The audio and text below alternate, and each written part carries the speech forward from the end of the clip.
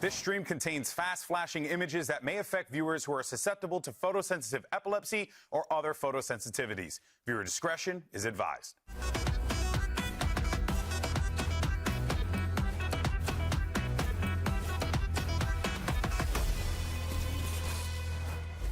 It's all come down to this. One spot for Masters Santiago is up for grabs, and we've got a best of 5 to decide which team makes the cut. Hello, everyone, and welcome to the VCT Americas Kickoff Lower Bracket Final. As always, we're coming at you live from the Riot Games Arena in the beautiful yet somewhat muggy day in Los Angeles, California.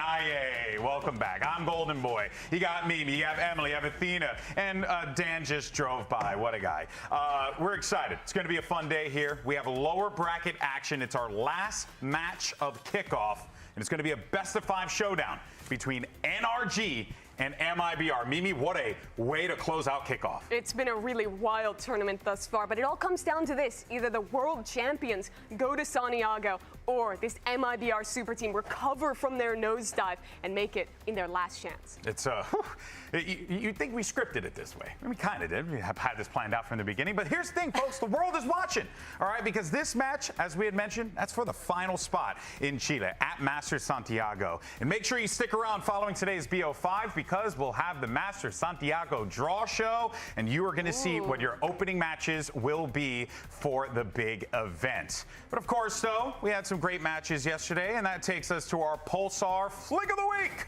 This week is going to be given to Kiko from NRG. Look at this 4K here. Emily, absolutely devastating gameplay from this kid. I just think the movement that he was having around this pillar and just how quick he was with these little jiggle peaks. Like, watch what he's about to do here towards spawn. It's just he's so fast with it. Like, look at that. Oh, my God. Dude, the movement paired with that actual flick on the That flick was crazy. This one. That's offensive. If I was Timotino, I'd be upset. I'd be mad. Oh, man. They got to hit up HR for that one. That bothered the hell out of me. And then this one, too? Yeah, unbelievable. It's just crazy. If you're a person at home watching this and you're thinking, how can I be more like him? Watch not just the aim in that clip, but the movement. When he gets caught off guard, he's not immediately flicking and trying to kill. Yeah. His first instinct is always to move and reposition in a way that's hard to hit while he aligns his aim. That's what all of these high-level players are doing, and I think a lot of people really focus on training their aim, but not improving their movement. I actually heard if you get a Pulsar mouse, that's how you play. Oh, wow. Really? Oh, I mean, I don't know if we can verify that with science, but we'll find a way. All right, well, guys, look, today's a big day, as we all know. It's the finale of kickoff. Aw, sad. We're done for this. For now. Okay, but here's the deal. Let's have a surprise party. Why the hell not? Yeah, surprise party. Oh, man, I love surprise parties. Big fan. And, you know, I'm going to tell you guys how this surprise party is going to work. Okay. Because everyone gets to give me a gift. Isn't that great? Yes. It's not a surprise party if you organize it. Well, listen here. I'm the host of the damn show, and you get to do whatever the hell I want. All right. That's crazy. Well, we brought you gifts. So, thank you for the gifts. You're welcome. I appreciate it. And inside of these gifts are a team that surprised them at kickoff. That's right. So, inside of the big box, Athena, who surprised you at kickoff? Dude, I gave you a pretty nice surprise. You got to open her up first. You got to open her up first. So excited. So excited. Oh. Surprise! Whoa. Surprise! Are you happy? The hell? You just, that wasn't in rehearsal. We didn't plan that. Nonsense. Let me talk about this team. Please. They came second in Ascension Pacific in 2025. They qualified for VCT 2026 in Pacific, but they had a god tier run in VCT Pacific Kickoff to qualify for Masters as the first seed. This team seemingly came out of nowhere, and over the period of time from October 16th, they've only lost one match. Wow. And it was a BO1 versus DRX. Quite the surprise. Crazy. Quite the surprise. All right, cool. I like that. Wasn't ready for the confetti I got a bomb. gift for you, though. Huh? You should open it up. There's second one there. You know what, Mimi? You'll never let me down. No, I'm so wouldn't. excited. Surely you'll never throw any confetti at me because you've been working together for years. Yeah, all right, so here's the next one. Next gift for me, the Gentleman. Oh, God, what, Mimi? You betrayed me. Surprise! Why did you do this? It's a big moment. Gentlemen. Tell they qualified. They did not win a match in Stage 2 last year, and they've gotten more wins in all of 2025 here in 2026. With a retooled roster, only keeping one of their former players, dipping into the talent pool of EMEA Tier 2 and really enabling Martin, a player who has been there before, but I think has hit a new level now. 126 kills. Crazy. The final that qualified him. Upper final, which they lost, 106. This guy is in rare form. This team is legit in terms of the talent, in terms of their play, and I'm just so excited to watch them at their first ever global. I'm super pumped for that. I won't lie though, I just wasn't prepared for you to throw the confetti at me too, Mimi, pero it's okay. You know, it's okay. Let's do the next one. Emily, she's new around here, good kid. Surely won't do anything to me. I mean, look at her. She just seems like a gem, like a true gem. Thank you. All right, Emily, your team. Ooh, this is a fun one. It's Surprise. Yuria. Surprise! No, that was way too much. Okay, tell me about Furia, please. Oh, I gladly will. Furia, the team to come into kickoff with no expectations, or if there were expectations on them, they were pretty low. And we saw this as a common trend throughout their first 2 matches that they played. People didn't really give them credit for getting those wins against Crew and Sen. You know, they chopped it up to Crew having that sub roster, Sen just not being full form yet. But then they did the unthinkable. They took down the juggernaut of America's G2, and they really showcased their individual talent, and their chemistry and vibes, especially in that best of 5 that secured them a spot on Santiago. They have the best vibes that we've seen out of the team in Americas, and they continue to showcase that. It might have been a surprise that they take that first spot, but it was well earned. Well, you know what? I think these are some great gifts. Thank you guys so much. No problem. Don't stop it. Don't do that. You know what? Let's just get on to our lower bracket final matchup. Riv had an opportunity. That's way too much to catch up with Mata earlier today. Santissimos, too much. I am here with Mata ahead of their game. Champions Curse is proving to be a powerful one for quite some time here, but you guys are right on the cusp of qualifying and proving it wrong. Team kind of focuses on MIBR as being one of the harder ones to go against, so what's it going to take to clinch this one today? It's pretty simple. It's all about composure and trust. Whether the score is 0-0 or 11-11, doesn't really matter. It's just about doing what we practice and what we know works. Trusting each other, trusting our system, and just, once again, staying calm under pressure. I think that's all that matters. All right, excited to see it. Mata, good luck today. He most definitely will be looking to be calm under pressure. Unfortunately, I was not able to because I just got bombarded with confetti over here, but it's okay. It was a surprise. All right, let's go ahead and dive into our match because we have a rematch today. MIBR was the team that sent NRG to the lower bracket. And I think, Emily, it goes without saying here that this MIBR team should be coming into this one with some kind of confidence given those prior results. Yeah, I mean, they did look really good going up against NRG, but we also have to say, on the other hand, NRG wasn't looking so hot, right? Yeah. We saw them have such a strong start on that first map Abyss because they were prepared to kind of go into that. Whereas in those next 2 maps, we saw them start to struggle. We saw them just did not be able to kind of predict what MIBR was going to do. Yeah, the second map was rough. They lose that bonus on the split and still only lose it 13-11. I think there was some rounds that really are going to haunt them in not being able to close out there. But once we got to Breeze, that was just a takeover for Ospas and for MIBR to win it out. But both teams have changed so much in the short time since. Well, and that's actually a great transition here because, you know, talking about the matchup we saw yesterday and we discussed the improvements. Emily's breaking the set. You know, There's more surprises. We saw, and I can't take anymore. So here's the deal. We did see NRG shut down the, the solo duelist composition we were starting to see out of 100 Thieves. But Athena, more importantly, what we just saw was an NRG that just came out to the field and looked confident in everything that they did. Yeah, for sure. They're definitely confident, but I think where they did kind of start to struggle is that they couldn't really get past a lot of those double duelist comps from G2, for example, because they were struggling. That's true. The having G2 game enough, exposed a lot. they're struggling to have enough utility to kind of delay long enough to have those rotates, those quick rotates that we know NRG for. Yes, NRG love to, they thrive when they feel like they are in control, and double duelist comps with that aggression, with the quick reactions you can have, completely dismantle their entire game plan and like ideas going into these rounds. We know NRG are really good at holding strong crossfires on their defense and kind of being able to have a set retake, but when we saw them go against G2, they completely dismantled that. They didn't even let them get into retakes. They continued to push through and fight and just create holes and gaps within their game plan. Still, I think they fixed so many issues in that game against 100 Thieves. The team play looked on point. The biggest issues in that initial MIBR match was just the fundamentals failing. People not trading the team, not looking connected in the way that they're normally excellent at. And they were immediately back in form in their last match. Yeah, actually, I know you wanted to talk a little bit more about that, Mimi, because we were seeing some great stuff from NRG. I know you have a breakdown. Yeah, I want to talk a little bit about how this NRG team is preparing out of their timeout. So we're going to take you to Abyss against 100 Thieves round 8. We're coming off of a timeout for their opponent. Don't worry about that, of 100 Thieves. And let's talk about how they prepare against what they read that their opponent is doing in that time out. As I take us back to the beginning here, we're going to take a little peek at the ultimates. And note that the Astro Wall is online for Bang. A very common set play for 100 Thieves and teams on Abyss in general is going for a simple A-exec with that wall to get an easy plant down bridge. It'll be a wall something like this, aiming to plant right there. And it's really hard to prevent that because it's almost suicide to fight through that wall front sight. But NRG had a great read on that exact same circle. Scuba this round is going to have his Viper Orb placed.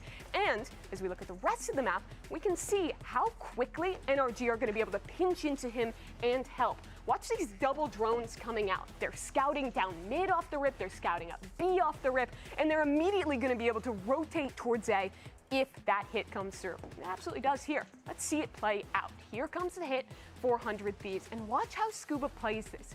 Astro Wall, that's coming up right about now as I fast forward this just a moment, and look at this pocket he's created for himself.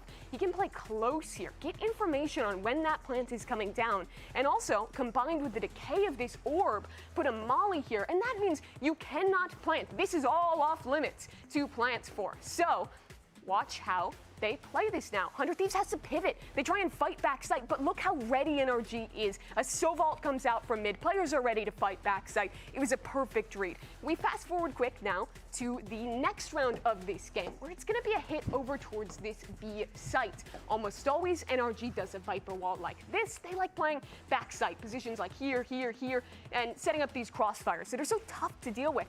Instead, they throw that diagonal retake Viper Wall, and reading this B hit is going to come in. Mata tucks close on ledge, a position he and NRG practically never play, and you'll see in just a moment how much effect he gets from there. When you're fighting forward, expecting backside presence, he absolutely cooks them. This is a sequence of back-to-back rounds where NRG just had the perfect read out of their opponent's time out. And that was a consistent key, not just in that match, but in their run at Champions and the success in general for NRG. The admiralty of this team is just so good at finding that read, and it brings them dominant wins. Yeah, that prep work, insane. That whole bridge play with the Viper Orb and the Molly just to prevent that one moment and how that snowballed into so much. Absolutely beautiful work there from NRG, and it's a reason why they're looking very good coming into this game. Now on Friday, we talked about the worst case scenario where a team could lose 3 straight best of 5s. It happened to RRQ in the Pacific region, RIP, and the nightmare is quickly becoming a reality for our friends over at MIBR. And we do need to address this. This is scary territory here, Athena, because you really got to think about it, right? You're on that stage, you're playing a BO5 that goes the distance. Then you play another game, you get smoked in 3, but you're on that stage for a long time. Yeah. And now you got to do it again? And you're playing against a team like G2 that when they do have a lot of that prep time, they like to take that seriously and learn a lot about them. So for MIBR going into it, they knew that they were going to struggle a little bit, seeing that they've seen everything that they've had on display within that first BO5 and coming back into it, trying to string a lot of these rounds together and relying on a lot of their comfort picks like Breeze, but it just wasn't working out. They could not break through. And again, a lot of that kind of lands on G2 having a lot of that prep time. And And the thing that worries me is the focuses for these two teams are completely different. We have NRG focusing on how to kind of counter and already being secure with their own kind of gameplay, that where on this side of MIBR, they're struggling to even find the fundamentals for their team. Yeah. It feels like almost they're kind of regressing with each match that they play, just because we saw them have a great start early off. We saw them get some wins. We were a little confused on or surprised to see maybe some macro ideas coming into play there that we didn't really get to see. And then when they went up against G2, it just felt like they took a step back. They were struggling, just playing well together and in these clutch situations that they should not be losing.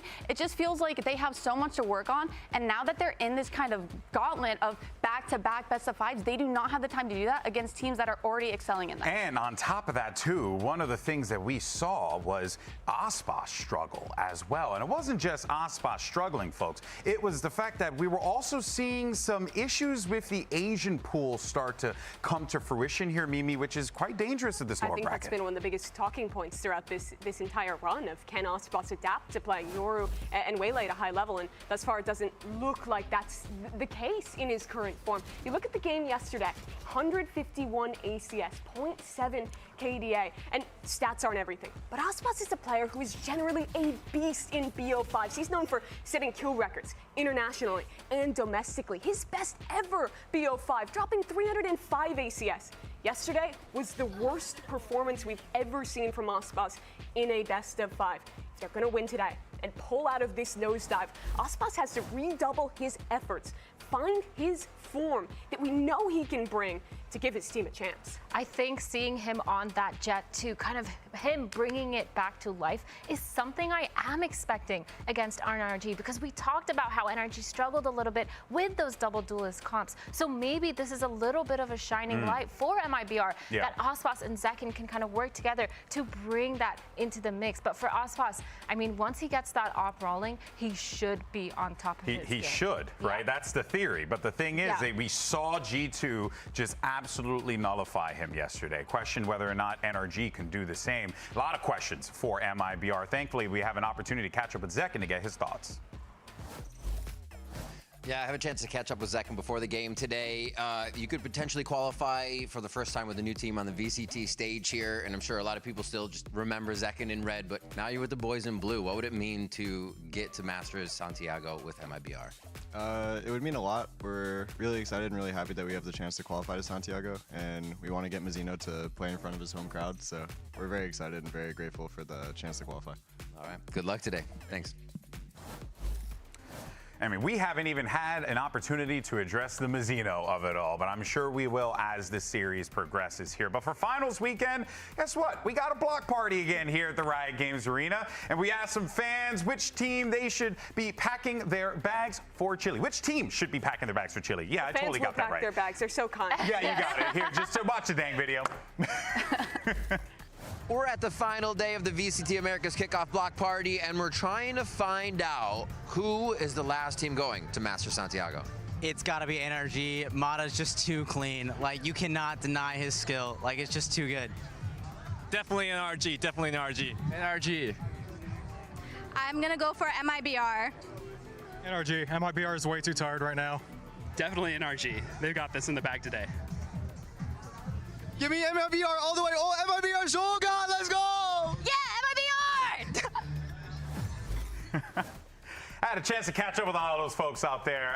Their enthusiasm is awesome. You guys are in the arena. Thank you so much for that. Appreciate you. All right, well, let's go ahead and take a look at the predictions for today's lower final and see what the... Whoa! Rivington again! The outlier. I don't think this is surprising at all. Yeah. MIBR is in a really bad position here. Yeah. They've lost this heartbreaking close best of 5 on Friday. Saturday, get absolutely smoked. The team play didn't look in sorts. The individuals weren't performing. And now, with limited time against an NRG who I think is only now hitting their peak in kickoff with that 100 Thieves win, this is a situation that is so hard for them to pull out of in time. I feel like NRG just solidified their identity when we were watching them play play. We saw them use a lot of those util, a lot of those alt rounds, deepening their playbook the whole time. And on top of that, you have every player on top of their game fragging out. And I feel like for NRG, this is kind of what we're going to expect to see today, coming out from the champions, trying to prove themselves as that former champions. They have a huge title to hold up to. And I mean, now is not the time to drop that. Yeah. No, not at all. And yesterday, I even predicted MIBR just because I solely believe that the solo individual talent could step it up and take that away. But we saw that lacking there. And I'm worried going into today that if they don't have something going for them, then it is just going to go NRG's way with how well they've been looking. Yeah, that is also the same reason why I went with NRG. I'm thinking about this endurance race that MIBR are going to have to undertake. It's going to be tough. It's going to be grueling. And one thing that we saw from NRG was a team that just look like they're in form, and it is scary. And you're going up against the world freaking champions in order to qualify for Masters Santiago. So much is up for grabs here, but this is it, folks. The final best of 5 to determine who punches their ticket to Chile. VCT Americas Kickoff starts right now.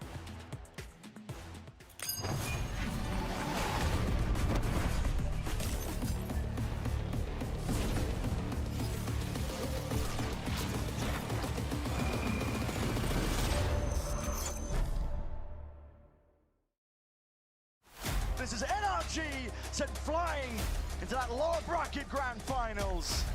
The world champions have now become the demons in the lower bracket. Against MIBR, they kind of walked all over us last time we played them. Primeiro, e o Zeke aproveita, o Ito se entrega. Ainda tá perigoso, Mado olhou pra trás, olha o Zeke! I think against them this time, we're going to get a little bit more scrappy, a little bit more proactive. We're going to play how we want to play. Trying to even this one back into his favor, and his team's fight to be taken. He's just one man, what can he do? Isoing, moving, juking! Kiko! Well, we've played against NRG before, so I think we're going to be even better prepped this time, knowing how they play, and we'll be even more ready.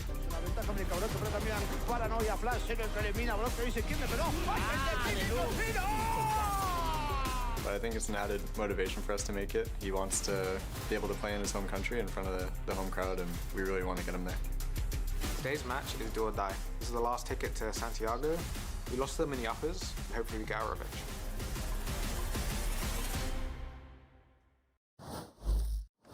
Arena Riot Games, agora é a última chance para ir para Santiago. Agora é valendo a viga. Então vai para cima deles, MIBR!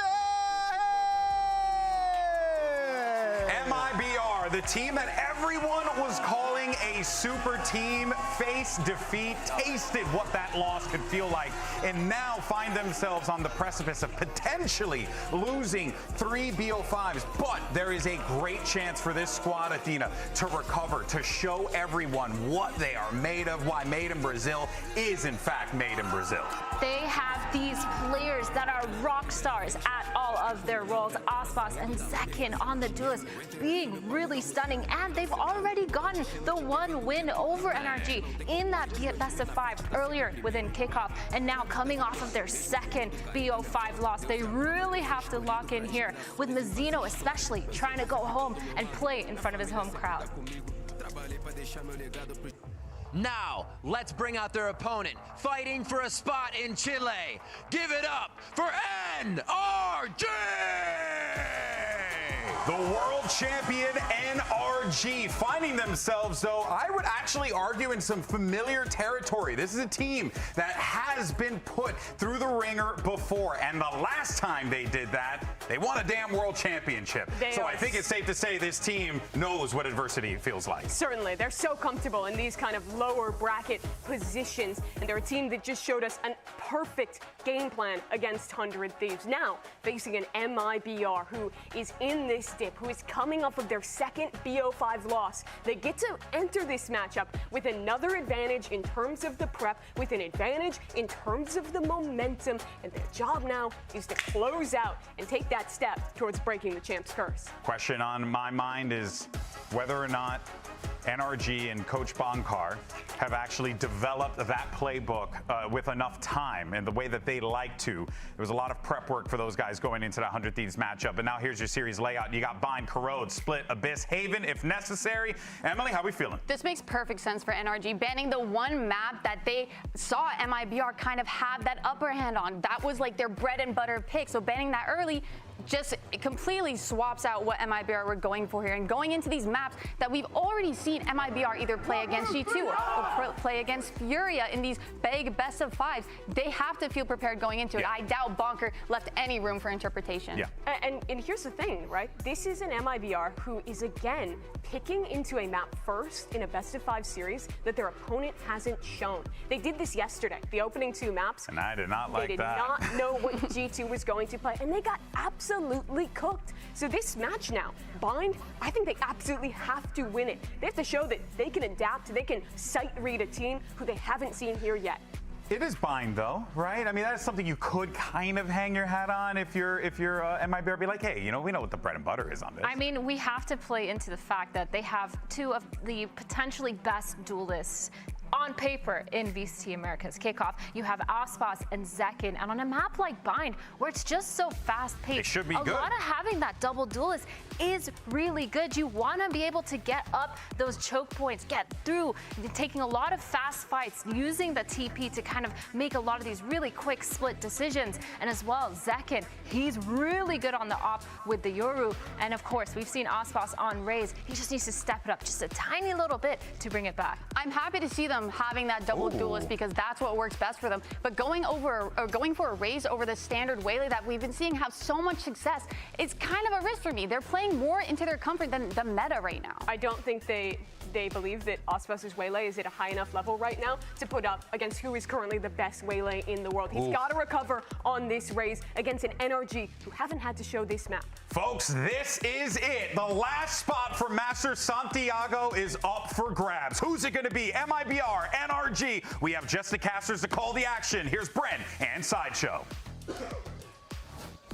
Thank you very much, guys. Yeah, excited to get into this one here because you have the super team of this era of Americas going up against the current reigning world champions of NRG. Yeah. And there's expectations that both of these teams have leveled against each other in terms of where they should be going to the global events, lifting trophies perhaps. But one of these teams is going to be left with bitter disappointment because it is the lower bracket grand finals. There are no more second chances. There is only one more spot at Santiago up for grabs. Either way, for one of these teams, a loss is a failure, right? It's missing out on an opportunity to be able to hunt for a trophy, and both of these squads want to add more to their cabinet.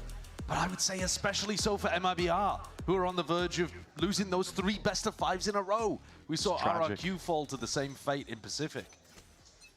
And it is a grueling test that MIBR having to face already early on here for the pistol round of Bind.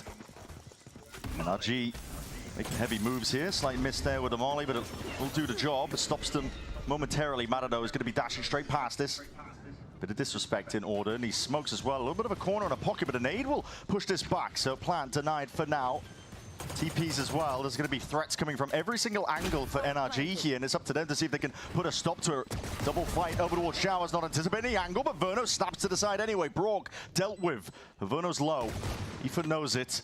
Angles to be played for here, and he's trying to play his life in. It's a nice shot by Verno, at least to get that one kill. And Scuba on the prowl. On the most ridiculous wraparound around the world, Scuba. Aspas and Zekin, dynamic duo. On the duelist this time. Let's see if they anticipate this one. The timing caught. Kiko has a bullet to the temple, but Scuba wrapping from behind surely is that insurance policy.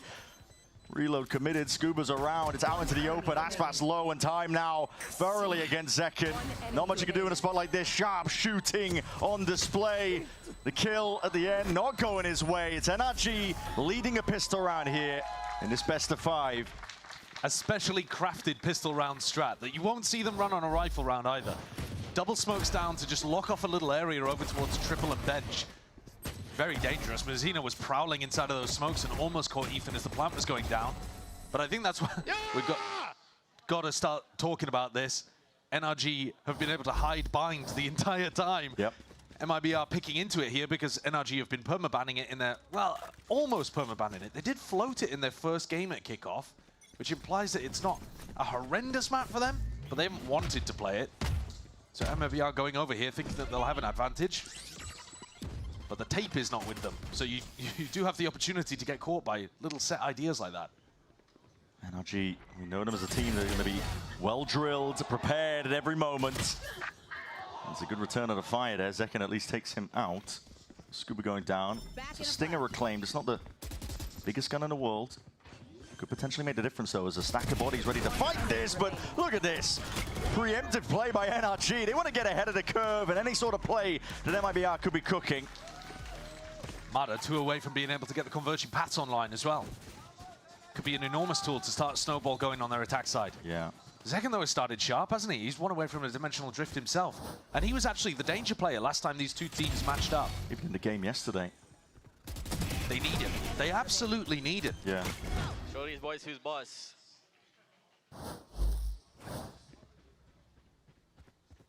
A strong start on this map from MIBR. A strong start from this map for NRG would spell a disaster for MIBR. This is where they want to begin the series on a good footing. It's always, you know, the expectations, I suppose, as well. An uphill struggle for MIBR. They've spiraled down from grand final to grand final, now into the lower.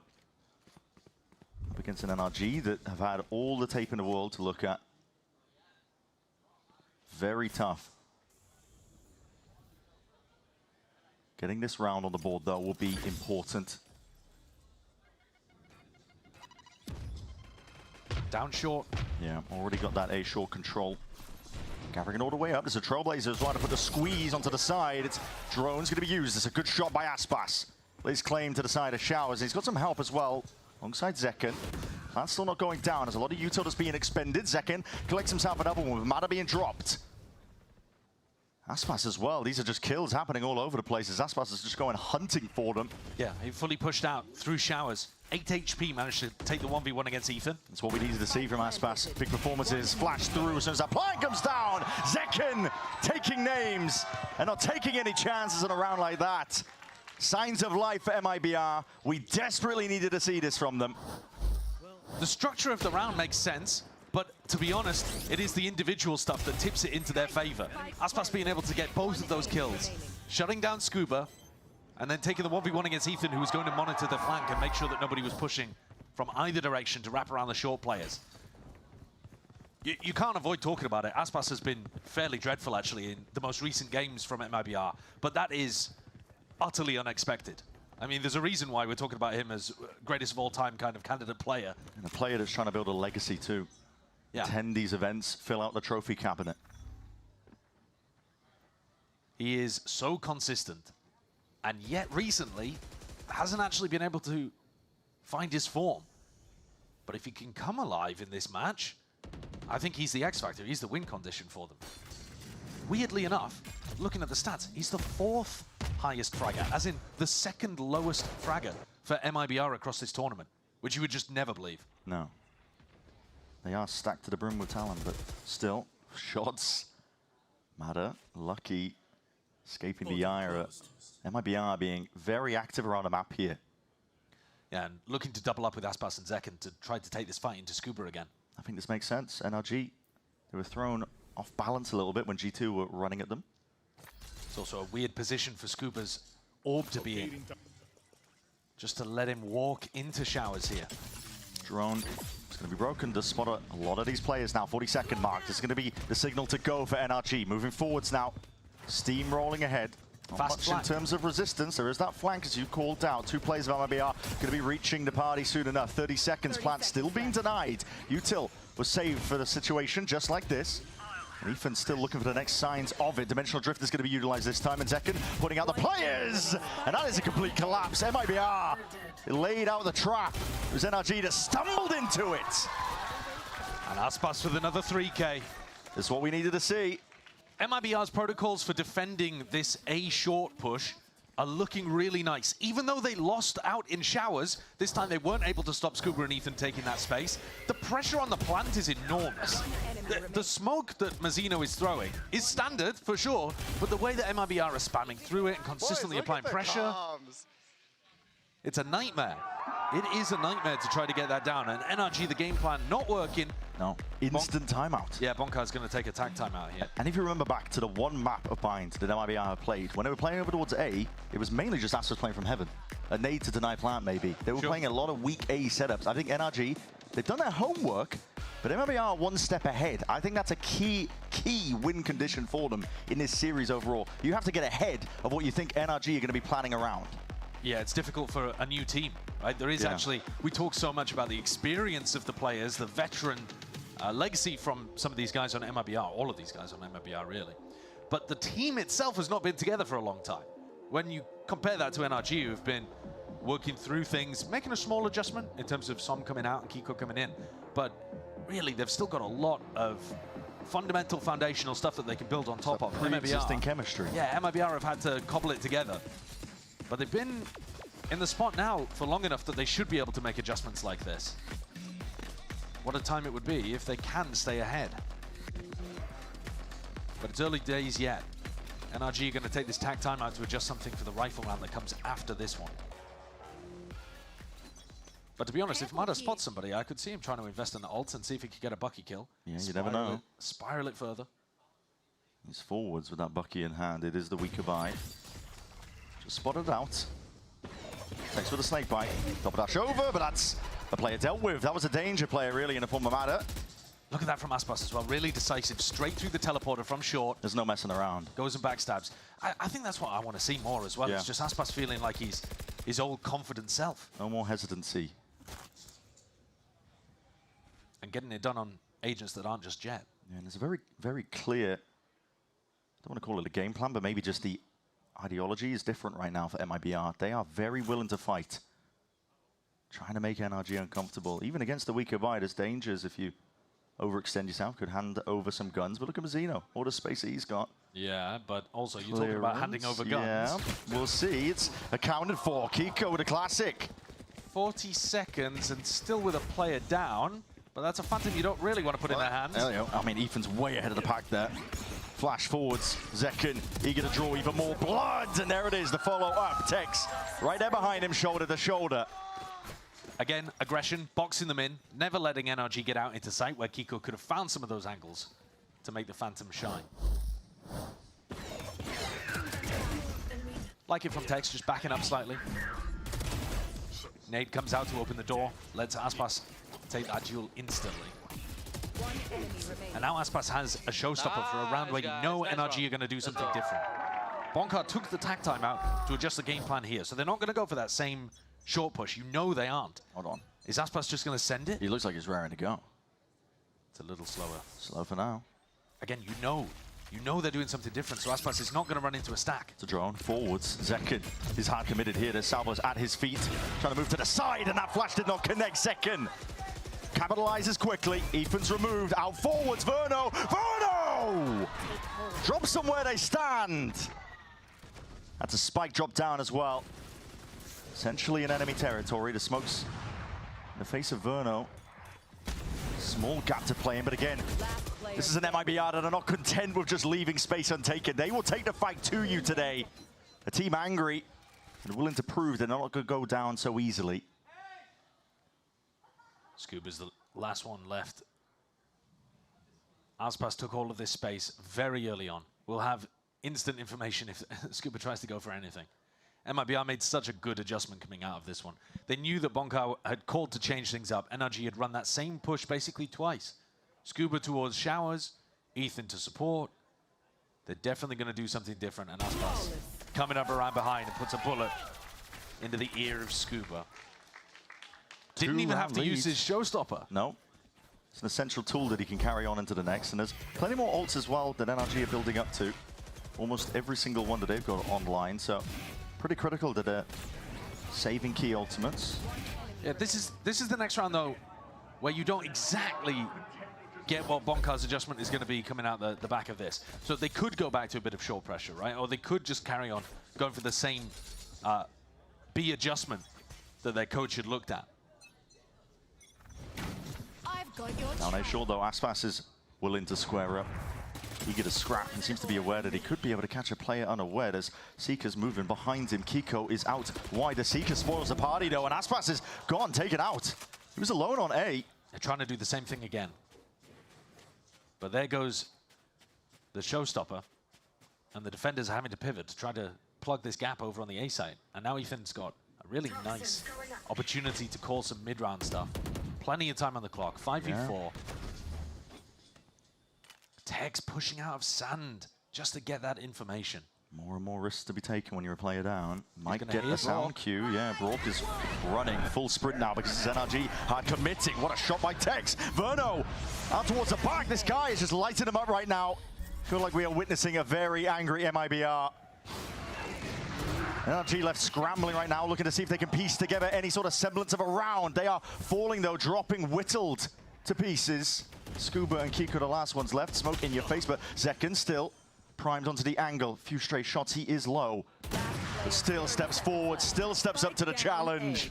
And all that damage done, a softened up target for Verno to just eat up. 5-2, MIBR. That's despite Aspas going down early. Yeah, what a recovery in that round. I love the push coming out from Tex. They've got such a good read on what NRG are up to on their attack side. It has been a map historically where I think Ethan struggled a bit to call these defaults without making them look obvious. But it's been a while since we've had that level of criticism. Here, though, it's like MIBR have just downloaded what NRG are going for on their attack. And this, again, without the tape. Second timeout on round 8. That's the sign of a team that's in trouble. Yes. And NRG, listen, we give accolades, I think, to Bonkai. He's quite proven as a coach. He will give you a timeout and call you a fantastic round in terms of reads, tendencies, something to exploit. But they already tried that in the previous tag timeout, and MIBR were one step ahead. They've been one step ahead, actually, in terms of the bind game plan throughout. And that's a clear win con. You've got to try and beat that. One step ahead, one layer. It is the best map, probably, for MIBR to start off on good footing. We were saying that at the very beginning here. NRG have been first round banning it in most of their matches throughout kickoff. But it's good to see you've got all of the pieces working properly here for MIBR to put up at least some resistance, if not, be able to match what they did in the upper bracket where they were able to defeat NRG. Strong start of MIBR.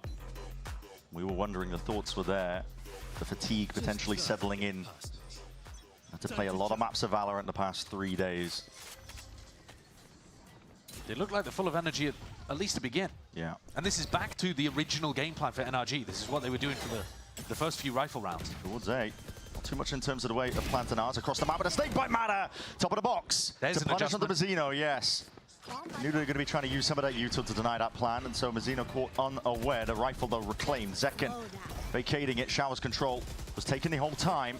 Spams and bullets are going to be wrestling against the back of the walls there. They still don't have the plant, though. They don't have the plant, and because Scuba has been trying to lurk Showers in all of these short push rounds, they don't have an option to go back to B that easily either. You know, Tex could have been pushing down here. They know that he sent that snake bite long range from B, but where is he? Tex taking up residency once more towards B. Trailblazer, clearance into Hookah, gets the clearance onto Tex too, onto that corner. There's bullets firing forward, salvos instantaneously, a flash, stuns, everything coming at him right now, and Mada is the first one to draw blood onto the site. Kiko slips past all of them here.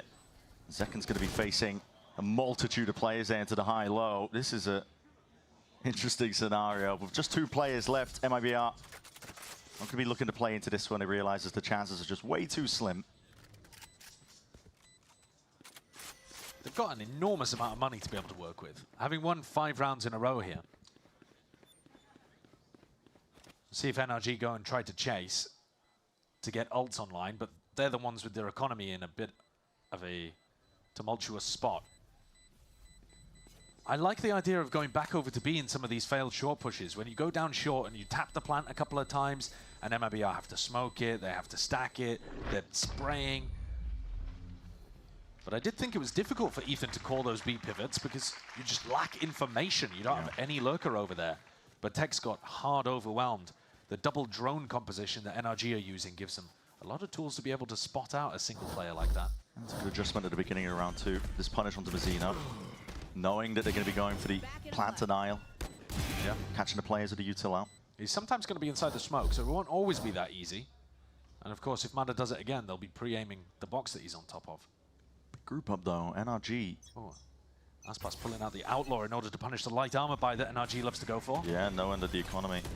You said I like to go to conserving the money. Matters forwards though. This is rapid approach all the way through short. Zekken forced to respect it. TP's back all the way over towards B, and here's a showstopper. Time to shine. Finds a target. Ethan's down and out. Underhanded with a nade. Prevents any sort of reclamation there of the spike. It's still picked up. Plant online, they don't realize he's still here. Aspas hunting down the target. Armageddon's now going to be rolled out though. This is NRG looking to salvage the situation as best they possibly can. And Brock with steady aim, rifle in hand. Brock, he's got safety in numbers. Kiko over the shoulder will help him out. The double flank coming down short. And that 3v3 suddenly into a 2v2. What a spin! Turn on a dime. Kiko lowers anything. Viper's Pit blossoming out. Gives him a bit of cover for NRG to retreat. There's plenty of time left into the rounds. These have been rapid beginnings, unorthodox to the way that NRG usually like to play a tap. Potentially, though, the footsteps being heard. Verno, he had his eyes trained. Second guessing it. Wondering where this is, and Kiko's been handed the timing. 3 kills now for him. 30 seconds left.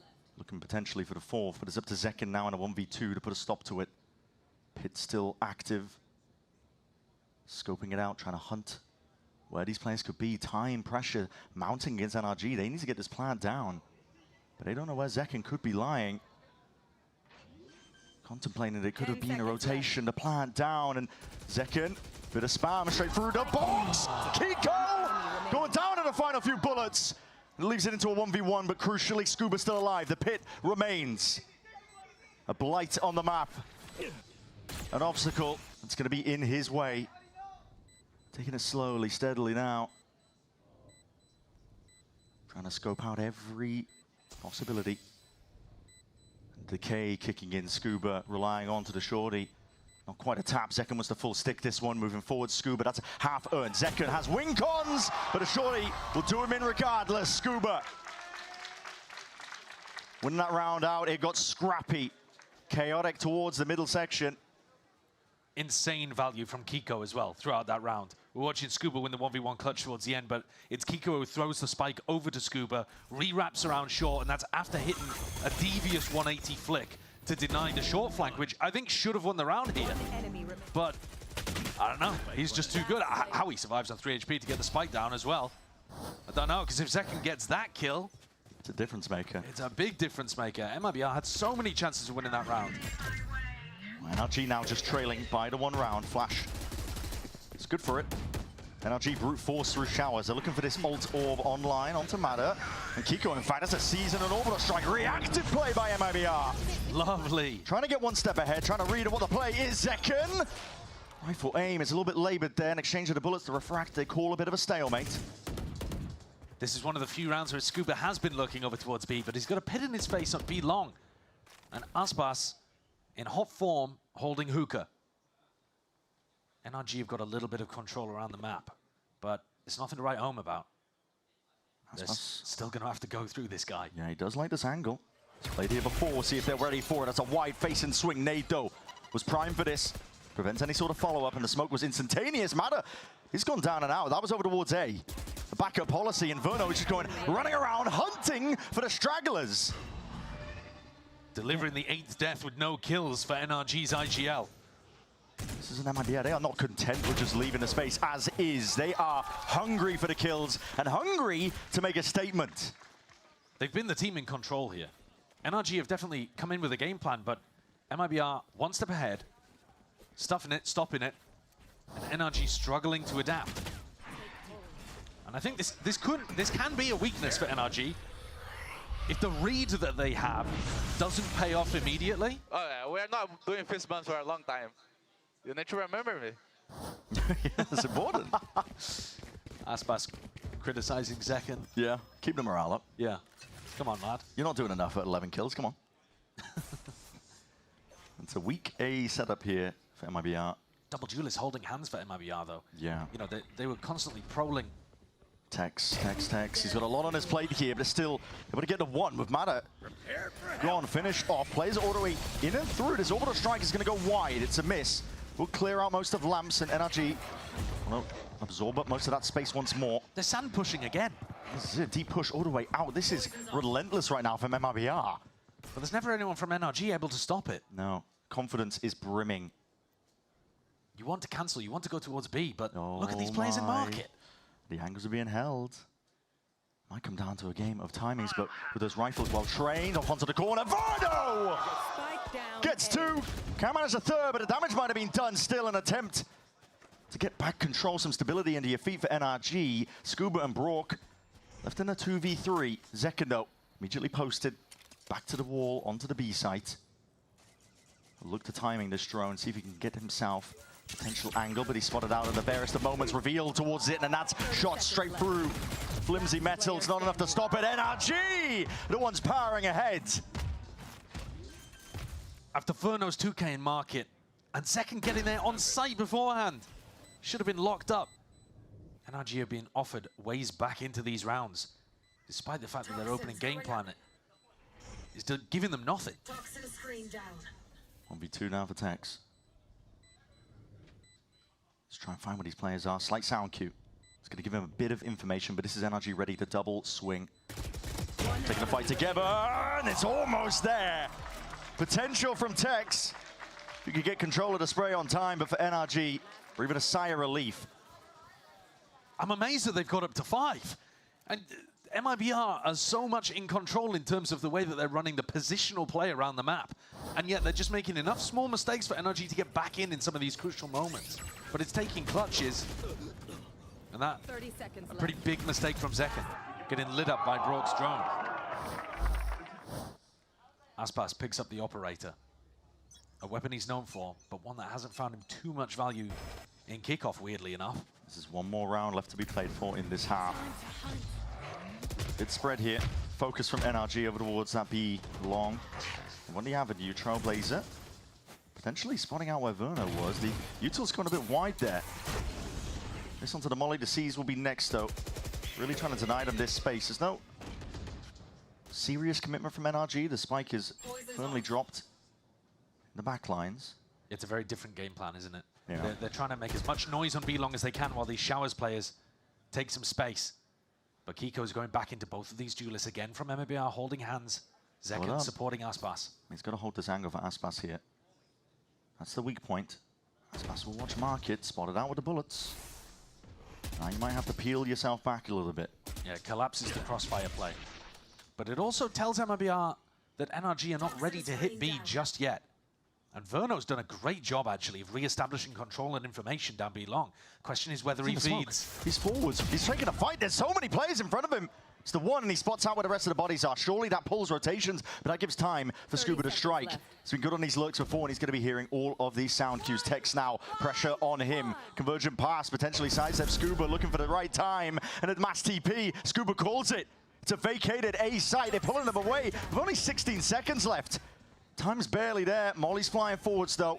Nade from Aspas. Nade, potential to deny the plans. Ethan, full sticking it, barely alive on a shred of HP. 4v4 still. This final round of this half is really coming down to the minor differences. And that raw aim, gunfight's taken. NRG winning this one out. It's a baited a shot, no reload. Mada's got to be careful. But the damage firmly done. NRG making sense. A rather chaotic round here. It's all within their hands at this point in the 2v4, Aspas and Mazzino. The onus on them to try and see if they can put a stop to any of this. A tap doesn't really pull any of the attention, and the time is just ran way too short. Kills might be flowing at the end here, but this is NRG that will be dragging it 6-2-6. The finest margins once again as Ethan survives on 2 HP. The call from Scuba to draw players back into A with the Waylay fake. Beautiful, though.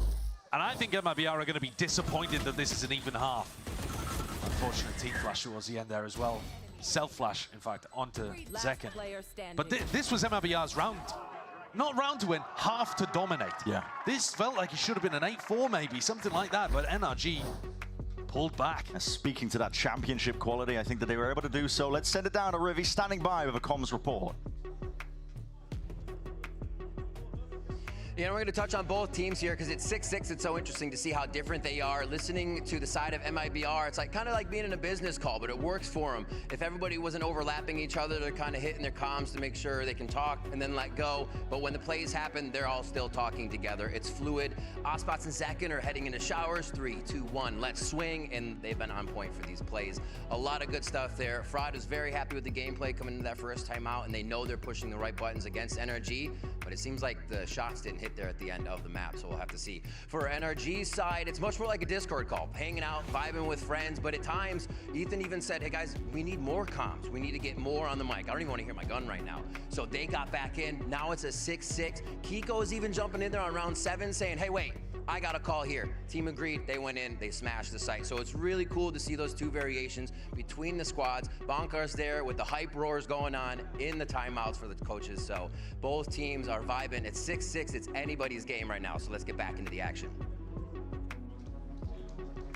That's such an interesting glimpse into the goings-on between these two teams as well, because MIBR's approach, like Rib was saying, and you saw it manifested in the play. Zekin and Aspas, essentially, like you said, holding hands, playing together.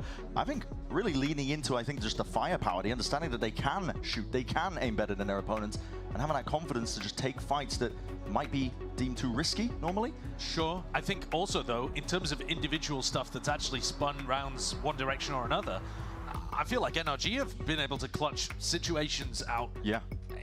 In spots where really they had called themselves into a bad position. After those initial game plans didn't work with the short pops, they ended up having to pivot drastically from an A to B. Didn't have lurks always set up in the perfect position. Obviously, that final round 12 was a gorgeous one coming out from Scuba. But it's been a very even half in a weird kind of way. Now we go back into a pistol where NRG, as you can see by the stats, have been performing across kickoff pretty significantly better than MIBR. This is an area that MIBR have been struggling in, which is weird because Fraud, historically, has actually been great on crafting these kind of rounds. Yeah. But maybe that's just, again, kind of new team stuff to figure out. It ends up falling by the wayside in terms of priorities. It's low bracket. Smoke's down. Our expectations dashed away here, especially with the pace of play that we've seen so far. Well, the second half might be a little bit different here. There's players walking up. Both of these teams going for sand pushes. Yeah. Constantly as a reaction to short info. Just looking for that information. Mazzino caught unaware. He's a player that will be dropped here, but Texas not to be dismayed. That is a snap to the side. Crosshair placement wasn't quite ready, but that's a player in front of it. Verno trying to stick that plan. Brock unaccounted for up towards that heaven angle. Spike picked up. Aspas now the hard committal. They're not flipping the map, though. No, they're not. The flank is still in control of NRG. They want to try and fight this play over here. Zekin and Tex trying to make a go of it, but Brock can just try and play his life as much as he can. Plenty of pockets to play in. The flash connects, and the shots going wild and wide. Not enough. But now the plan isn't good for them. No, and now players can get on top of this when it comes down to that individual brilliance. Sticking Mata all the way through. It's already on half. Plays it to push them back to Satchel and away. Mata's off claiming the kills. Forward, Zekin! Relentless! Going for it to salvage that situation. Scrappy kind of pistol round, but a big one for MIBR to put on the board. Defying the stats and getting the result. What an opener from Tex. I was very worried in terms of where the plan ended up falling, but these players came diving back in. Zekin collecting 2. It's mine. They're going to need big performances out of him. But this is, I mean, you look at the scoreboard, this is more how you would expect this team to perform with Aspas Zekin always up towards the top. Hasn't been the tale of the kickoff so far. No. Fast going here for MIBR. Not too worried about the potential of this eco bind. NRG, they can get cheeky and tricky when it comes to these situations. Their ecos, they're always cooking something up. That's going to be spotted. Zekin's like, get me out of there. But it's nothing to do with it. Like a comedy routine. All right, it's a good idea to have Yoru going first with a Marshal in those kind of situations. You're not too worried about dropping the gun, but also they've always got the ability to evacuate. But Noise trying to go back in. They're expecting potentially an over-rotation, but Zekin's finished off. Time to leave, I think. Yeah, definitely so. May as well stick around to make sure that they can't reclaim the gun. I believe it's just a Marshal. Still trying to fight them. This is pure confidence brimming, but overconfidence. Be a bit of an issue. Still, they spot out where Brock is hiding. Running around, this is just ridiculous. Well, they did only have 2 rifles, I think, to try to keep into this round. So it's not a disaster just yet. Texas is going to go back to recover one of them. Picked up the Marshall instead. Yeah. I think there was a gun lying around there. There it is. Two guns finally back in their hands, but MIBR, they are split up here. Tex locking down where he anticipates Kiko could be. He'd have to be a laser with the classic. Yeah. He's been sharp with it, but not accounting for that angle. Tex mops it up. And like you mentioned, they only brought 2 rifles into this, so normally that'd be quite damaging, right? You've only got 2 players surviving against the eco, but not for MIBR. They're able to keep the major buys together. God, that is a jump scare. You see Second coming it out frantically as well. There's 7 of them. There's 7 of them in front of me. Guns, I only had a scout. It's not what it's called in that game. Okay. Push up your glasses.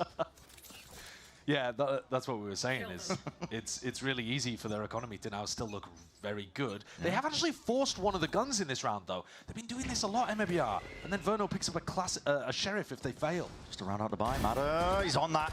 ADS'd up. He's backup as well by his side. Brock lying in wait. End of this game, feeling like it comes down to the gunfights that are being taken. It's brute force as an approach. It's a nice timing from Mazzino, though. He times it with the orb tap, so he knows he's taking a 1v1.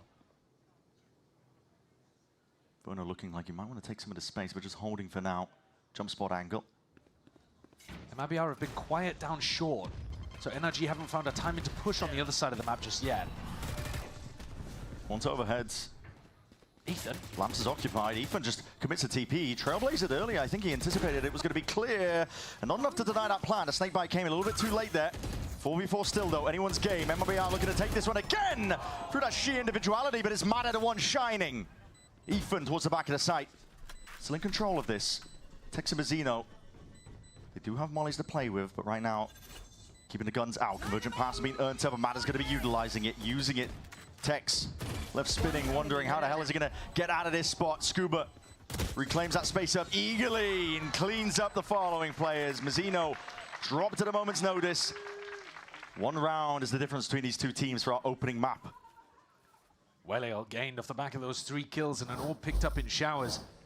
Made all the difference in terms of cleanly converting this. Spray control on glass pass is very nice. Pocket, oh my god, nice shots, guys. Holy shit. That's a requirement with the way that MIBR are playing right now. Yeah, you've got to be bringing your A game. Yeah. Neither team too close to any other major ultimates. Aspas could get that showstopper online halfway through the round potentially, but they're going for a B-leaning default here into Scuba, who's the only one home defending B. Toxin screen, boys and orb and Quick satchel, Aspas taking up the space. It's a hard read from NRG that this was going to be fast A at the beginning. 4-player stack. Maybe they've read into the fact that MIBR don't really do fast B rounds. Yeah. So they feel like they have a timing where they can just leave Scuba home alone. Enough time passed, though, that NRG can slowly maneuver some of the pieces back over towards B. Shore it up. Yeah, they've got the stack in the right place now. Yeah, 3 players. That's a TP by Mata. He gets traded out, though. He had the refract to potentially get out there, but overstayed his welcome. Shots through the wall. Scuba lowers anything. The horn revealing onto the 2 of the players. It looks like a hard committal. MIBR looking like they want to go for this one. Sees not quite that. It's just a nade and a snake bite enough to clear it up with the bullets following through. Scuba timing taken and denied. MIBR had their rifles well trained on the appropriate angles. A slow siege on the B side from MIBR and forcing every player out of position, driving them into the open where they're easy pickings. And this round, it's over. And really, MIBR are generating a huge amount of ults off the back of it too. Aspas got up to his. Verno now with a Nightfall to play with. Mazzino 1 away from an orbital strike. Serious chance of MIBR now going on a run. That's the danger zone for NRG. You're playing against any team. Attack side bind, if you let them start generating the ultimates, they can just start snowballing. MIBR have them. Available and waiting. Brock will look to save this weapon into the next. Players are going hunting, though, from MIBR.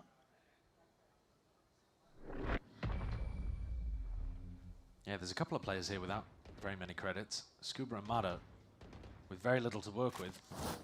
So I think it's pretty important that Brock keeps hold of that weapon. I mean, Mata really hard commits on that without anyone taking contact for him over towards Hookah. Normally that would be a play where you have somebody holding an angle in hookah, and then Mada could come through and backstab them. I think it was just based off Ethan's Sky utility.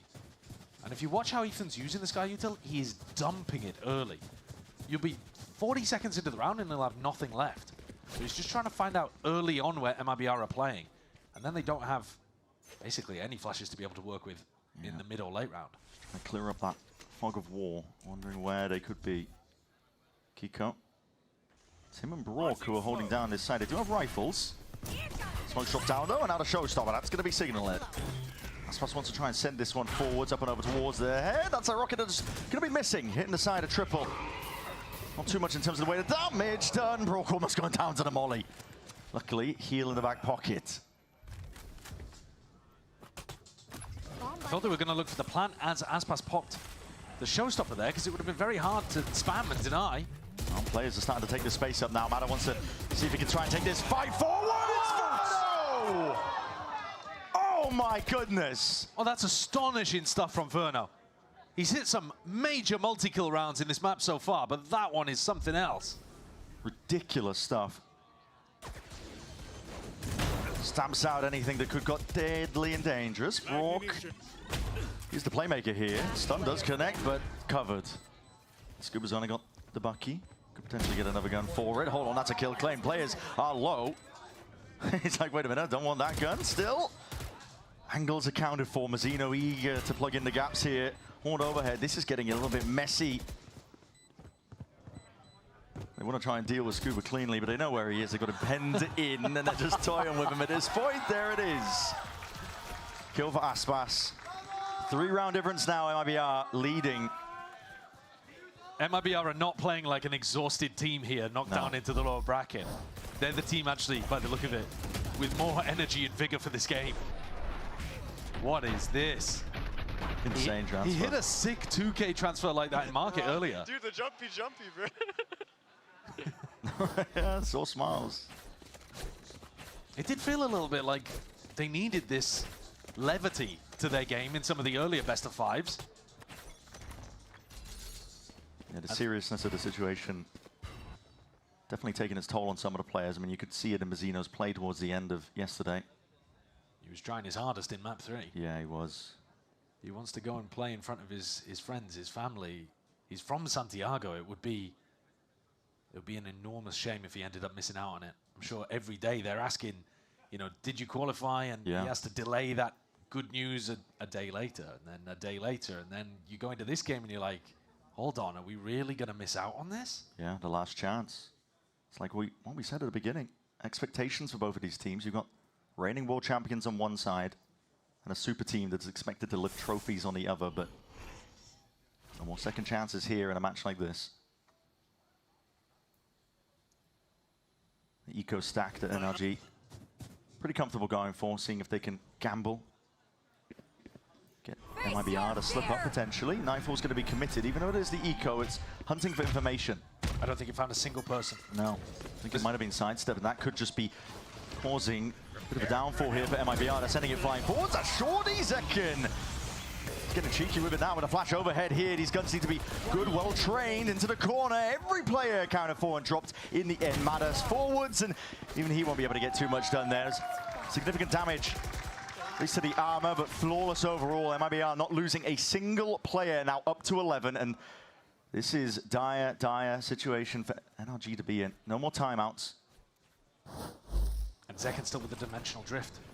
So hard to set up defensive systems here that are going to be able to hold up against a Yoru ultimate that just exposes exactly where everybody's playing. Zekin picking up the attack op as well, upgrading from the Outlaw. Full armor on everybody on NRG. Matters with an op of his own. They're doing that same 4-player stack on the A side that we've seen from them a couple of times, just leaving Scuba here on B. Yeah, flash to set up Matter onto the Deep Showers line, and Ethan going to be rejoining with Scuba. This slow press into the B site, though, destroyed NRG previously. Ethan, remember, was tucked into the cubby and got flushed out with util. And because NRG are not really fighting for B long or hookah, MIBR don't have to use very much. They still have a ton of util by the time they get to the site. Matter is so deeply pushed here, all the way out of showers. The ops might end up shaking hands here and top short. Drone popped off, gets the tag. Zekken position is acknowledged. Trailblazer now for that mid-round info. It was saved by Ethan. We're hitting that minute mark, and he did potentially spot more than a few players. Dimensional Drift, though, from Zekken signals that this might be a bit of a speed-up. MIBR looking for that information, looking for signs that they can hard commit into this, but players are waiting into the wings. It's just Scuba spotted. It's a bait and switch. NRG, they've got players waiting, but they need to jump out of the smokes now. Time to capitalize. Kills flowing for them all the way. Aspas in a 1v2, making a 1v1. This guy is lighting them all up. TV heard. Knows the positioning. 20 seconds remaining. There was a fake TP at that. Refract back for Mada. Trying to bait the position, and it's caused Aspas to plan for backside. He's not going to anticipate this. This is a fast timing by Mada, but a boombot might spell it all out. No rifle picked up. Timing, waiting it out. Mada's got the op. It just comes down. Aspas might wade right into his sight lines, but the angle is held, and the awareness is so damn good. Cerebral play by Aspas. He's back. He is back. If he keeps this level of play up throughout this match, it's going to be a whole different MIBR. Not only is Aspas up towards the top of the scoreboard, 21-8, but I'll tell you another thing, his clutches have been missing completely across kickoff too. And yet the way that he plays this one shows you why he likes to play cautiously and get that value in the late round. Because usually, he's a menace here. Yeah. But brilliant play. For whatever reason, across kickoff so far, Mazino, Tex, and Aspas have not been able to get it going in the clutch. There's so many things that if MIBR turn around, just turn it up a little degree, could give NRG a lot of trouble, and you get to see it there. Potentially. Zekken's going to be dropped early on in a round like this. Could have been the tipping point. That's an Armageddon committed. NRG spinning ults. Quite telling, I think, perhaps, of the mentality that they're in. Feeling pressed into a corner despite the player advantage.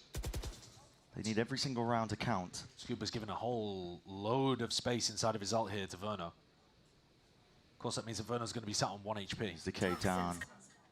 Don't even need to be accurate with the judge. He could just start spamming away. I mean, he might just find a few kills here. Very tricky scenario. Verno fired a shot. That is scary stuff. Pops himself out of it, though, and it's a bit of a sound bait. Looks like wants to slip his way back in to punish. But Scuba reasserts himself, gaining control, and looks like there should be a fight going his way. Yeah, the highlights pointed out. Verno's gone. At this point, options for MIBR. Entirely leaning over towards the B side, but NRG have got reinforcements. Hookah control is theirs. Smokes lay it down. The rifle spam while you're at it. Salvos as well going to be pushing them out and away, and the kills at least claimed there. Just that 1-for-1 orbital strike to deny this one. 18 seconds left. What is a call right now for MIBR? Looks like to be to give it up. I think it's honestly not even that bad of a round for MIBR. They've managed to pull out 2 massive ultimates. The ult bank was starting to get enormous for NRG. And if they want to win 5 in a row, they can't always be relying on using, you know, Armageddon and orbital strike in the rounds to stop hits from coming through. And the Viper's Pit as well while you're at it. Yeah, absolutely. Sorry, There's 3 big ults. 3 ults in the round. I forgot about the pit. That's essentially the entire arsenal of big defensive ultimates expended in that one round. Of course, it's an important round, but it's the first of many important rounds that NRG are going to have to win if they want to get to overtime. 1 round is all MIBR need in a spot like this here for this opening map. They know it better than most currently that best of 5s, they are a marathon. They've played in a lot of them, especially in kickoff. Aspas, again with the operator. Scoped up, going hunting. Launching missile. You can find an early target, it would be good. There's a lot of pressure there with the util. The Prowler in the face, Brock is forced to really respect that. Who could control though, given up. And Aspas is alone when he's taking this angle and approach. It is risky business. Slightest of margins. Hunting forward and doubled up. It might not go his way at all. Yes, NRG had that one in a high-low. Plenty of util where that came from as well. The salvos. That's a spike. Decay.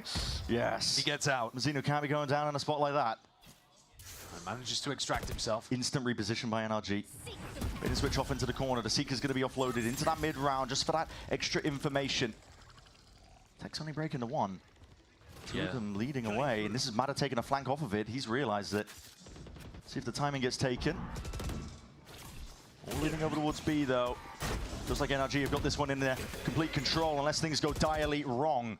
B-long control, backside is all there. Zekin alone onto the side. Tex as a bullet to the dome, straight to Mata. Kiko though, responding, stepping up, sidestepping most of these bullets, and Ethan getting involved into the fight. Verno left alive as the last one left. He will be running all the way back and around. There's 15 seconds left. I think Scuba's going to beat him to the punch here, though. He's gone through the teleporter. Yeah, and Verno gives it up. He realizes this is not a round that's going to be possible. And plus, with Mazzino sat at exactly 0 credits, it just makes sense to try to save the gun in this spot. You want to give yourself... They have 5 chances to close the game. It's down to 3, but you want to make sure that every one of the chances remaining is a proper rifle round. Don't give NRG any chance at getting a freebie. Hardcore punish there on Aspas' attack side hopping. I think it's time to go back to the rifle. 30 seconds left. With the form that Aspas is playing in, I don't mind him getting the op out as much as he already has been. It's not been a weapon that he's found too much success with, but good job living on B. Fair enough. If he's going to play like he usually does, then put the op in his hands whenever you like. But here, on their attack side, when he's got Showstopper, I think it's time for a pace increase. Yeah, and the timeout taken here for MIBR, it does give ins and chances for Bonka again to rejoin, talk back to the rest of the pack, discuss potentially things, because listen, there's always risks. They haven't been able to, they've been on their own essentially, but now you've given them the opportunity for a bit of input. Well, we haven't seen MIBR rip a fast B hit at all. And I think NRG have got the read on that because they keep leaving B fairly weak at the start of the rounds. If you're thinking about where is Aspas going to take this Showstopper, I think there's a very strong chance that he takes it over towards short. So player up in heaven looking for the spam at the top box. Maybe a player on top of triple. Mata in a spot even towards backside A where he could rip the Waylay ult to counter it. You know, there's plenty of options here to try to nullify the game plan that MIBR are going to come up with out of this timeout.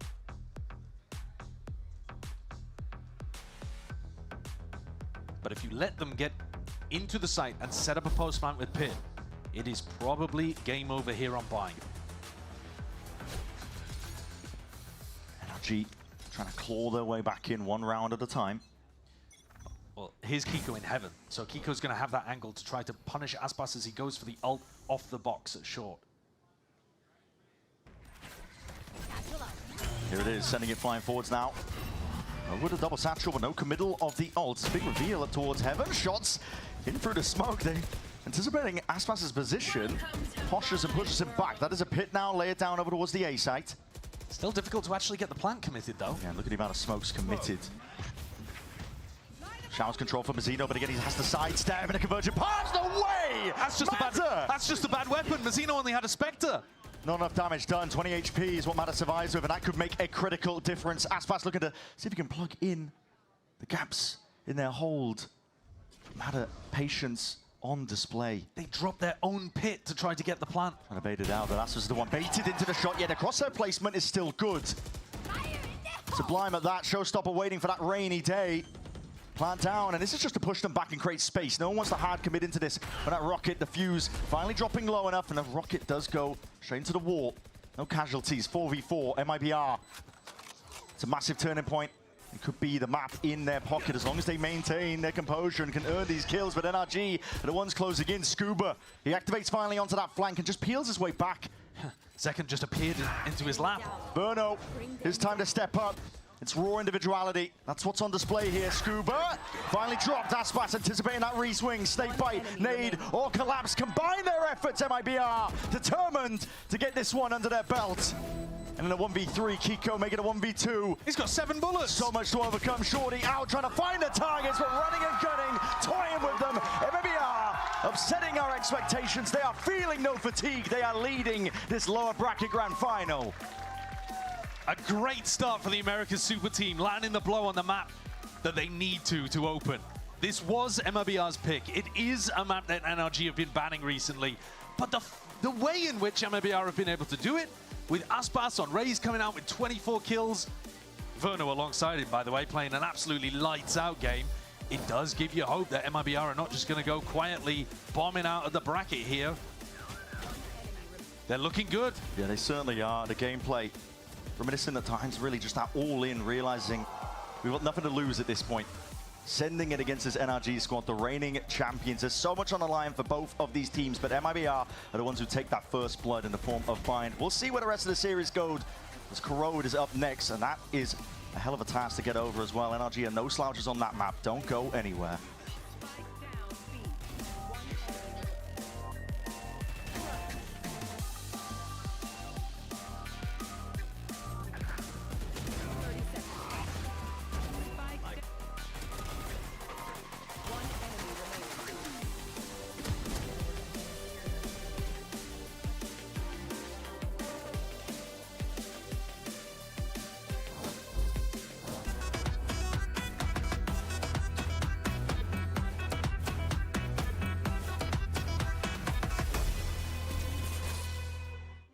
We've got two esports endemic brands coming together to create a series of products for esports for the biggest stages. 퍼포먼스랑 컴페티션이 주요 키워드다 보니까 레이싱이라는 테마를 잡고 거기서 이제 영감받은 그래픽 요소들이나 다이내믹하고 날렵한 그런 실루엣 같은 것들을 저희 FS1 마우스에 적용을 해봤고요.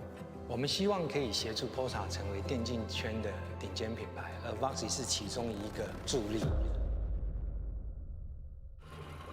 Can I help you, sir? Here's the bill from the dealership where I got my car, and I'd like you to beat it with a better deal on one of these fine cars. Not how it works.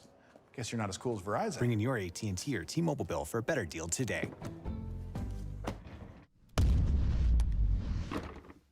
Red Bull gives you wings.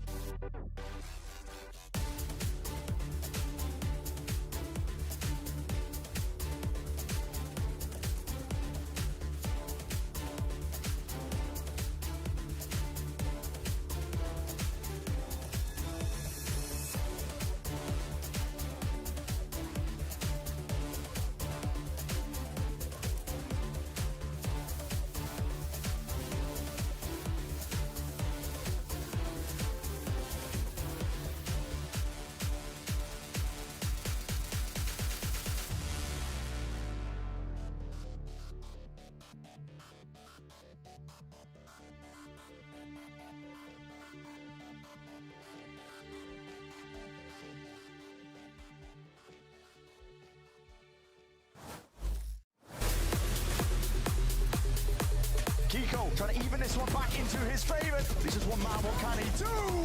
Isoing moving, juking! Kiko! Where does that come from? You got to doesn't matter, Mazzino's in the pit. And Mazzino was super ready for it. Still has that determination.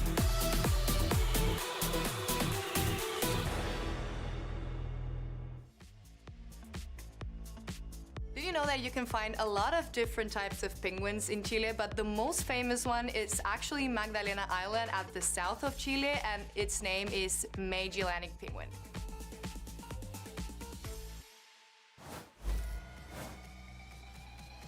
Welcome back, everyone. As we all know, and we have no bias here whatsoever, Americas is the best region in VCT, and you can let everyone know just how much you enjoy VCT Americas because the new 2026 capsule is launching next week. There's a new knife, a flex, and a player card. It's all going to be available for you February 19th. Once again, new knife, a new flex, a player card, February 19th. Oh, Dan is celebrating. Oh, and Dan should be happy, as a matter of fact, because MIBR picked up the win when we thought MIBR was in a position potentially to get trounced because they had to play so many games back to back. Instead, we saw an MIBR pick up the pieces and a big win. And courtesy of this man right here, Mimi Aspas looked electric. He was smiling. He was happy. He was joyful.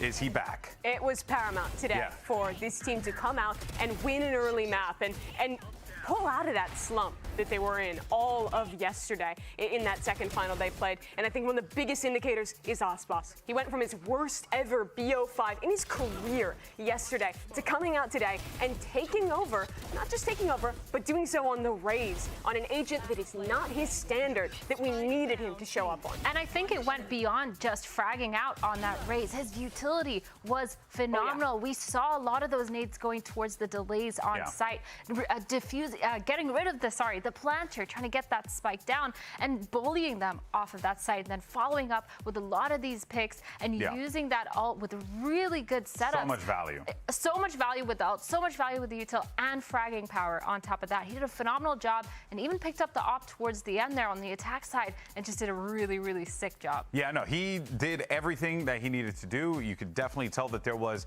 some real big, heavy conversations that were happening after that last matchup yesterday, and that is the result of it. You were also seeing as well MIBR really just work the map as well, Athena, and I think that was also the big thing that we wanted to see. We knew that MIBR, great team, they can get their picks when they need to, but we wanted to see them really coordinate together, and we were getting that for sure. Yeah, we saw a lot of this map control coming in from MIBR, which is something we didn't get to see a lot of yesterday, where they were walking up, taking a lot of these fights and taking a lot of these ones because they know that NRG's game plan tends to be very grouped together, to the point where Tex got behind them a lot of rounds. They had so much information on exactly where NRG was going to end. Yeah, NRG was calling a lot of these slow rounds, and I think that MIBR was taking very good timings of when to take that risk and go for these proactive walkdowns.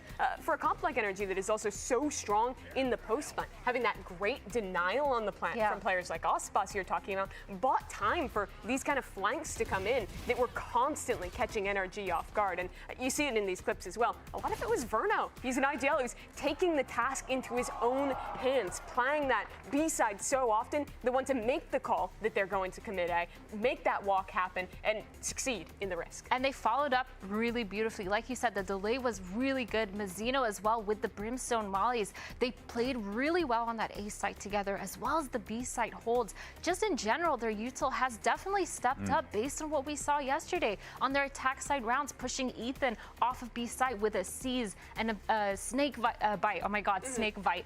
Snake bite. Just overall, this MIBR, they really stepped up, every player individually, and it feels like now this is the solid game plan that I've wanted to see out of MIBR. Yeah, but look, we'd be remiss to mention though, right? This is not a map that we've seen NRG play. Yeah, they were banning it a often. lot. This was their first time in 2026. But I also do want to take a step back because we were talking about how that happened yesterday, right? MIBR picking maps into opponents who hadn't shown them, and then that kind of backfired on them. This time around, it worked out. But now we look forward to map 2 here, Mimi, and it does feel like there's a momentum on MIBR sales. How does NRG stop them?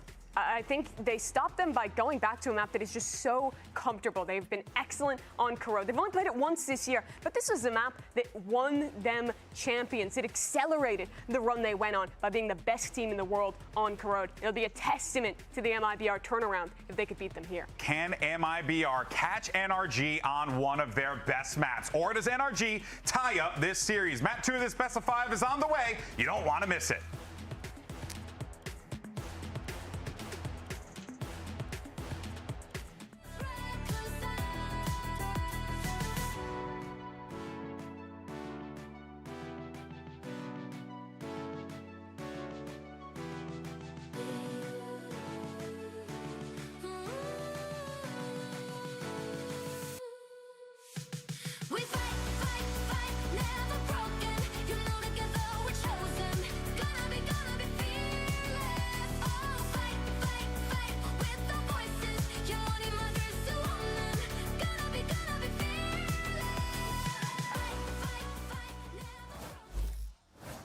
Well, now we look towards Corrode, and that should be comfortable territory for a team like NRG. They've had a lot of success over the last 2 years on that one map as well. They made it kind of their bread and butter, actually, in terms of how they were getting wins at Champs as well. And all smiles, they're quite happy about this. Of course, they're 10-1 on this map all time. They've only lost on it once. I didn't know the numbers. Yeah, so it's absolutely a map that they're comfortable on. Having said that, they've only played it once this year. Most teams do not want to play it against them, but in a best of 5 like this, where MIBR also want to get rid of Pearl, it is inevitably going to come up in the map pool at some point. And NRG have made sure it's an instant response after Bind. So this is a chance for the defending world champions to punch back. And I think it gives us another opportunity to look at Aspas again, as the desk we're talking about, but this time in a solo duelist capacity, because we got to see him as part of the double duelist shine on Bind. That has been working better just generally for MIBR. Even when Aspas wasn't playing that well, the double duelist comps were working, right? They were 4-2 on them prior to entering today.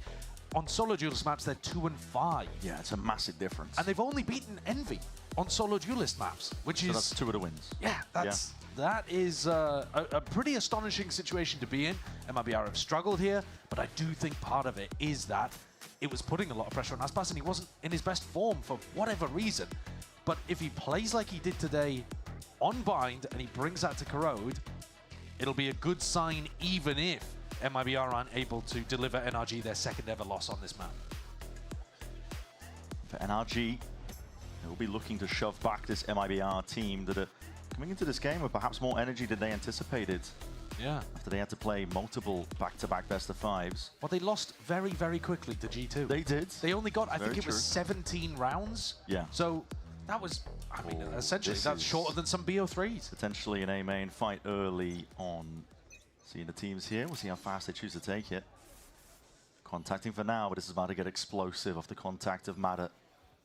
Players waiting in the wings here. Aspas is going to be that first casualty, even over the shoulder. Madat with a follow-up. That is a 1-2 punch. And that is as rapid as anything. Yeah, this map might be a little different to Bind. This is the bottom of NRG's pool, right up to the top of NRG's map pool. So you will expect them to be coming out with more trap plays and setups like this. That one, fairly standard, taking contact immediately, then you go for the hinder and you hard punish everybody else behind. It's nasty stuff. Now NRG with a chance to continue this. Yeah. And keep the momentum going. Money's good. Outlaw purchase for Madat. MIBR go back to the well. We're going to do the we're exact do it same again. thing because we know that you're not going to be running the same trap play. And a sidestep that, but that is it. 3 players tagged, suppressed by the knife. It's good information. And that's what these comps are all about. You know, you get the information that they're over towards A, and you're in a position where you can push out the other side of the map and take some space. You know, it's a very fundamental way that NRG like to play on lots of maps. Hello. A few shots straight to the dome. Kiko has got to be really clean with this one. Still with those class 6. Verno! What is he doing with that gun? Keeping up his spectacular form from Bind. Unethical things. Brock, though, seems to be ready for this. Anticipating the push, and yeah, the crosshair placement was more than ready for it. There's a lot of damage done to Scuba a little bit earlier, but Aspas dropped down to 52 health himself. The entirety of the A site has been given up to him. Allows him a plant and allows him an in. But he needs to find a few more where that came from. Double dash in. Madat does not go down, but Aspas is opening himself up wide there. The hinder connects, and Scuba just slips in through the back line there. Takes his time with that shot as well. Yeah. NRG did invest fully into that round. Nobody was keeping, you know, just a pistol in their pocket, something like that. So MIBR have done damage here to the economy. Will make the bonus round slightly worse for NRG. But if they set up some kind of trap like they did on round 1, it could still definitely do some damage. And Ethan, good to see him up towards the top, even if it is, you know, not in rifle rounds, because he was having a struggle city out there on Bind in terms of his fragging and his calling. So he'll be feeling a lot more comfortable out here in France. Is that where Corrode is? I believe so, yeah. There's a lot of bakeries, so... That is how you tell where you are. You can make the association. I do, often. Yeah. The composition helps as well of Ethan's calling, I think, running a KO and a Sova. A lot of tools to get that mid-round info. That is a perfectly timed knife, actually. Unfortunate timing for Brock. Yeah, but a nice idea from MIBR. Yeah. thrown immediately. Confiscated, so no real mid-round info, but they know that there's some presence towards mid. They're making a lot of noise now. MIBR jumping around, not too scared of things, but they might be scared of what Ethan's holding, that Bucky. Double Bucky as well if they go back into B and Aspas decides to path towards elbow. At the moment, playing that 1-3-1. Aggro. 3 suppressed. 3 tagged. Ethan trying to creep his way back up onto the line, but he's going to get punished for it. They main control, though, still maintained. Mada's here, and this is an important fight. It takes wins this one outside, stepping with the movement, but Mada in control of it. Makes the right micro adjustments and light speed to get back to safety. Rejoining with his team. Him and Kiko want to try and hold down control over towards elbow. Side control given up. Spike's late. Mazzino had it controlling B. Towards the side, Aspas is taking his fight straight up, but he's locked up himself and off and around all that time pressure. Mata! How's he done it again? Where does he pull it from? The amount of aces this guy gets. We shouldn't be surprised at this point, but every time, though, it's ridiculous. That's astounding. This is crazy. This is his 11th ace. Most of anybody in Americas. In his short career, he's already had twice as many aces as Aspas in Americas. Is that not unbelievable? It's ridiculous. The amount of times that he single-handedly wins rounds for NRG is astonishing, especially on the defense side. The best of beginnings right now for NRG. Money knocked here for MIBR. Aspas is going to be finding it hard pressed to get anything done. But just now, Bucky for NRG. They're going to be smiling. Ethan, one away from an ult. Mata earned it up from that performance.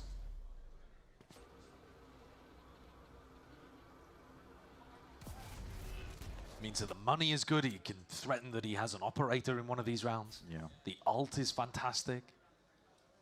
It's a disaster for MIBR. Brock with that Odin. He's doing filthy stuff to 100 Thieves. Custom crafted lineups to try and kill Asuna. Yeah, that one was disgusting on Pro. Yeah. Seen an ult considered, and why not? Got it early enough. He has had it early enough, but it is a full anti-eco. But they want to maintain momentum, I think. NRG trying to stomp out any signs of uprising. But no follow-up. No follow-up, just enough to slow them down, potentially insert. Assess the situation, though. These smokes are eventually retreating back, but Mada back to the wall. There's plenty of targets now. Flashes dodged, avoided. Kiko's forwards onto this line already. There's players, though, and this could get really scrappy. Indeed, it does. They've been overwhelmed. Elbow control taken over. Guns handed over. Jumping up, Bucky around, anticipating the reswing. Ethan, it's good presence of mind, but there's so much damage done in the movement. He's just B-hopping his way out of there. Text from the side, sharpshooting with the Sheriff. Rock, though, it's not going to be any match for Verno, not when he's got that gun back in his hands. And now the swing, Mazzino's feeling it. A thrifty win for MIBR. What a turnaround instantly from MIBR. It looked like a disaster situation for them. Lost 3 in a row. Mata with his ult up already. That's shocking. I'm not a big fan of the investment of the ult in that situation, but Mata and Kiko got squeezed there, trying to hold down elbow against the lighter weaponry. Couldn't pin down fights. Mata, though, has the money to be able to go for the op now. So op, Odin, light armor on everybody, but MIBR not looking to punish it. Aspas with a rifle in hand. If Aspas goes for his classic dash into mid, normally he's got to be worried about the knife. He's got to be worried about Mada now with that operator, because he's trained onto the angle, but he misses the shot. That's just a wide face. Suppressed, though, to refract. He's stuck in no man's land right now, and Mada knows it. Hunting for that kill. It's fast pressure that's being unleashed now. MIBR looking to make the most of all that. Sound cues and chaos out towards mid. No command that's going to be emanating. Mazzino now to try and put a stop to it, but I mean, Ethan is way too aware. That is clean from Ethan, even as he's dropping down from a box. Spike planted. 2v3 for MIBR. Verno and Zekken have got to be on point. NRG, not normally in the habit of making mistakes and creating openings, but Verno is taking risks himself. He might just spot it there, and there it is. Perfect angle. Shots going into the floor. Trying to chop them down at the ankles. It's damage done to Scuba, but no kill confirmed. Leaves Zekken in a 1v2. All on his shoulders. Trying to really lay it down with the bullets, but a snake bite causing issues, but he collects the first kill anyway. Shock bite rebounding. Brock just walks right into it. And Zekken secures it. A Red Bull clutch. 3 kills in a round for him. Beautifully played from Zekken. Manages to collect those frags. The whole round, though, is quite nice from MIBR. Aspas deliberately getting stuck, I think, so that if you punish him, there's a fast react on the other side into A. They're using Aspas as bait in mid. And they take the whole of the A site as compensation and get into a spot where Zekin can win a 1v2. Double enormous rounds there from MIBR have knocked the economy. After winning a bonus, NRG are only up 3-2. It's turbulent. It's rare that you see that. These teams taking chunks out of each other, and now the outlaw going walkabouts here. Aspas has got to be clean. First shot going wide as that follow-up as well. There's action happening all across the map here. Multiple fronts. And the Hunter with a flash. And Mazzino, yeah, he's feeling it now. Aspas, meanwhile, being pressured. Pushed into a corner towards the top section as mid, but his team's already got it, and Tex should be able to secure this kill. And there it is. Aspas will be one to find it. Yeah, fair enough. Would have had Tex's ult online, but never mind. The way these rounds have gone back and forth, MIBR now have worked their way up. Look at the amount of ults they've got. Yeah, they're in a great position. Not only that, everybody on NRG is going to be going for light armor in the next, and Aspas has an outlaw. So he's got chances of being able to get into position. I'm interested in terms of what he does in mid, if he goes for the same pathing again. Remember, by the way, that Aspas and Verno have met NRG on Corrode before. They played against them at Champs. And Aspas was going for this double dash play. He got hit by the knife a bunch of times, and they were like, what do we do against this? Send it again. Here he just decides to walk on through. Knife is used in a different direction. Ethan laid it down towards A main. He's upgraded the outlaw to a rifle, Aspas too. Drone spots it. It's a tag on the Verno. Spells out actually quite a bit. If the server's this deep, then chances are the rest of the team probably is as well. Convergent paths, though, trying to take a bit of that link control. Aspas is alone, really, in this approach. He's got one player towards the back, but off all this pressure again, MIBR are so happy to just slip into the gaps. Zekin claims the life over towards B. It's TPs on TPs. The reposition over towards A main, and Ethan's taking risks to try and offset that disadvantage. It does not go his way. Double dash again over towards A, though. It's Scuba looking to hold this one down. Brock behind him. But they are left in a 3v5. You have to see heroics now coming out from NRG if they want to stand a chance. Will the clearance be there in time? Scuba holding his nerve, swings out wide. That's Aspas to lead it. Shots over, lining him up, and seconds in the air, man. That's criminal. Toying with him. Drop down to 28 health. Shocks are flying. The time pressure is definitely there. Anything to try and push these players out and away. You never want to count this team out, but it looks like NRG are already calling it quits. Zekin has been completely activated today. He started out with a great beginning on Bind. Overshadowed in the end, to be honest with you, by Aspas and Verno, who were also playing fantastically. But we've been waiting for Zekin to have a monster game on Omen, because in theory, that should be how this MIBR team manages to pull off the solo duelist well. Can Kiko keep the gun? No. Verno! He's a man on a mission. Runs him over like a truck. But Zekin got inserted into such a deep position on B, deleted Mada, and NRG had no idea where they're going at that point. MIBR controlled the whole of the middle of the map. They could go in either direction, and it forces Ethan to go for that, you know, really risky play that you're watching right there. But that's all set up by Zekin being able to get into mid, grab a kill, and then what is this? Zero reaction out of Zekin. Very silly. Yeah. What a great response from MIBR. 4 rounds in a row here. It is. It's an unreal turnaround, honestly, from one game to the next. Exactly the type of thing you've got to throw at a team like NRG to just throw them off their expectations. They've called for a timeout. They need to change the course of this one, but there's a lot less hesitancy from MIBR. As soon as there's pressure being created in one area, the rest of the team eager to immediately jump on it, capitalize. Yeah, I think crucially too, Aspas is playing very boldly. Like he is drawing a lot of attention towards himself, which allows the others to go off and do their own thing. Like I said, at Champs, when you watch these two teams play against each other, Aspas would be dashing through mid and then forced to refract because he didn't want to take the risk of getting suppressed and then just getting stuck. But now they've built out protocols to deal with that. If Aspas does get threatened, then we have the aggression to go in a different direction. We can use this guy as a distraction. He doesn't always have to be alive for the late round. This is the kind of stuff that you need to build out to get the best out of MIBR. They haven't tested Scuba yet. No. Might be feeling the heat soon enough, though, because this is rapid. That's a paranoia. Flash overhead. Players, though, from NRG, they had a 3-player stack into mid, so they can instantly respond to this one. Aspas in and out. Back again. Drones forwards. Quick exchange of the weaponry. This is no slowing down from MIBR. Even can't quite get control of the rifle. These trades are intact for MIBR themselves, but off onto the flank. Matter. He likes to take timings like this, especially when he knows that he can get away with it. Still spotted out. Level of awareness there for Verno. Matter was able to just escape it. But he's boxing them in. He's seen all 3 of the players from MIBR. Now we've got to go forwards. There's only one choice to go forwards. Mazzino hits a cracking shot. Aspas is the next one up. Well, they've just completely obliterated the 2 defenders there on the site. It's dangerous. They might have been cornered, but not a team, the form that MIBR are in, that you want to corner. They will definitely punch their way through it. They do look like they're in different form today. Yeah, angry almost. I would agree. Yeah, Mazzino was kind of, he was channeling definitely some level of that in the final map of Corrode yesterday. They were down and out. He was putting his body on line. He was running them down. He was spraying bodies. Yeah.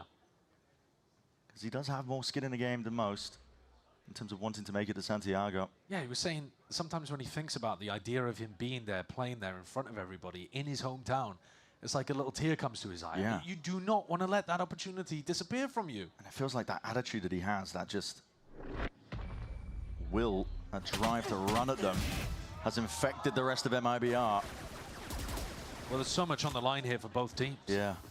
They're both squads with enormous expectations, sure, but also individually. I mean, if Aspas makes it to Santiago, he's got a chance to compete for a 2nd trophy, bolster the claim at GOAT status. Ethan could add a Masters trophy, potentially. What are these shots, though? Yeah. So fast to react, but you're exactly right. The stakes are leveled on the shoulders of these players in terms of the legacy that they're going to be setting out. To create and make, that is a saturator, does connect. That's Fury, that's huge. Massive, in fact, so much damage done. It's Brock just cleaving through the opposition, and why not? Almost a prediction there on Zekken's TP. But the damage onto Aspas and Zekken is also enormous. Softens them up. These angles. NRG just willing to let them all the way in, and Brock, I mean, he goes down. Matado looking to see if he can at least play off that sound pressure. He's biding his time for a certain degree, but he is stuck behind his box. Difficult spot, but the light speed will get him out of dodge. Well, here comes the flank. Yeah, and here it is, cornered in. Zekken was trying to set that up with a bit of util and expected that it would take that time. And this is NRG again. They're dishing it out straight back at MIBR, not willing to just sit back, get ran over. It's pretty similar to the previous round, but this time MIBR don't find the ridiculous shots to get themselves into the B site. Of course, helps that Brock did crazy damage early on off the back of the saturate. So close to getting the prediction onto Zekken. But I think MIBR have got to be aware of the fact that if they 5-person default over towards B, there's going to be a player behind them, there's going to be difficult crossfires for them to get through on site. I think it's time to abandon this game plan. Yeah.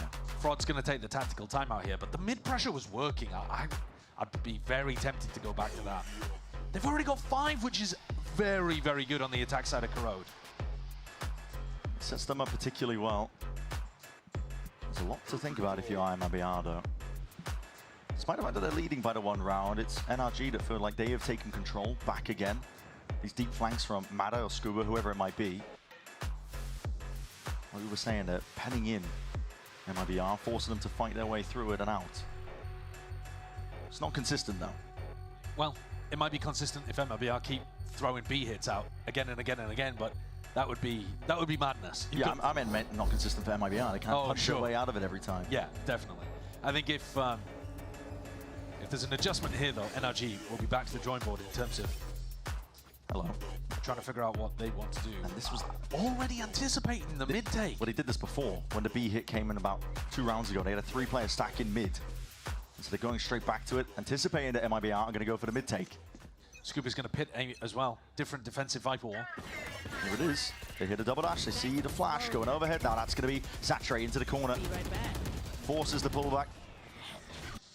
Recalling all the way to the rest of the pack now, but straight into the Viper's pit. Scuba has been pressed out of it. Respecting the drone, this pit will be dropped. Ethan, he's collected a kill onto Mazzino. That was just bottom section of mid here. And a big group up from MIBR once more.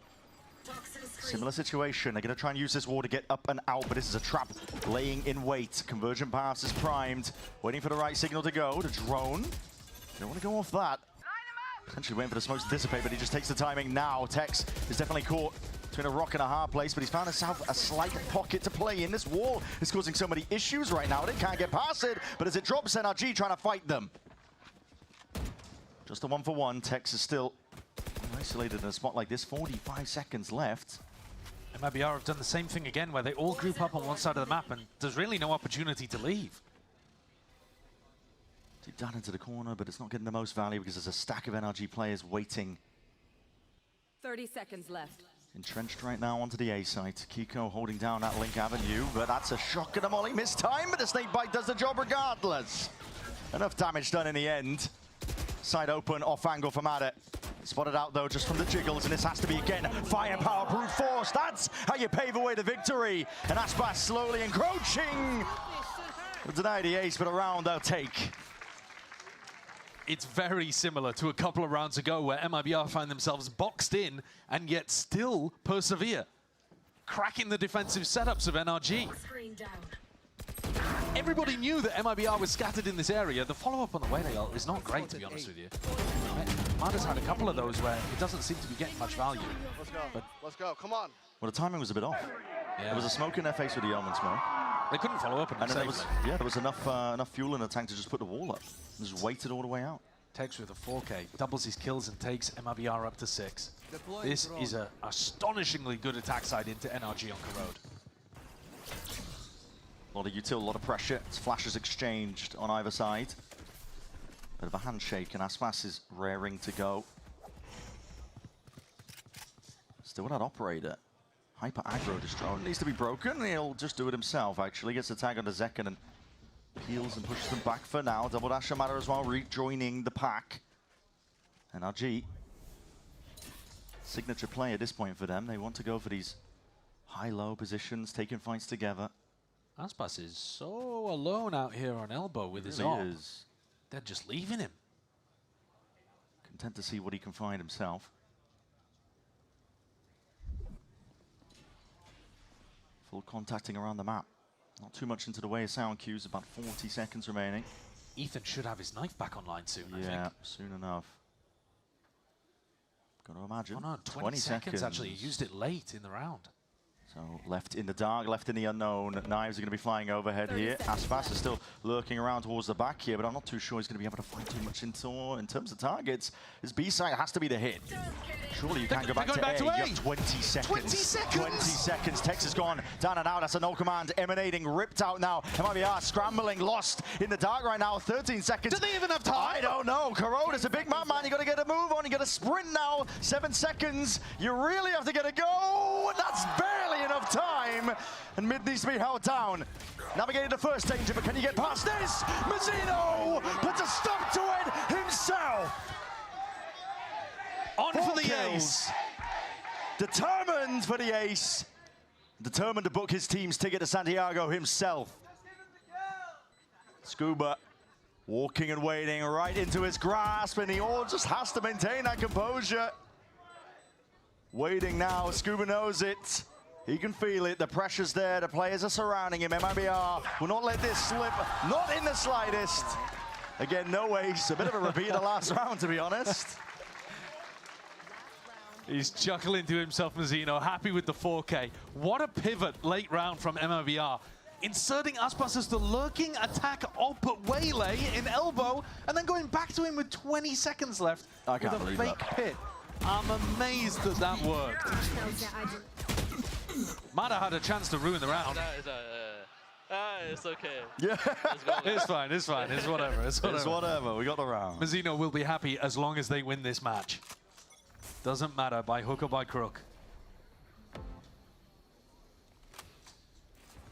Deep knife, Mazzino, all the way over towards B, but he's going to be rejoining again this stack of players. MIBR been playing this entirely together. So much space given up to Aspas. He has taken the entirety of the site now. Different approach. They path up towards the left-hand side. No command that was earned up. That's just from those kills that Mazino got earlier. These smokes are causing issues. How do you get past this? Because it's tricky. Mazino's just bunny hopped through them. Yeah, he does. No plant down still. Verno's near the back of it. Needs to be escorted straight to the side. These are kills now underhanded. They want to fight them tooth and nail. They really want to draw the blood out of them. The opponent's NRG, they can't withstand it. Every flash, perfection. Mazino and Second combined together, and MIBR are wiping the floor with NRG. They've only lost a single time on this map. But I think MIBR are poised to give them a second. This is an unbelievable attack side round, and Scuba's already given it up. Yeah, I mean, final round and a half. Listen, he's just going to be they know playing it. back. Everyone knows it. Yeah. This is done. Time ticking. Got to play to your ounce, but it doesn't seem like he wants to.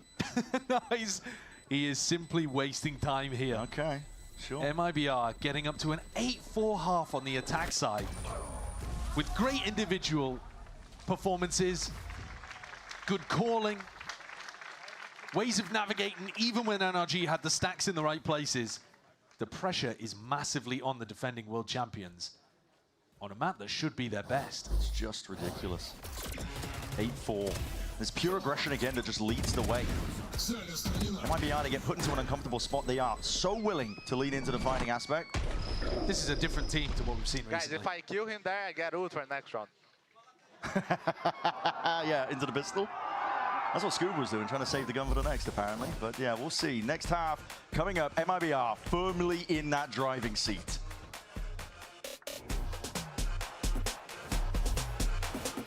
Holy smokes! You don't look so good, boss.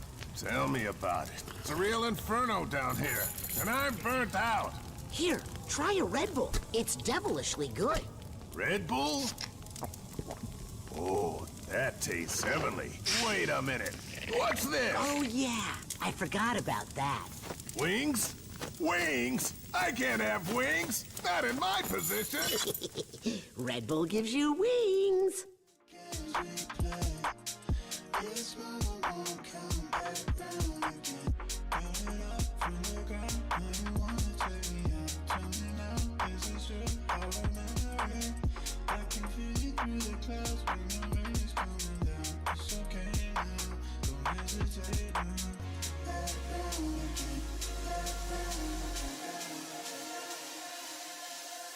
Break it down.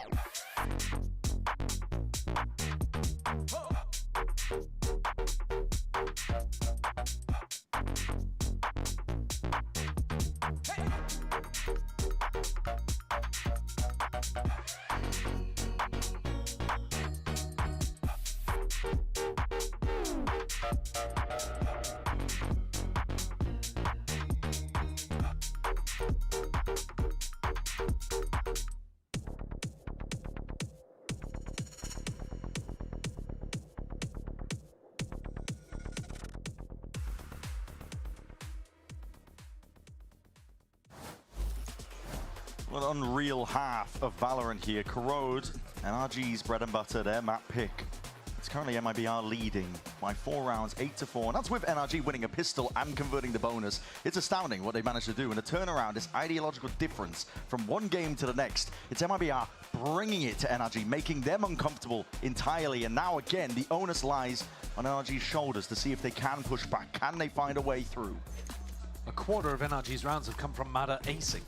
That's not a stat that you really want. And you're right, pressure is massively on NRG. If they do go quickly here, though, Tex is all alone. Yeah. Snakebite's going to hold people off for a while, though. Always held to try and get them all the way in. Mada's going to go into a different direction of it. Absorbing up one side of it. The Snakebite does slow them down for an instant. MIBR happy to, again, get that flank going all the way through mid, clear it all the way out, but that's a punish onto Kiko. Deep TP up onto Heaven. Tex is not alone here. Mazino's waiting into the sideline. This is a spike in the hands of Ethan, by the way. They want to fight and try and flip this one all the way around. They want kills before they feel comfortable, but now the spike is dropped down in the middle of nowhere. This is ridiculous. Brock is the one who has to see if he can find a way through. And with shots like that, he might have just done it. Spike reclaims, but a danger. They haven't skirted it just yet. The shots just barely missing. Walls up, curtain in your face, lining up. MIBR, sharpshooters themselves. NRG are lost in the sauce right now. What is happening? That's a B pistol round that they haven't shown as far as I can remember with the wall set up like that. But Kiko's TPing straight into an opponent. Maybe they thought they could control the heaven angle with somebody. But very easy kill for Tex to be able to get. And this push all the way deep. Again, just walking into Mazzino's flashes. Mazzino's flashes on the KO have been finding insane value. Let's go. Would you like that? Bonka not happy. And of course, because this is the map where you're supposed to be significantly better than your opponent. Expectations have been turned on their heads here. Run it again. Different wall, different approach, but the same general idea. A lot of players tagged up here. Gotta be scared. Mad has dashed into that smoke now, has the Bucky in hand, so he's willing to slam the door shut in their face. The plant will go down without any sort of pushback. MIBR just gathering bodies and players into position underhanded with a flash. Hands over the gun. Damage done. This time plant committed, at least. Yeah, but the reveal's big. And shot straight through. It's pinpoint accuracy. Hunting out the remaining stragglers, and Tex will go down, but listen, the rest of them fully surviving, fully healthy here. MIBR leading it forwards now. That's the 10th round that they've got. It's an easy cleanup. It really is. A 6-round lead. And NRG are going to need an instant response. The bonus is decent. Aspas with an outlaw. You're forced to buy full armor. Can't do any of that scrimping and saving that NRG usually like to do.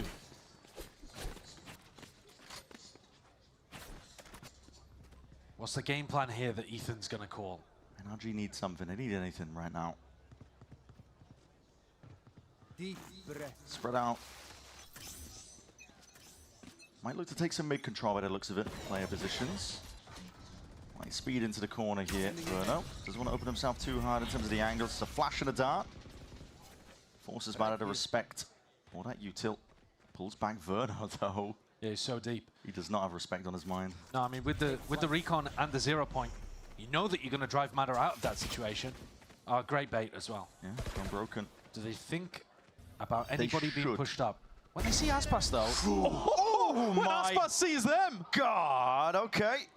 Matter had barely got a glimpse, and suddenly Outlaw straight between the eyes. Yeah, we're barely getting a chance to finish our sentences. And Verno still undetected in the midst of all of that. And if you thought anyone was pushed up, surely you would think it would be Aspas. Yeah, not your Sova player. Caution to the window.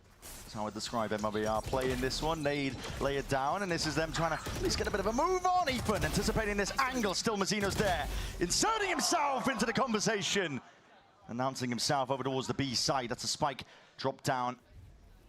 Kiko walking, looking for extra opportunities to even it out into a 2v2, but he's not finding anyone. Left. Rejoining his teammate, though, Scuba back in it. Might be able to collect that kill. It's an easy one. Zekken, attention drawn to a different direction. But Mazzino and Aspas have rifles, and these are 1v1s potentially offered up. Kiko is dropped. Now Scuba's being pressed from 2 directions. Pinched. An expectation potentially. The crosshair placement could be good for this, but Aspas woke up on the right side of bed today.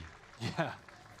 Has he changed his routine? Has he eaten something different for breakfast? It's just ridiculous. What a turnaround. It really is. But it's also back to normal to some degree, right? Like, it's not anything unusual. What's been unusual is his recent performances. That shot, beautiful. Yeah. Mazzino and Aspas combining together on this map, though, to tear apart NRG. This scoreline is going to be utterly dominant. It's unbelievable. They're 11-4 up. Genuinely in shock at this. Because MIBR, you got to think about it from their perspective. They play a grueling BO5, push to the limits. They have no time to rest. They're immediately going into a G2, fully prepping their every move. And they go out spiraling down to the lower bracket. And NRG had the opportunity. They finished their game first. They could watch that match. They could prep. They could think about what they were going to do. MIBR, the pressure has been on them. Yeah. The target's been on their back. And again, a reminder that up until this match, NRG had not lost a single map where they had tape on their opponent. Yeah. When they knew what was coming up and they knew how they played, NRG were winning everything. They flipped the script. Yeah, today, they've been able to see the bind. They've been able to see the corrode. MIBR have changed up the way in which they're playing, the details, and stayed ahead of it. But This is a huge turnaround. And such a short time. And it bears reiterating too. NRG are 10-1 all-time on Corrode. This would only be the second loss ever on this map. They did almost lose. It did go to OT. It was a 16-14 victory for NRG over MIBR at Champs. Different roster, but still with, you know, Verno, Aspas, yeah, these kind of core players that they maintained in the off-season. But every time NRG have persevered, except for once, and now apparently, except for this game too. Yeah. The pressure is on. Never been higher here. One more spot to Santiago up for grabs. MIBR looking to see if they can really dish this one. Oh, but Mada straight in there. There's a force buy from them as well. All in investment from NRG on the backside of this timeout. And most of the guns are shockingly poor, but Mada still makes it work with 8 HP to his name. Nades rebounding here, longer to saturate. This is fast util. MIBR trying to make them mightily uncomfortable. No element where they can sit safe and pretty inside that post plant, even just denied a plant. That is a spike out in the open. 4v4. Kiko needs to activate over towards elbow, I think, but his KD is so low. I don't know if he has the confidence. It's on the rest of the squad. Oh, and they get melted. And they just absolutely slam the door in their face. MIBR, they follow the sound cues. They have the confidence and they have that desire to close out this map. If you told me that MIBR would be leading potentially 2-0 early on in this best of 5 lower bracket grand finals, yeah, I'd be shocked. I wouldn't believe you. We saw RRQ over in Pacific. They tumbled from the upper bracket. Arguably the favorites in their upper bracket game, though hard to say. But then got 3-0'd in the middle. Pretty similar to MIBR. And crashed out in the lowers. Yeah. Here, MIBR with this veteran core, huge amounts of experience.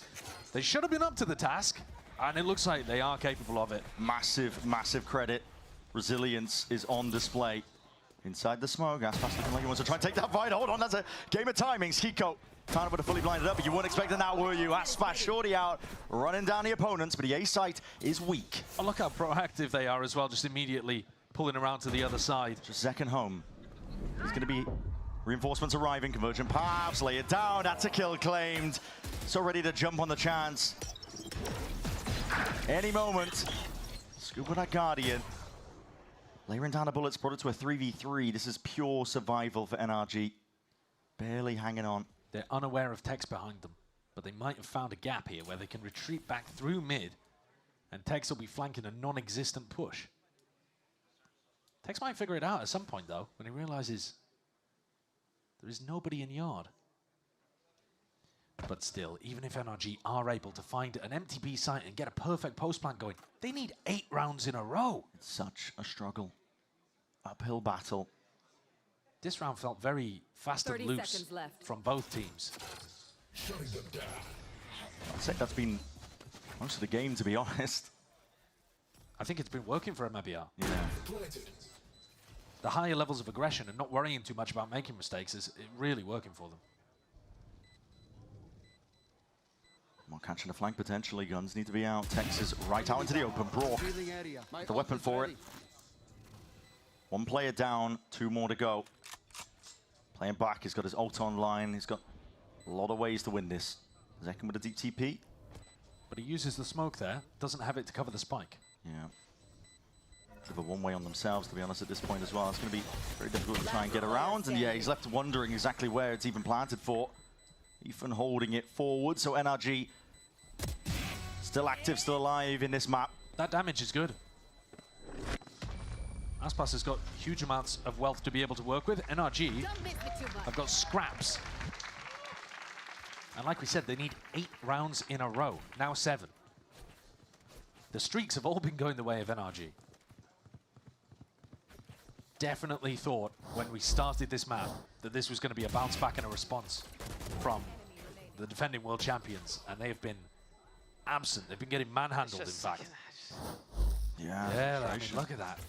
Frustration in, I think, for Ethan as well. Every idea that he's had is not working. One round at a time is what NRG are going to be telling themselves here. And they've got plenty of ults to see if they can at least pave a path forwards to success. That's a big reveal, big damage. And Verno, despite how uncomfortable it was an ult being layered down on top of him. He still wins that fight out. Double dash over and seconds played in. Scuba is no more. 2 players sent straight back to that spectator seat. And now they have to watch in dismay as a map that should be home territory is getting taken away. 20 kills in 18 rounds from Mazino. He's not playing, not messing around. Ethan will look to see if he can power his way through this one, though. Him and Brook side by side. Flash, rebound. Nade for a nade. It's all just slowing it down. Enough time board for MIBR to get players in position. And MIBR know to play to the outs. They're not going to give any free kills. Waiting, biding their time. Plan is down, though. Ethan not using his as a response there. Mazino using his early. DTP. It's information gathered, at least that you know that one player is there. For NRG, they need heroics, they need individuals to be popping to survive in a map like this. First kill, second kill claimed, and 2 left to stand against it, but there's that damage done. Verno as weak as anything. Snake bites flying forwards, bullets rattling, text blade in. 1v1, Ethan can't get it done. MIBR are walking on water at this point, and they steal away that home territory map at Corrode and lead our lower bracket grand finals by 2. What a shot at the end from Tex, and a small shrug of the shoulders from Ethan, like, what more can I actually do in that spot? Yeah. It does feel like some of these rounds, MIBR access deep hidden reserves to push them over the edge. But my God, what a way to begin. Just when you thought this team might be down and out, everything today has been beautiful from MIBR. You see reasons why they're considered a super team. And to be honest, it's been lacking for a lot of kickoff. It really has. It's been conservative. It's been aiming for perfection, but making mistakes in the process. But this is a team that have thrown all that caution to the wind. They are taking fights. They know they have that confidence. That grit and resilience is on display. And now they are 1 map away from booking their ticket as the final team to Santiago.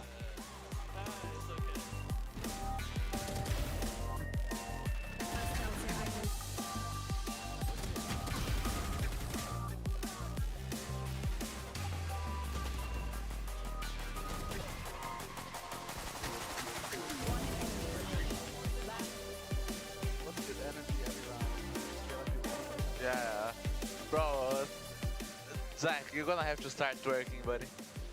You're gonna have to start Yo, we might standing need, up. yeah, buddy. I was gonna say we might need a standing upper, bro. There's no difference, bro.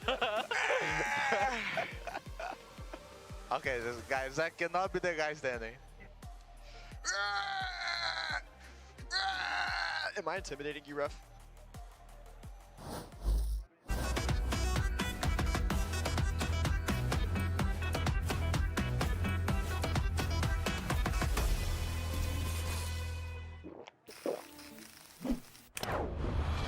Red Bull gives you wings.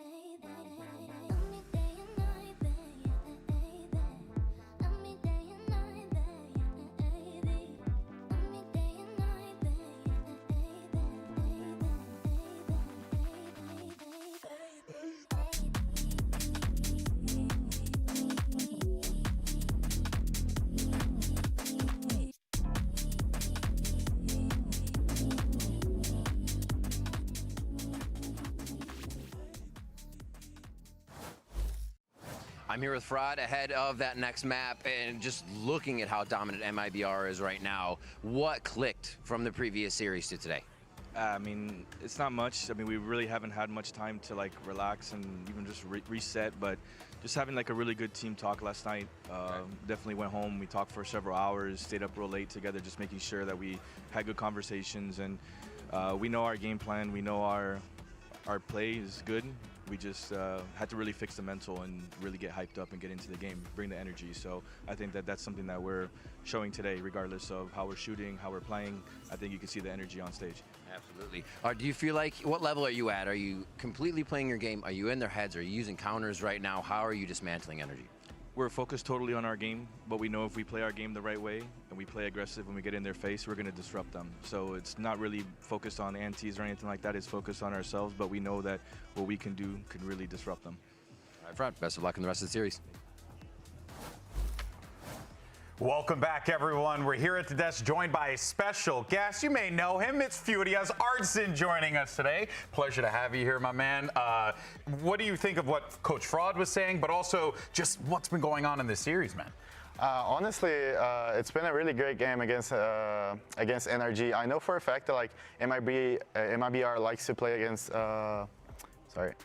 NRG. Yeah. Because like they have some similar play style, so I don't think that's a big deal to MIBR to adapt. So I think it's gonna like, it couldn't be like a 3-0 for NRG, but like at the same time, like I said, it's MIBR. You can't like underrate them. You know? Yeah, you really can't. You really cannot. I mean, you were hearing Coach Fraud there also just talk about disrupting them. That's definitely a thing we saw in that last game. That's been a big thing for any team going up against NRG, is disrupting what they kind of, what their strengths are, right? Because we see them play super well together, especially in post plants, especially in their execs. They all feel like a unit when they're going into these rounds, and disrupting them is key, not letting them get comfortable into favorable situations. Yeah, no, of course. And now, while we are thinking about where this is going to go for NRG, let's talk about the good things that MIBR have been doing, folks, because, oh boy, lots of great stuff here. But let's bring it over to round 5 and Mimi and really just break down MIBR starting to build up this lead, because you can even see it there at the beginning of this game.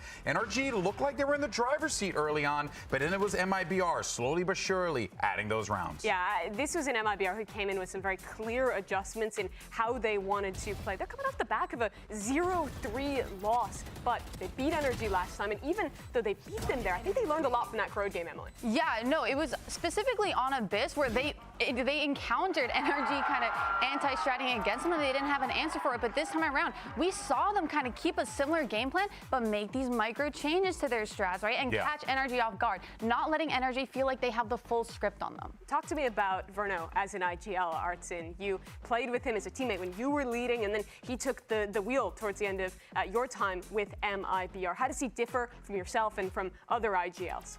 I think like Verno is a complete IGL. Honestly, like I learned a lot since he was calling in MIBR. We have some like difference on the way of calling. I think he knows how to like control the pace a little bit more compared to me last year. So that's the thing that like his mid-round adaptions and like calls is really great. So like he's like a complete IGL. Yeah, and you're seeing that, right? Like play out round after round after round. They're doing such a good job of shutting down NRG, and we were even seeing that as well in those later rounds, right, Artson, where like you think, oh, NRG have this one, but then it all just falls apart. What do you think of that? Because that certainly is like a shocker. Yeah, I think like that's one of the biggest MIBR's strengths right now. On attack, they mid-round is like they know how to like adapt of what the round is needing you to do. So like Verno, he's like actually so smart to like adapt on what is happening in the round. So I mean, and how do you feel that differs or is different from NRG? Because we know NRG like to set things up, right? Yeah. I think like NRG is lacking a little bit on defense fundamentals. I think like playing against a team like MIBR, you need to have like your defense fundamentals good enough to like actually clear and like adapt of the adaptation, you know? Yeah. Adapt and then adapt some more. That's right. Yeah, and the other thing about MIBR is we were lacking the star power in the last game that they played. These late rounds, they were consistently getting caught off guard. The coordination wasn't really there. A lot of little mistakes. This game has been so different. They won rounds even when NRG had a good macro idea going in and had a winning position. And in many of them, it was Mazzino doing the damage. Such an impressive tournament from this guy. And it means all the more knowing that for that very last spot in Chile, he could have that opportunity as the sole remaining Chilean player to represent in front of his home crowd. Oh, it would be unbelievable. The man is on a mission. Mazzino wants to go home, and I respect it, brother. But for now, though, let's hear what's going on with Coach Bonkar and the NRG camp to see what's going on as we get ready for map 3. I am here with Bonkar ahead of that next map. We've heard the team say before that MIBR is one of those harder teams to play against. What do you think it is that they're getting under your skin with, or the team can now do ahead of Split to really just correct that? I feel like we just need to be more on the same page, honestly. There's a lot of... We have the plans, we have the communication, but we're not committing fully to the plans. We're on 2 different pages in a lot of the rounds, so we just need to be on the same page and we should be fine. All right, Bonkar, good luck. Hope to see it.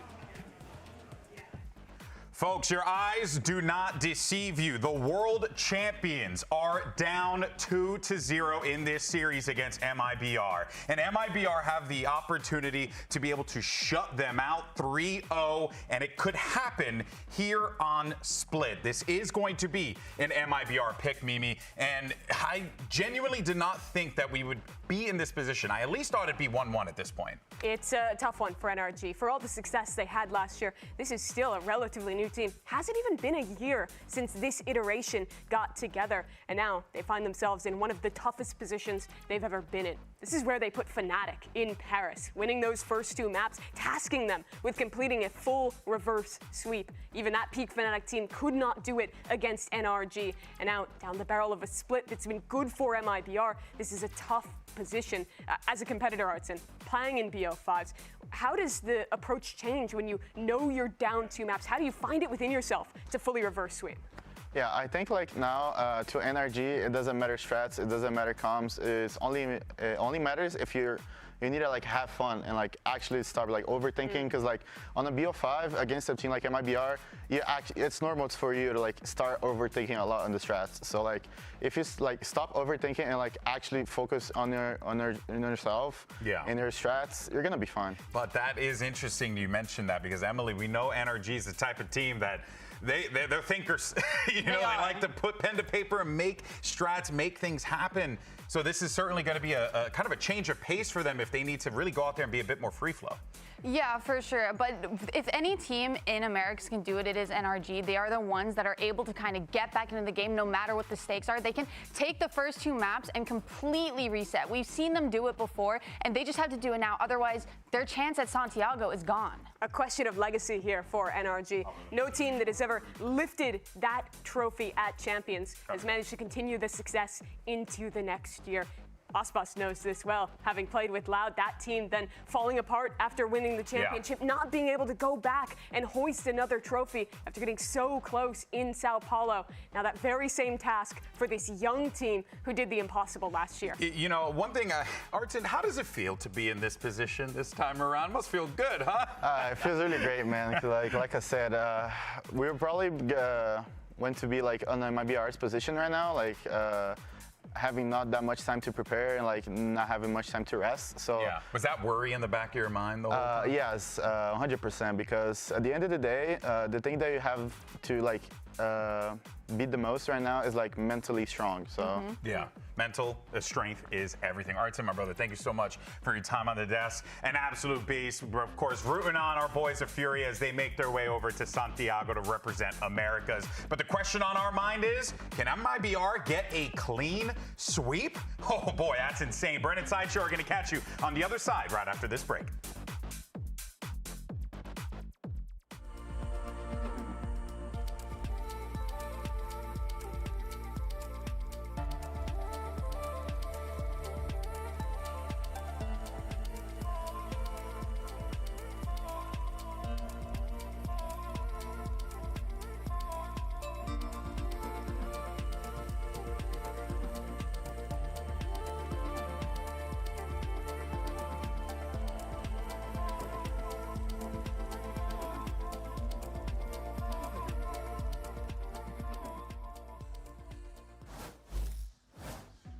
NRG, our reigning world champions, are standing at the precipice right now of defeat. They have to run it back all the way to stand a chance to get that last spot at Santiago up for grabs. And on the other side of the stage, they have one hell of an opponent. MIBR have woken up hungry and determined here to try and end this one cleanly. They certainly have. Throw every narrative out of the window, frankly. MIBR don't look particularly exhausted, coming off and playing their third best of 5 in a row. NRG, they've struggled in terms of anti-stratting. They've got the tape on MIBR, but they haven't been able to convert it.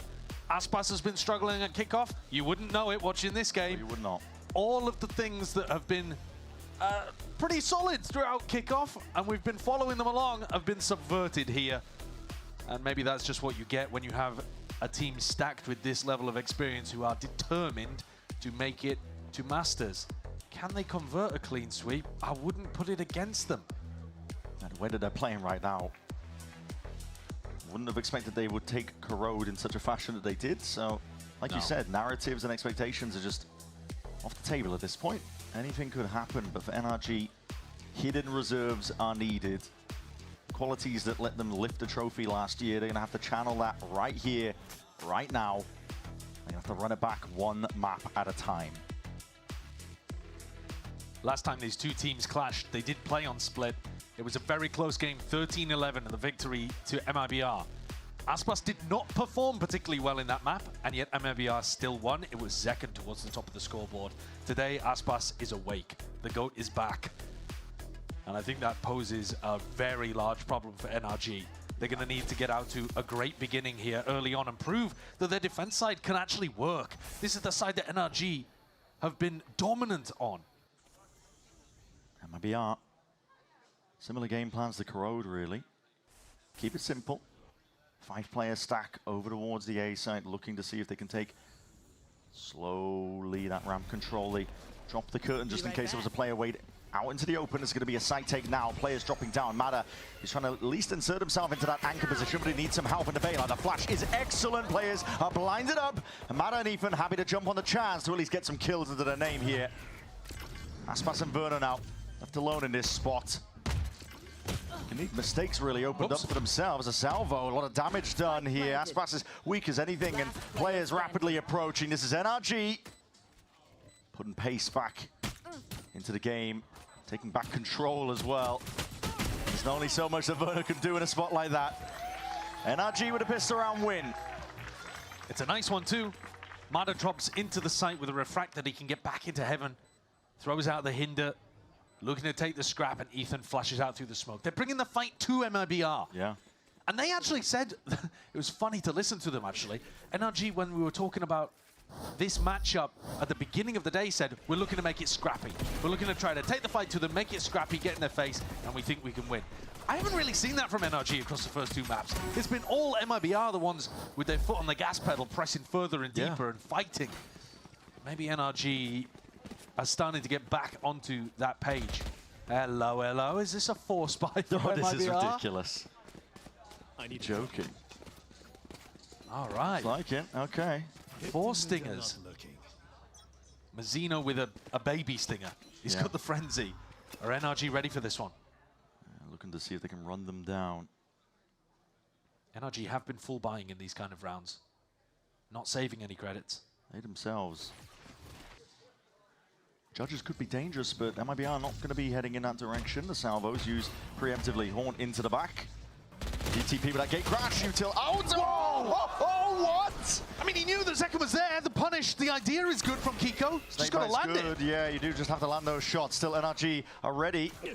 The guns trained on that choke point. Zeka's the one who has to try and create that distraction, but hindered as well. There's plenty more util. Just lay it out one after the other.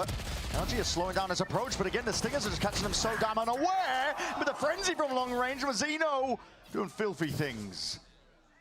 And Mazzino hasn't committed with the spike. They can always back out. Oh, dear. Tex is going to hit the backstab from heaven. Yeah, Mada's only got the bucky. Aspas is the bait. It's a fight to take together. Aspas is the bait. And meanwhile, the trap already being sprung in front of them. MIBR answer back immediately. That is a blow for NRG. It reminds you a little of Corrode, where NRG won the pistol and the bonus. And then suddenly MIBR stole it back away. The Thrifty made so much difference. These players are quite separated from each other. Ethan, I think throughout the last few matches that NRG have played has been pretty far ahead of the pack. I'd like to see Ethan chill a little bit and make sure he's connected with a teammate. They're forcing back. Okay. NRG. It's a battle between two teams. Again, the expectations are high for both of them. Kiko's a shot gone wide. I don't know how that missed. He must have been moving, I think. A little bit of inaccuracy there, but Aspas unscathed. You can see how much both of these teams want to take control of the pace themselves. Well, it's full armor on everybody from MIBR. So they're not worried about the Outlaw too much, but it does tell them that NRG have forced here, which is weird. Scout. Ethan's got a Bucky with no armor on the A site. These teams are being pushed into odd decision makings, I think. But lower bracket elimination. Grand finals will do that to you, especially for the last slot at Santiago. They said they wanted to get scrappy. This is how you get scrappy. It's the definition of it. Players are left in wait here. NRG have anchored positions. Ethan might not have armor to his name, but that Bucky can be potent, and we'll see what he can do with it right now. There's a ton of flashes now sent flying forwards over towards that A side. He wants to try and lock down control of it, Matter. Barely adjusting the aim. Ethan's there still. A thorn in their side into that elbow control, and there's damage done. Verno just steps up anyway. Cleans it up. Classic now. This guy's just swapping around and playing gun game at this point, but it's a 2v3. NRG left reeling. Brock's already into the site, but he's alone. One man to stand against this one. He's doing a significant amount of damage, but there's a shotgun waiting on the other side of things, and he's making the most of it. He's doing the best he possibly can. Brock! Somehow, second! 10 HP! And barely delivers it to MIBR. It is scrappy out here. MIBR, though, have finally come out on top. Surely NRG are not going to force again. It just wouldn't make sense with the economy situation. Yeah, a bit of movement accuracy. Brock did the best he possibly could in this situation, somehow managing to... I can't believe he got two. Yeah, how he quite managed to get Mazzino and Verno, I don't know, but here at the end, a scrap of health between Brock and Zekken. Bonkar is not happy about that. That round could well be everything. You've just invested super heavily to try to get back into the game, and now instead, MIBR are going to be able to get a freebie probably, and then ult snowball against you. Yeah, the attack side team, these ults generating. Especially with the double duelist, you do not want to get these ults online for MIBR. Yeah, they're almost certainly going to be online. Exactly, you've handed it to them. Aside from MIBR walking into the stacked A site, which NRG can only dream of, it's going to be a nightmare for them. But that's what happens when you gamble in rounds like that. Yeah. Verno's just got to navigate that one threat. And if he can, it could be plain sailing for the rest of this half. It's a dream beginning, really, for MIBR. Yeah, it's been a way of a lot of these maps, really, a lot of these halves that we've seen in this series. Tex is really walking deep behind enemy lines, and he might have just pulled players back over towards A. Yeah, he might have the wrong read here. Because he thinks there's no signs of life. Hold on, no one's holding this, but revealed soon enough, surely. If he sees that one, he's going to move on. The second player, that's going to signal it. Sees three more, yeah, nah, get the hell out of there. Back to B, lads. He has dropped a Phantom into the lap of Brock, but there's no armor, and it's a 3v4 with a safe plant.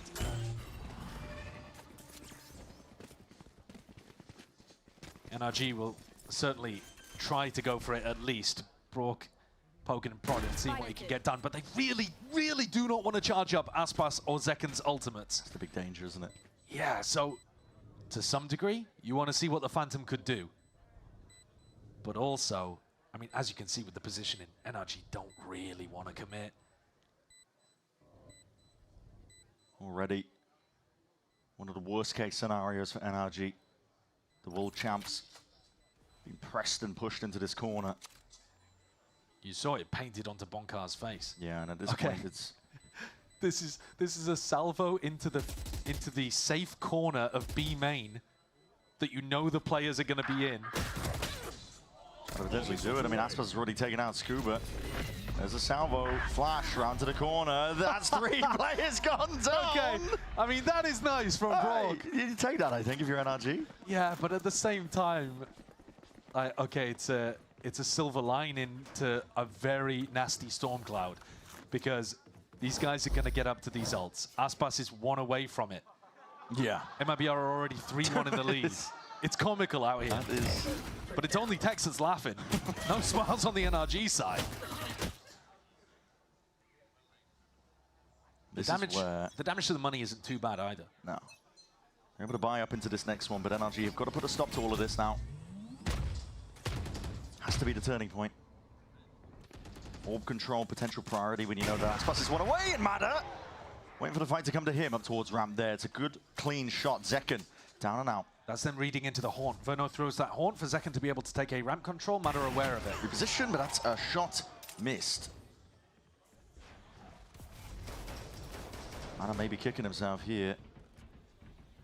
Taking back residency inside this smoke, but very easy to get overran in a position like this. MIBR are so damn eager though. They've taken up all that space towards Mail. Meanwhile, fight happening over towards A. Tex potentially cracked open that entire site. Mada's going to try and put a stop to it. The hinder, lay it down at the feet. It's good enough. Maybe even just gearing up for the second shot to go as well. Barely missed. One more bullet left. Conversion pass. This guy is eager. He's hungry. Potentially overextending. One more bullet left. The rest of his team is with him now, but our hinder's going to be wasting away now. Not too much of an advantage. Oh, Verno! And he's cold with it. Not much in the way of reactions, other than just he's bemused, I would say. Possibly confused and well, just baffling on the side. You look at Mada's reaction, he can't believe it. They keep getting themselves in spots like this where Verno get multi-kill spray down rounds. Frog can't believe it. Frod's reacting for Verno as well. Yeah. He's had so many of those moments actually today, Verno, where he's been challenged by 2 or 3 people and the spacing's been too tight and the Phantom spray too perfect. Here's that Haunt that got dodged in the previous round and led to Zekken's demise. For all the good it did. That was an NRG. Like a rabid dog, they were chasing down those kills, weren't they? Punished for it. Aspas gets the attacking op online. He has the showstopper, so he can hand it off to a teammate at some point and become the entry player. But early on in this round, looking for opening picks. Doubled up in Mail. Smoke up that. Makes it difficult. Scuba is forwards. He's trying to take a timing, I think. Passes smoke. It already risks played for. Zekken is going to be cleaned up there. Threat of that lurk over towards mid. Dealt with. Tex, though, with the wall up. He's ready for that peek on Mada. A lot of damage done. Tex has been a menace on the lurk. Grouping up now. Seekers are going to be spelling this one out, but the players of NRG, they're ready for it. Anchoring spots and positions. 35 seconds left. You don't have a lot of backup options. No, the macro's way better for NRG in this round. MIBR are in a tough spot, but that hasn't stopped them on the previous maps. 20 seconds, full rotate to B. The thing is, they've been winning rounds like this on the other maps. It's on Kiko's shoulders, isn't it? 18 seconds left. Smokes are going to be laid down and the TP into the back of the site. This spells it out. It's going to be spotting him now. Kiko, your dead man walking. Rocket! But there's Gets no one for his trouble. No time? Surely not. They broke Mazzino's ult. Surely. Nowhere. There's no time. 5, 4. Get out of the way. Aspas has no time at all. I think he's just body blocked him to lose the round. It's done. Lost on a macro sense there. NRG. You'd be wiping sweat off your brow from a round like that. Aspas with a guilty reaction, perhaps. Yeah. Whoops. Oopsie. Oopsie daisy. All good, though. Yeah, breaking that ultimate. I don't know whether he quite realized. Oh. Yeah. Can me plant, guys. Move. Oh, you vlog me, bro. Oh. They're still in a mood to laugh about it, though, because they're 4-2 up. That's the only round that NRG have won since the pistol.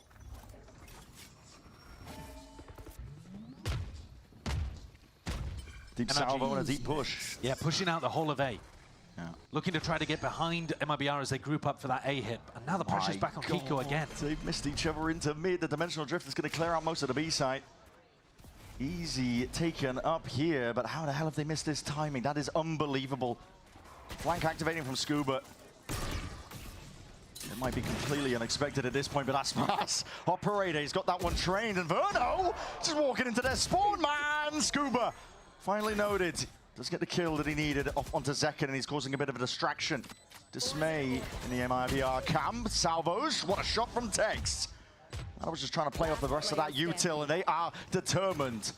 Tex is playing so well. No more funny business. He's found every gap over towards A, hitting great shots. And just overall, the game plan from MIBR, so much more aggression than we've seen from them earlier on. They're not content to just sit down in their B post plan. They're pushing further, looking to take the fight into Spawn and attacking into Ethan. Finding gaps where these players are not connected. And actually hitting Kiko's site fairly regularly, and he was having a nightmare on Corrode. You look at his KD over the last couple of maps, and Kiko needs to wake up. He needs some big performances to go and book a ticket to Santiago and go and play against his former team. It's tough playing Astro on split when you're trying to anchor B. You don't have a TP to get out, and you have a ton of things coming your way. It is, yeah. It's difficult. I mean, he dropped off the site in this situation. Yeah. What a shot to take down Ethan. Yeah, it's crazy. Okay. One enemy remaining. I'm behind you. They did miss each other there, the Viper players, in that round. MIBR, 3-round lead for them, and they are just sending it once more. Why not? Back to the well. And back into Kiko. The B hits have been working. Deep hit into mid, though. There will be more of a response from NRG this time. They have players in position to at least try and put a stop to it. To pull, to try and drop it. Salvas into the corner. Zekken fake clones! And just baits out the shot and gets the kill anyway. Absurd behavior that we're witnessing here, but the Armageddon might just help them out either way. NRG clear a bit of a path forwards with Tex being cleaned up too. They're going to be lacking options. Locating targets. They're going back into this B site. Drone is down. Mazina spotted, and that angle not expected. From a new box matter, locking down the choke. NRG are finally being able to stop MIBR once they get them completely boxed in. But you can't give an opportunity for Aspas to get back into this one in a 2v4. NRG have not been struggling too much with the first kill situations. It's been closing out these advantages. And this is what I'm saying. You cannot give MIBR chances to get back in. 35 seconds. Aspas picks up a rifle, looking to be a bit more dynamic with it. Oh, is this the Great Pilgrimage East again from MIBR? They don't really have time for the rotation, do you? I don't think so, but it hasn't stopped them before. What about making noise? They're going to walk up to mid and then potentially up to B heaven. Well, they can't go A. Thinking about it? They're going to go A. They're going to go A. They're going to be making a lot of sound here. Surely is going to be stopped. Ethan is already in a prime position. There's 8 seconds remaining to try and get themselves in here. Not going for the kill. Just going to let them all the way into the site. That is 4 seconds barely on the clock. So the plan going down, but Heaven needs to be watched for. An angle potentially there, but Broad doesn't take the fight in time. Find out Ethan will win it. Last match dropped. It's now a 1v3 for Verno. And surely he can't do it again. Util flying forwards. It's not planning for him, and it just to be watched. The defuse can be stuck. Safety in numbers. And NRG have it. They gave a chance to MIBR, but NRG closed the door in their face. Normally, NRG so good at closing out situations where they have a player advantage. They've got a vice grip on those 5v4 rounds. Today, that has not been the case. It does feel like MIBR have been great at getting back into things, always making every round winnable. Good job, boys. Good composure. That's what it's going to take, composure. Keeping the mental in check. Marta's got a judge in this round. In the right spot for some action here. The Horn, big reveal. He did this before, defending A. Got the dash out into sight and just landed on the MIBR players as they went for the plant. Here it goes. Here it is. No way, Verno. How's he finding this? And this is an eager NRG. They want to try and fight this one once more, but that Seize connects. The Nightfall on top of it. The nade rebounds. Oh my God, you're pressed into them. And you have no choice. Pick your poison situation. Seconds already in their spawn. This is lightning fast in terms of the fights and approach taken. A lot of damage done, but already taking up camp, and Kiko was aware of it. Tex is behind you again. Yeah, that's the issue, isn't it? You clear one obstacle and there's 5 more waiting for you. Tex, if Aspas didn't get it, it was probably in his hands. All right, if NRG want to try to get scrappy, MIBR are super happy to get down to play into like the mud that today. Yeah, they completely are. Mata with the judge, jumping over the top. He's still jumping when he takes the shot, though. He's not got his feet planted, so slightly less accurate, slightly less damage. But the follow-up is what's impressive to me from MIBR. Chain things together. Their decision-making is so quick today. And they're happy to go forwards into their opponents. I think quite often across Kickoff, we've seen MIBR try to be the team to pull back a little bit. Yeah. Play into that more cautious, reserved style. And today they've gone caution to the wind. They've gone nuclear. I mean, it's caution to the wind, like you're saying, but the game plan of MIBR, I felt like they were scared to make mistakes. You know, when you're trying to play perfectly, sometimes that just opens up you to mistakes, weaknesses that are going to be exploited. For now, though, they're just taking it, straight up fighting and scrapping NRG, and just full confidence that their aim is going to be better, their coordination on a given day is going to be better. And so far, they've been right. They certainly have. Everything has been working. Bonkar forced to take another tag time out here to try to address what's been going on. But I don't think it's necessarily a game plan problem. I think that NRG have actually found MIBR in, you know, some difficult spots. Yeah. They've been able to navigate the mid-pressure, fight them over towards a ramp. It's just the actual, the team fight moments and some of the brawls. MIBR have been coming out on top today so consistently. Here we're looking at it. NRG, again, the money is not too good. Stack of players, early break at a boombot. They would love for them to walk into B here.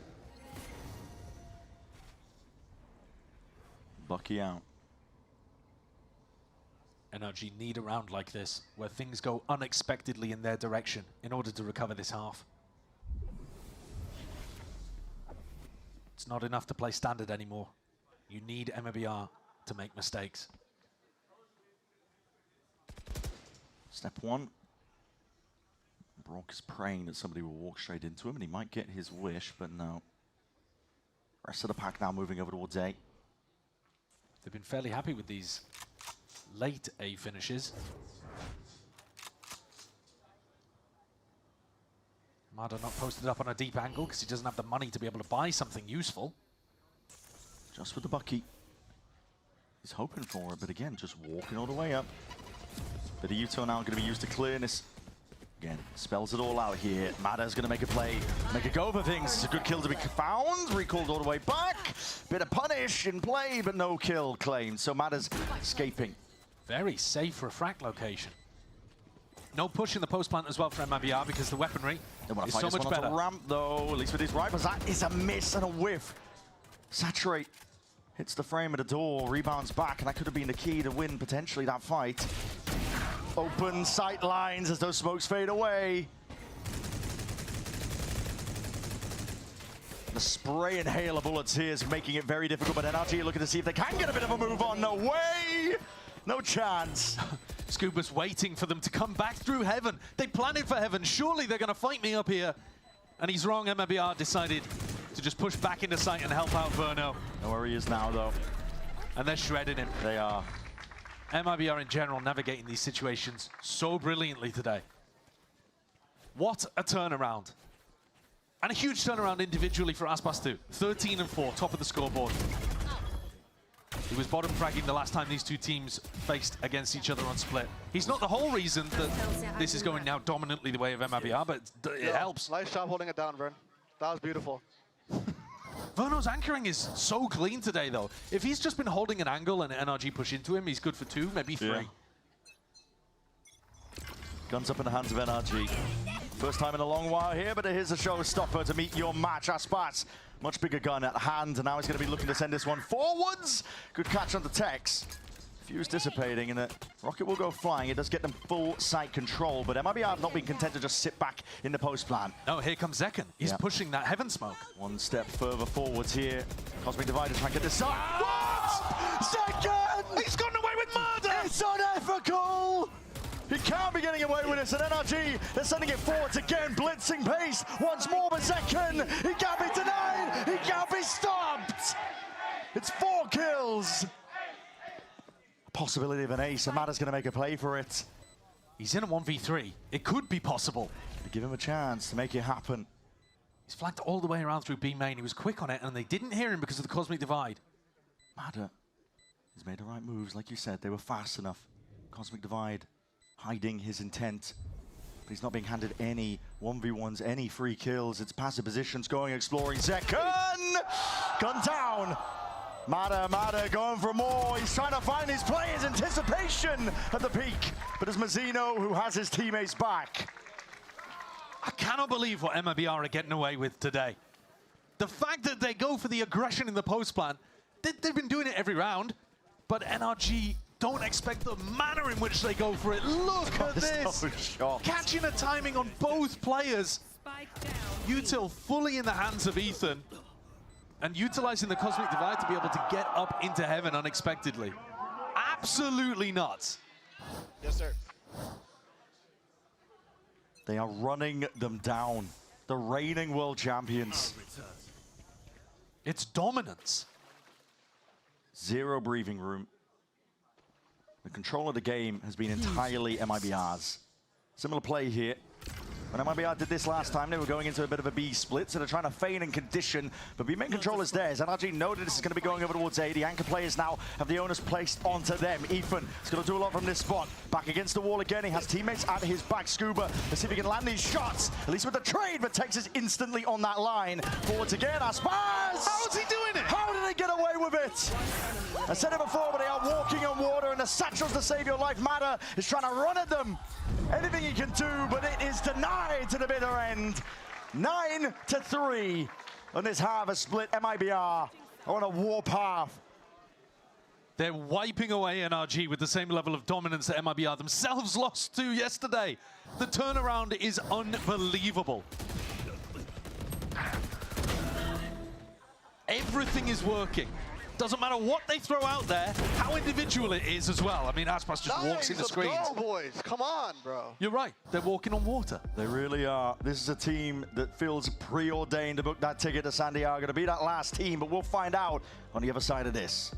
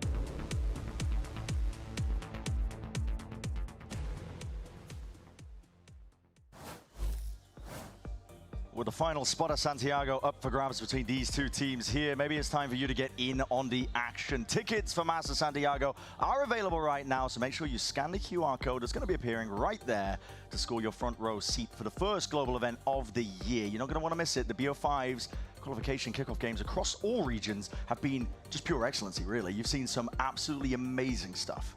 And I think it might be safe now for Mazzino's family to go and book some tickets You'd as well. think? Okay. 9-3 up, 2-0 in the lead. MIBR looking good to be able to get themselves there. And if NRG want a chance, they're going to have to mount a ridiculous comeback. Or just turn up as fans, I suppose. Because the defending world champions right now are not in trophy lifting form. Only one of these two teams looks like they could go to Santiago and have a chance at winning a Masters. NRG would have to turn it around insanely. And how do you manage to do that? Barely any time to even comprehend what's happening. Zekken forwards the approach again. Sees, connects. Locking down two of the players of NRG, forcing the issue perhaps here, but they still want to go fast and loose out towards this with the shorties. Whoa. Good adjustment on the second shot. MIBR barely getting a handle on it.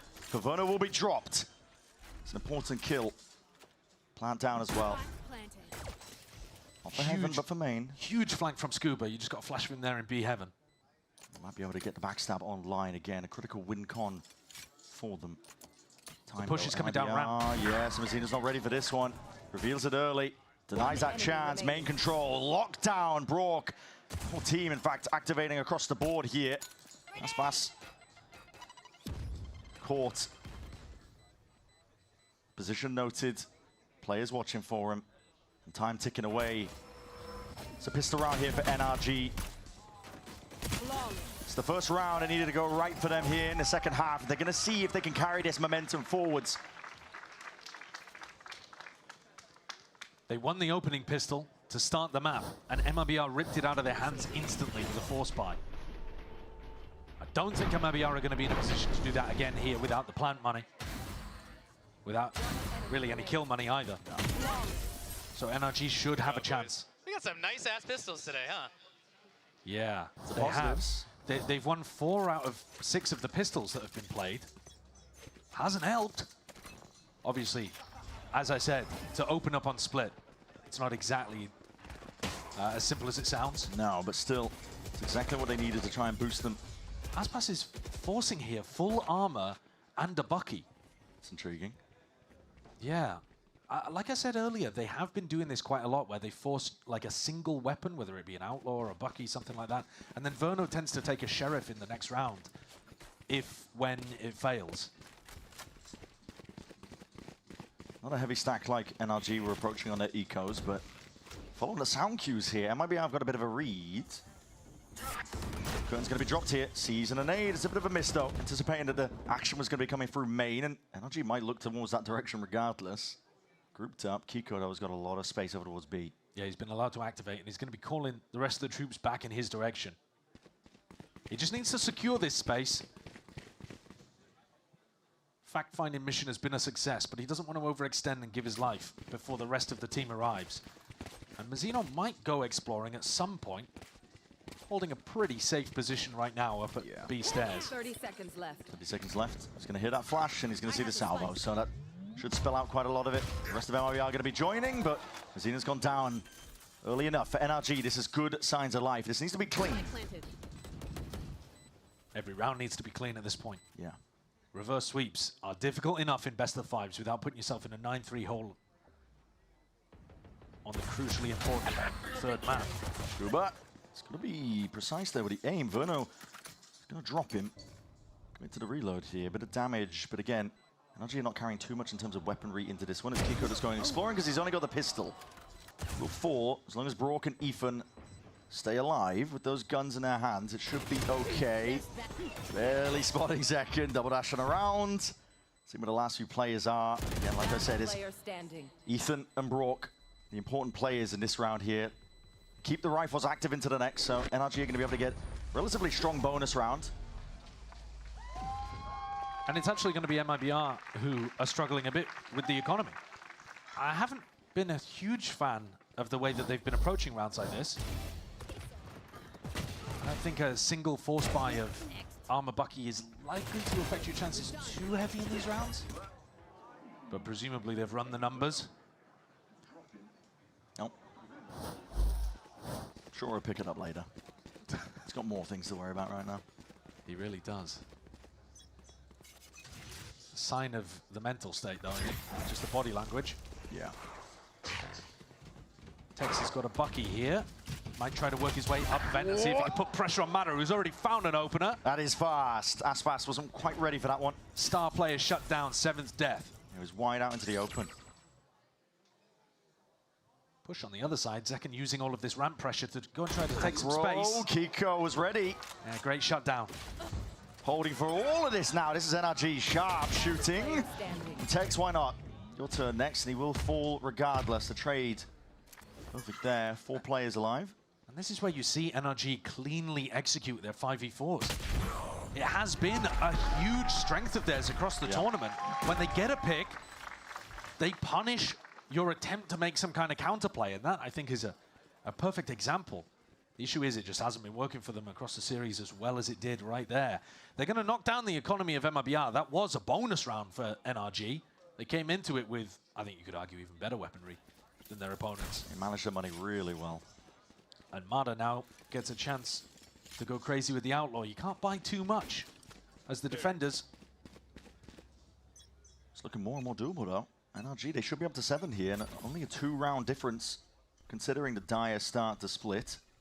You take that. Absolutely. Very likely that Mada gets up to an ult in this round.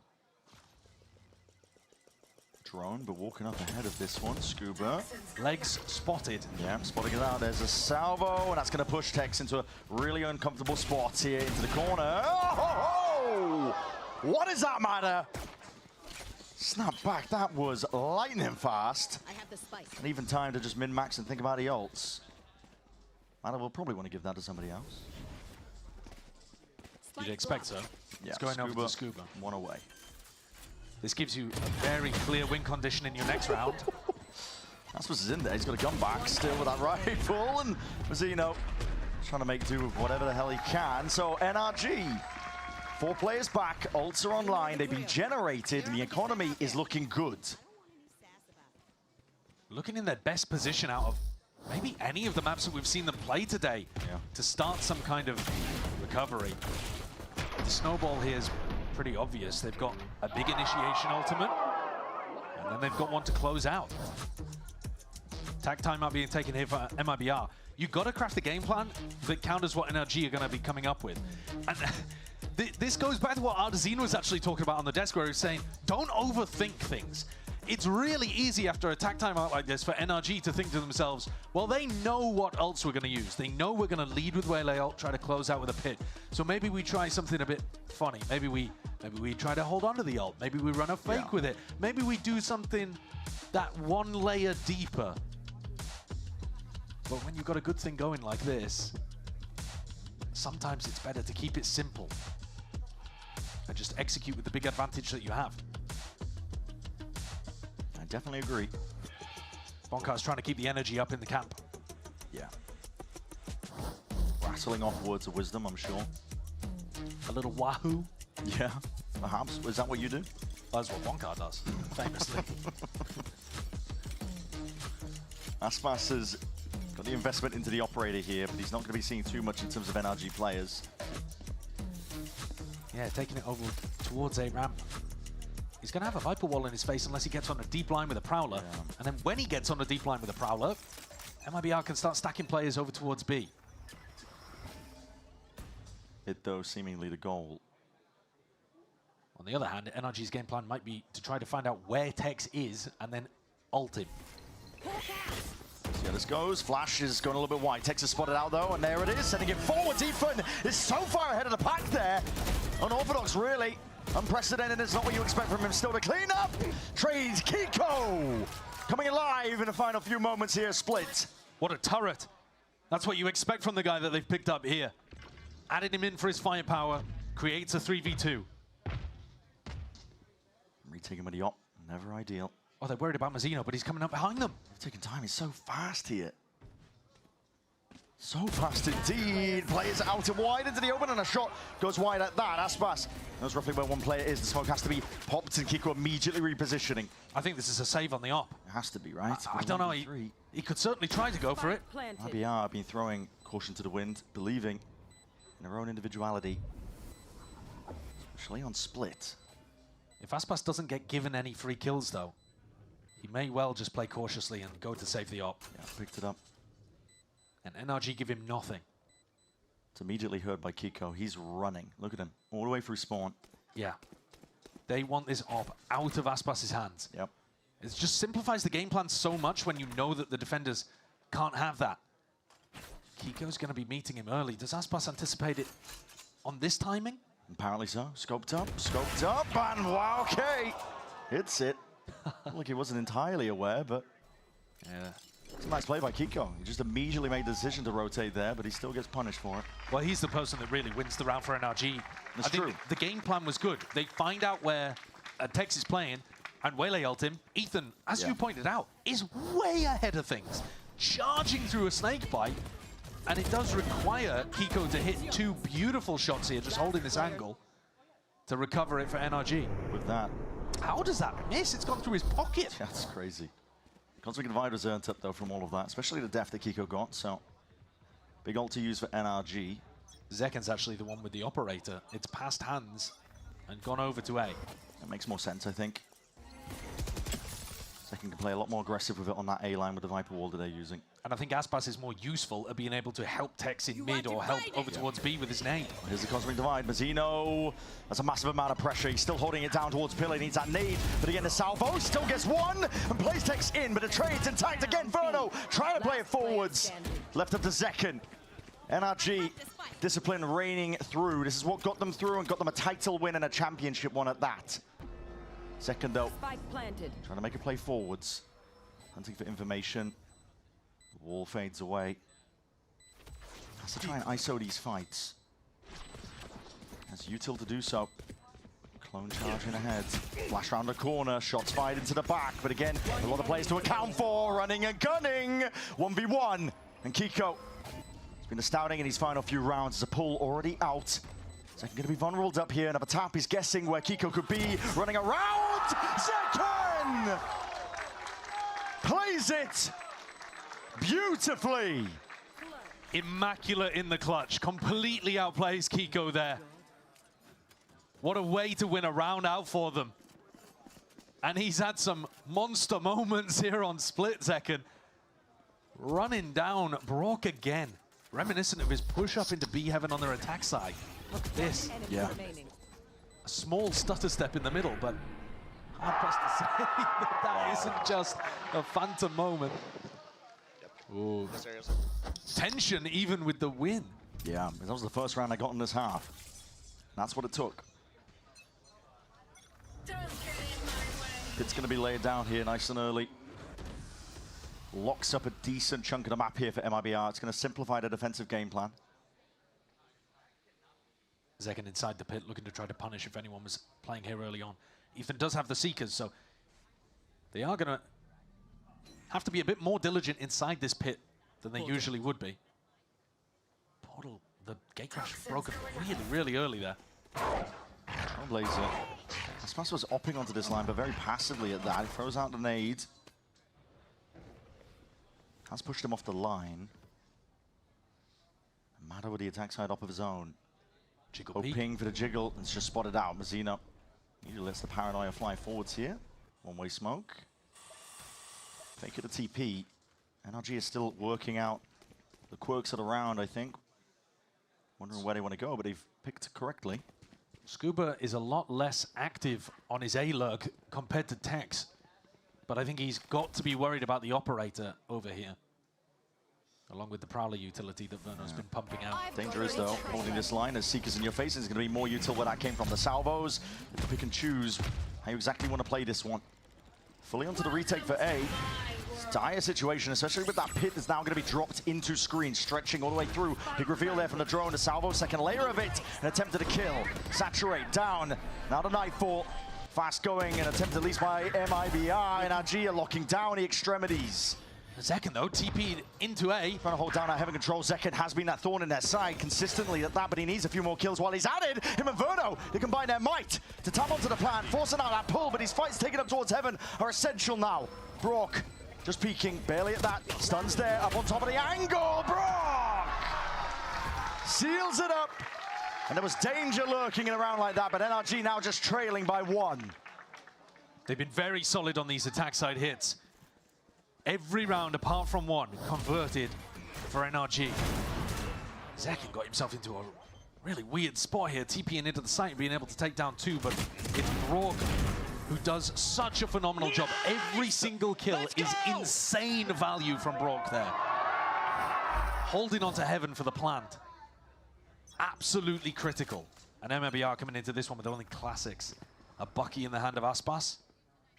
And that could make it interesting too if there are a couple of early mistakes from NRG. But so far they have not been in the habit of making mistakes. Not on this half. Mazzino spotted. You don't want to give him that again. Again, he's going to be pressed hard in a spot like this. Matter! Dodging and juking. And holding it down for the rest of his team to get online and get in to the B site. Already feeling comfortable into the round. They are min-maxing these ultimates, trying to get that plant down. Ethan, plant prioritized onto him. Used Seekers in the previous round, already halfway up to the next. Yeah. NRG have made the most of this good beginning on this half of splits. Barely missing the mark. It does feel like some of the magic that was powering MIBR earlier on in this series is starting to fade away a little. It's gone missing. This next rifle round, I think, is going to be really important. Gives another opportunity to crush MIBR's economy. But more importantly, it's a massive clash of ults. Mada and Brock with two critical space-taking ults. But you've got to navigate around Aspas. And the op, which MIBR are going to have money for again. He's doing a good job of it, though, to be honest. Default attack side Viper ward he's been throwing. He's been doing a lot to shove him off that angle. Aspas, when he's on the raise, he can't play as aggro as Zekken could, for example. So NRG have also been going late into A, where Zekken's gate crashes would have expired. Close range shots from Mada. Good job, boys. Good job. And they have a very clear game plan that's working out for them. Well, you know that MIBR have got the money for the operator. Do you want to rip something quickly? There's always a worry when you play against a Yoru comp that Zekken will just be reinforcing the site. You'll always be going into a stacked site. But it's nice to mix up the tempo sometimes. Definitely is. Flash connects. You know there's some acknowledgement there. Armageddon! You can't get out. You have to choose, and you're going to be going down regardless. The carpet bomb claims a life. Potentially a bit of hard auntie, knowing the way that Tex likes to play. Yeah, it's really lovely. And even getting the confirmation off Ethan's flash. Both times now that they've had big ultimates, Tex has been the target. Pressure really on Mazzino here. He has to hold this all the way back, single-handedly. Now it's just about closing out the 5v4. Something, again, that NRG have been so good at, generally speaking. But today, MIBR have been able to find those important individual moments to turn these rounds. That is a hell of a call to make from Verno. He heard the double jump into vents, and he's calling their bluff. He's heading to B. It is really common to go and clear vent and still end on B. Yeah. But I think you just have to gamble and just trust Aspas. With the form he's in and the fact he has a showstopper, leave A to him. Drone spots it. Zekken is ISO'd there, and he's suppressed on top of it. He can't get out of this spot. His ult's committed, no scope! Somehow finds at least the one win con for it, but NRG are happy to clean up the rest. It's a crazy moment that could have potentially tipped the scales. But NRG's ult usage here was sublime. And Yuto usage on top of it. Stealth drone, perfect target to tag onto. Zekken. Soon as the drone isn't broken, he can't TP out. This is exactly how NRG drafted up this attack side. They're leading. The other side of this one, Aspas will get his time to shine, but eventually shut down there. NRG taking the lead. 11th round found for them here on Split. And the economy's in a shambolic state. MIBR will be able to get weapons on a few of their players, but I think there's an argument here for trying to play for OT. Look at this punish. Yeah. And think about the way that the Waylay ult was used previously, with Tex being spotted over towards B Heaven and then Util dumped onto. They've got such good game plans and varied game plans. Okay. Nice, boys. Good hunts. You're right. Ton of variations. Yeah, now look at the money though, Brent. Look at the credits that they're working with. So Aspas and Verno right now with rifles in hand, but Zekken, Tex, and Mazzino, what would they even be buying? Like light armor Bulldog or something? Yeah, Guardian maybe. Yeah, it would be real tough. It would be a bad buy if they went for it. Oh, it looks like they are going for it though. Zekken picks up a Judge. They don't want to play for OT. They do not want to let NRG get to 12. Aspas has been holding onto this showstopper for many rounds at this point. Can't remember exactly how many, but plenty. Hasn't found an opportunity to go for it.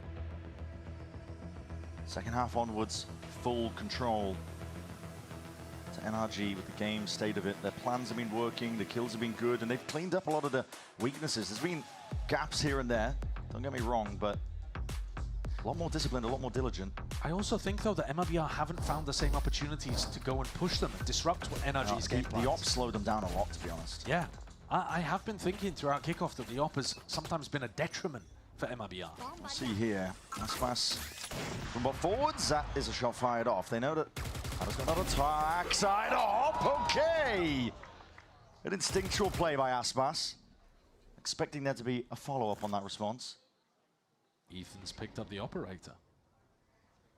He's planning on that. Tex That's the acknowledgement. Backs himself out. Moving away to A. Second guessing perhaps themselves and wondering what they want to do in a spot like this. Ethan, whole time just holding on to some passive level of B main control. But if they go into B, that's where Aspas is with that showstopper. And they know that he was here. Whether he stayed here is a different question. TP. It's broken. It's all for information from Mazino. At least a few players seen, maybe all three. Might go back to A. All this space. Absorb straight up. That operator exchanging hands. Kiko makes good usage of it. Drone. Broken, and now... They see Aspas. They know the showstopper's there. Scuba with a perfect lurk into A. Tex, though, could be a misery maker in this round. Wait a minute. He's only got the judge, but he's going to do a lot from this spot. And Scuba cleans it up. What a back clear. Incredible level of awareness here. Scuba, the playmaker in a round like this, and this is desperation. The judge can only do so much. Aspas again left in a 1v3. He needs kills, but his head's already taken clean off. 12 rounds for NRG. One more.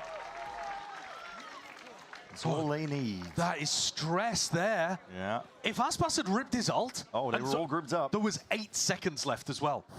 If he goes and gets the person planting, unless he dies while doing it... I mean, there was so much danger in that round. But NRG managed to navigate it, and it's going to be bad buy after bad buy now for MIBR. Nice! Relief painted on the faces of NRG. Brock pulls out his classic weapon here. Looking to try to get a punish early on MIBR. Have been peeking this area. Yeah. Aspas has got to find an opportunity to use the showstopper. He's been holding on to it.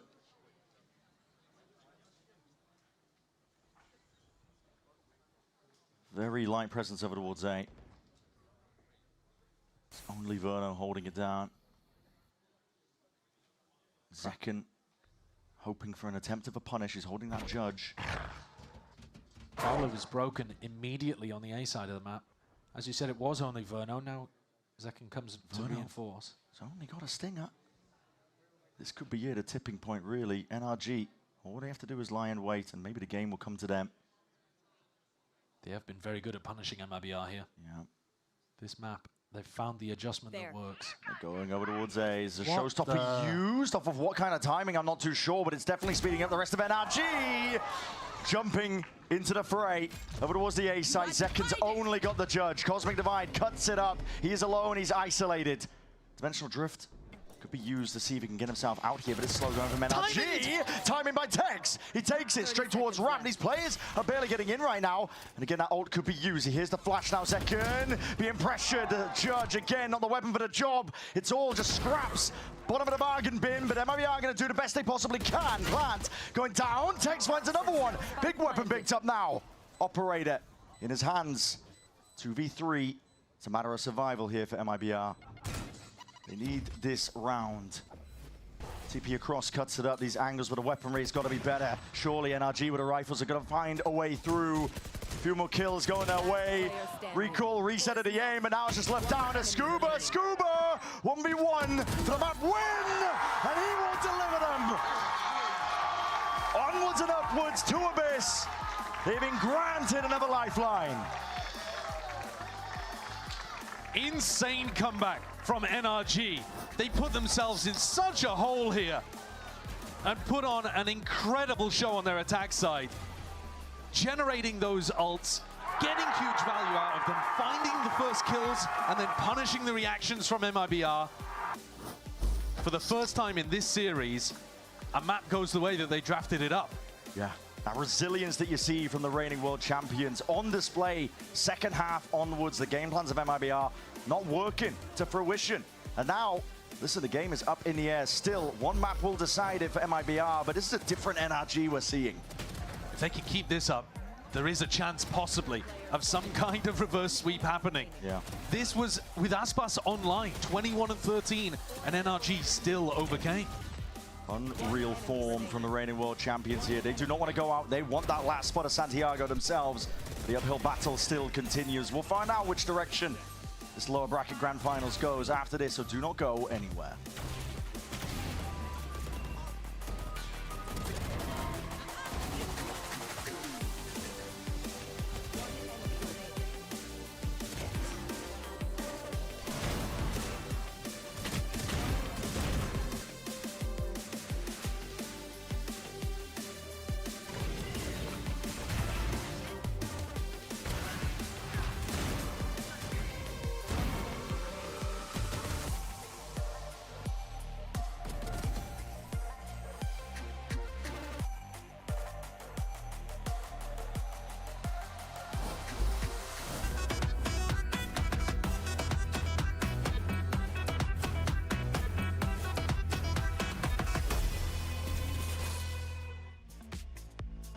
The oldest mummies in the world are actually not Egyptian. They're from the Chinchorro culture, that it's from Arica y Parinacota, and they are actually 7,000 years old, about like 2,000 years older than Egyptian mummies.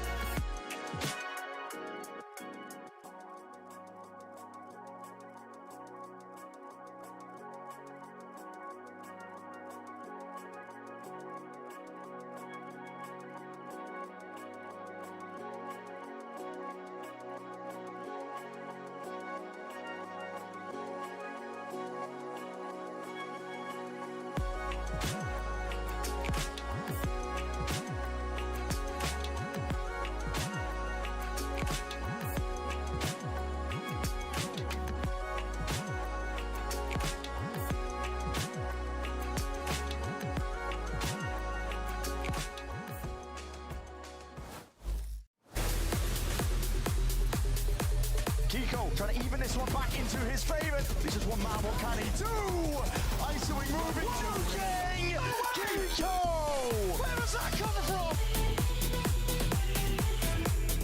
He got 10 stones, and now Mazzino's in the pit. And Mazzino was super ready for it.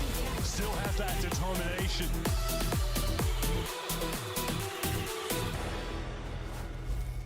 Yeah, we're out here at the block party at Zoe's Munchies getting a little Chilean food. And before we head to Santiago to see what Masters is all about, and as I went to try this food, I thought, who better than to bring in Valina to make sure that we get some fantastic just ideas, what's going on in the food. Is it sweet? Is it savory? I'm excited to jump into this. You have already started. How good is it? Welcome. So this is our culinary. Chile is just an amazing country. We have a lot of things, but this is the best for me. You're actually gonna be surprised. So we have a completo that is basically a hot dog that has avocado, tomato, and mayonnaise. And then you have also the churrasco that is basically like a hamburger, but it's not the burger. If not, it's like a different type of meat. And it also has avocado and tomato. So then we also have the sopaipilla. Amazing. That is like a bread that, yeah, go all in. It's a bread that is fried, so it's really good.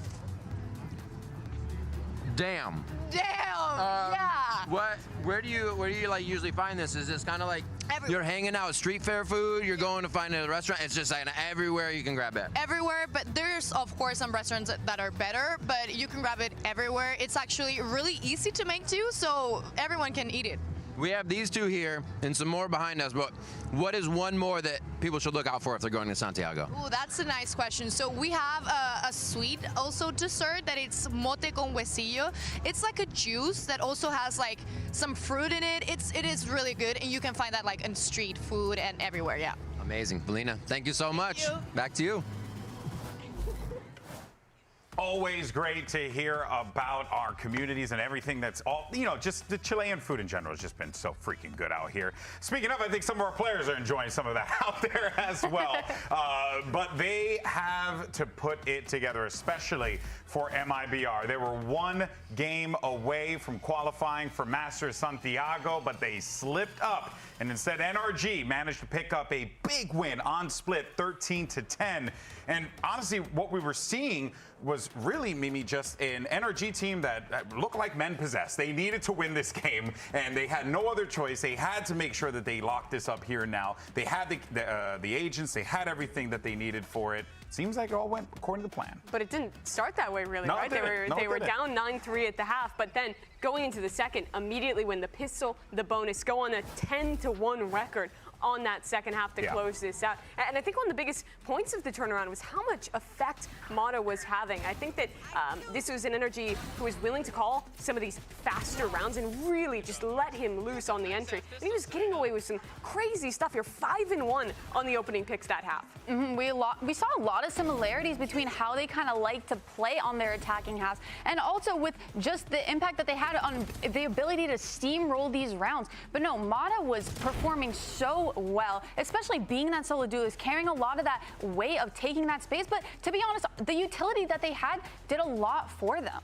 I think this attack side just showed NRG's strengths, which we know is a lot of that utility. It's a lot of the ults snowballing rounds too. And it felt like this was their bread and butter, where they were winning so many rounds in a row, getting that bonus round as well, which was super important to get their economy up, and then getting those ults to kind of set up plays, set up stuff around Mata as well to make sure that their executes are there. It was a little bit of a brawl fest, I will say. Very chaotic energy from NRG, which we usually don't really see. We see a lot more collected, but these executes, man, they really finally got it back on track. And the executes were fantastic, but I also liked the rounds where they did slow down a lot. I think they did a good job of punishing an MIBR who, in the first two maps, did a ton of just like active contact, and I think especially to that bind, where they were constantly just pushing out on extremities, taking risks. Here, NRG was so much more centered in how they were punishing those plays and taking that time to actually re-clear before they went into these later round hits when they were playing their slow rounds. Well, you know, Coach Fraud earlier had mentioned how they were really looking to disrupt NRG, get in their face, cause those problems. You could definitely tell that that was the playbook on the other side in this game, too, and it worked out to a T. And if anything, they're putting together a damn good run right now. But the question is, though, can they hang on? Earlier on, we spoke with Mata about having to make another lower bracket run. Going on the lower bracket is do or die. And I mean, we do like that do or die mentality. We like when our backs are against the wall. It happened to us last year in Split 2 as well, where we lost to 100 Thieves and we had to win out the entire split all the way to champs, and you see where it ended up. So, I mean, I'd say we live in the deep end. That's kind of what we live by on our team. And we like when there's no second chances. Well, I'll tell you what, it's a good thing Mata's tall, because, you know, being a deep end, you know, you kind of like... Okay, all right. No, but jokes aside, That was bad. Hey, I thought that was some of my best work. Okay. Let's though focus in on Mata here, though, because, yeah, I mean, the guy's an absolute beast, right? We can always commend, you know, the work that he puts out here, Athena, but it also, it's like you needed him in this moment here, right? And he knows that pressure was on him, and he showed up when they needed him most. He definitely did, and I think one of the biggest contrasts I see is to their bind, where we saw Mata kind of walking up a lot of the time, and then the utility was followed behind him. But here, it felt like he was not afraid to take a lot of those timings, dash in and really get in their faces, and kind of put a stop into any kind of extremities control or mid control or anything that they had, and he led the charge the whole time. It's the difference between what you were calling them out for with contacting too much on bind versus 100%. actually committing to execs here. Yeah, we also see him pick up the role of the op, right? And found a lot of impact too, even on the attack side. Some of the entries he were getting was literally with that operator, and MIBR did not have an answer back to that. A lot of the times we saw him being that leading force, like you were kind of touching on, following up with the utility and just opening up rounds. And even in the late rounds, we saw him having so much impact on not allowing MIBR to kind of go into their retakes or go into their post plants, because he was just being so disruptive, being that solo duelist. Yeah, it felt like there was so much at play here, but this round specifically really pulled it out for the utility usage for NRG. They know that Tex throws this orb from vent every round, and they punished it with the Sky Flash, the Taeho mollies, the Astra Suck, and this ult from Taeho. There was literally nothing that Tex could have done to get out of that situation. He knew he was dead to rights. Yeah, and this is exactly what we talk about when we say that NRG knows their stuff. They have a lot of these little micro trap plays that they love to implement, and it really plays out the rounds for them. Yeah, beautifully done by NRG. They managed to get themselves a 13-10 victory. Now, We shift our focus over toward Abyss here. This, of course, will be an NRG pick, Mimi. But Abyss coming into this one, a lot of question marks here for MIBR, but also NRG too, right? Like, surely they're feeling this despite the result on Split. You know they still have to be feeling that pressure. And NRG looked absolutely on point when they played this yesterday against 100 Thieves. They had a really great game plan on that map. I think their defensive calling in particular was on point. Yeah. The way they play with this double drone comp and are constantly finding those timings to re-clear at those perfect points where they can stack sites before hits come in means that they're one of the most effective defensive teams in the league on Abyss, which is where they'll start in this map. But we also see a new side of MIBR where they're making these mid-game adaptations and not just kind of playing into the script that NRG already has played out for them that we saw the first time around. And also, because they're going back to this solo jet comp that they've been kind of sticking to on it, a lot of the pressure is going to be on Osbos's shoulder to kind of keep up the performance that he's been having. But the good thing is he has been performing. He's been showing up for his team today, and I expect nothing less going into this map. My worry for both these teams is NRG. They did win Split, but they looked really scrappy. It wasn't the energy that we normally see, which is really, really calculated. They had a lot of these small trap plays, but in stuff like post plants, they were struggling to hold against these fast floods, struggling to kind of get the trades on time, where normally we see them really bomb out with that stuff. And then with MIBR as well, they are relying heavily on Ospas and Zekin to get a lot of those main controls. But again, like you said, when they have so much utility, they have the drones, they have so much kind of util to push them off of it, how can they kind of answer back? A lot of great insight here on the desk as we get ready for map 4. The question on our minds is, can NRG force that map 5? Find out after this short break.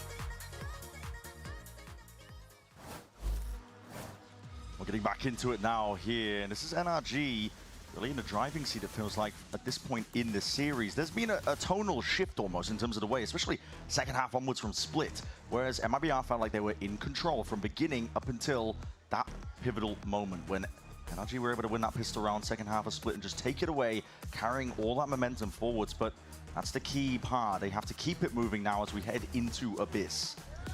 NRG themselves know what it means to have a massive lead, and then you're in a BO5 and suddenly it gets incredibly tight towards the end. Yep. Now it's MIBR's turn to potentially experience the same thing. Up 9-3 in the third map, about to have a clean sweep over the defending world champions. You do have to close those out sometimes. You're not going to be given a ton of opportunities. You don't want to let your opponent back into the game, and this map, particularly interesting, because it's one where we've seen these teams clash before. NRG's Viper composition completely shut Aspas down. Yep. He wasn't able to have any value. He was constantly staring into smokes. It's impossibly hard, to be honest. I mean, yeah, that's what you're saying. The smokes that they have, they're constantly renewing them up in your face. You're trying to op, and you don't have any open sight lines constantly. I mean, NRG are going to make it a nightmare, I think, for MIBR to try and enable their star player of Aspas on the jet. We already saw that on the second half of Split. They were avoiding working around Aspas with the operator constantly. And I think that's crucial for the next half, when MIBR are on the defense side. Yeah. Because that's where they've been struggling. In order to make it as easy as possible, MIBR need to come out with a very strong performance instantly. Get Aspas activated on the attack side. Be able to do stuff like, I mean, we were seeing very recently, NRG love to throw that Viper wall to defend on B. Can you contact up into that space? Can you find early opening picks on Tamada, for example? A lot of those first kills in Split were going the way of NRG. And that trend has to be reversed for MIBR to have a good chance here. We're diving deeper and deeper as that map pool goes their way. So far, expectations as well. Double duelist second is going to be relegated to more supportive positions. Not necessarily, I mean, he can be aggressive with the Omen. Doesn't have to play it in that more passive position, but... I think he should be. I think he needs to be, actually. You know, you've already got Tex to be able to cover some of the smoking duty, and Tex himself is going to be playing more passive, more controlling the flank or getting the lurk done and playing for his pull. So that does free Zekken up. He should be able to get in there with Aspas. Let's see as we head into Abyss. The time is of the essence now. Time to see what these teams do with it as well as that ticks down. As we look towards the first pistol round of Abyss, NRG, they are quite difficult to deal with, especially on the defense half. They had tons of anti picked out, I think, as well to disrupt the drone positions when they played against 100 Thieves. And the pistols have been good for NRG today. It's something that Ethan was noting, even as they went 4-9 on split. Ada, slightest of off angles here. Bait and switch setup, but Verno, well, he still tries to clear it, but again, the salvo is just immediately there to supplement. As soon as the contact is taken, a dash already expended and used, but a paranoia, surely you have to claim this kill, but the damage goes both ways. Brock relieves that pressure, and you're lining up for the damage, collecting and cleaving all of them. Shred of HP available, but honestly, it's already done. Brock delivers them. A pistol round, almost single-handedly. I love the bait and switch setup. And you put a sheriff into this guy's hands and he wins you pistol rounds. Yeah. He really is fantastic with it. Look at him here. Wow. It's devastating. And then the body shot damage is enormous on these pistols. He's awake! He's awake! A 4K.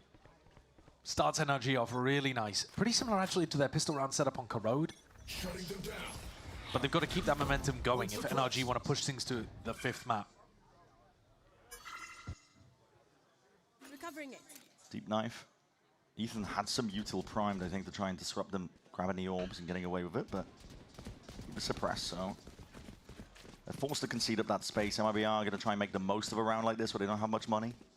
Around the world, farming up the orbs. Yeah, you might well see just Mazzino playing for this orb as well. Headshot angle being held by Mada. He's a player you don't want to get online early enough with these ults.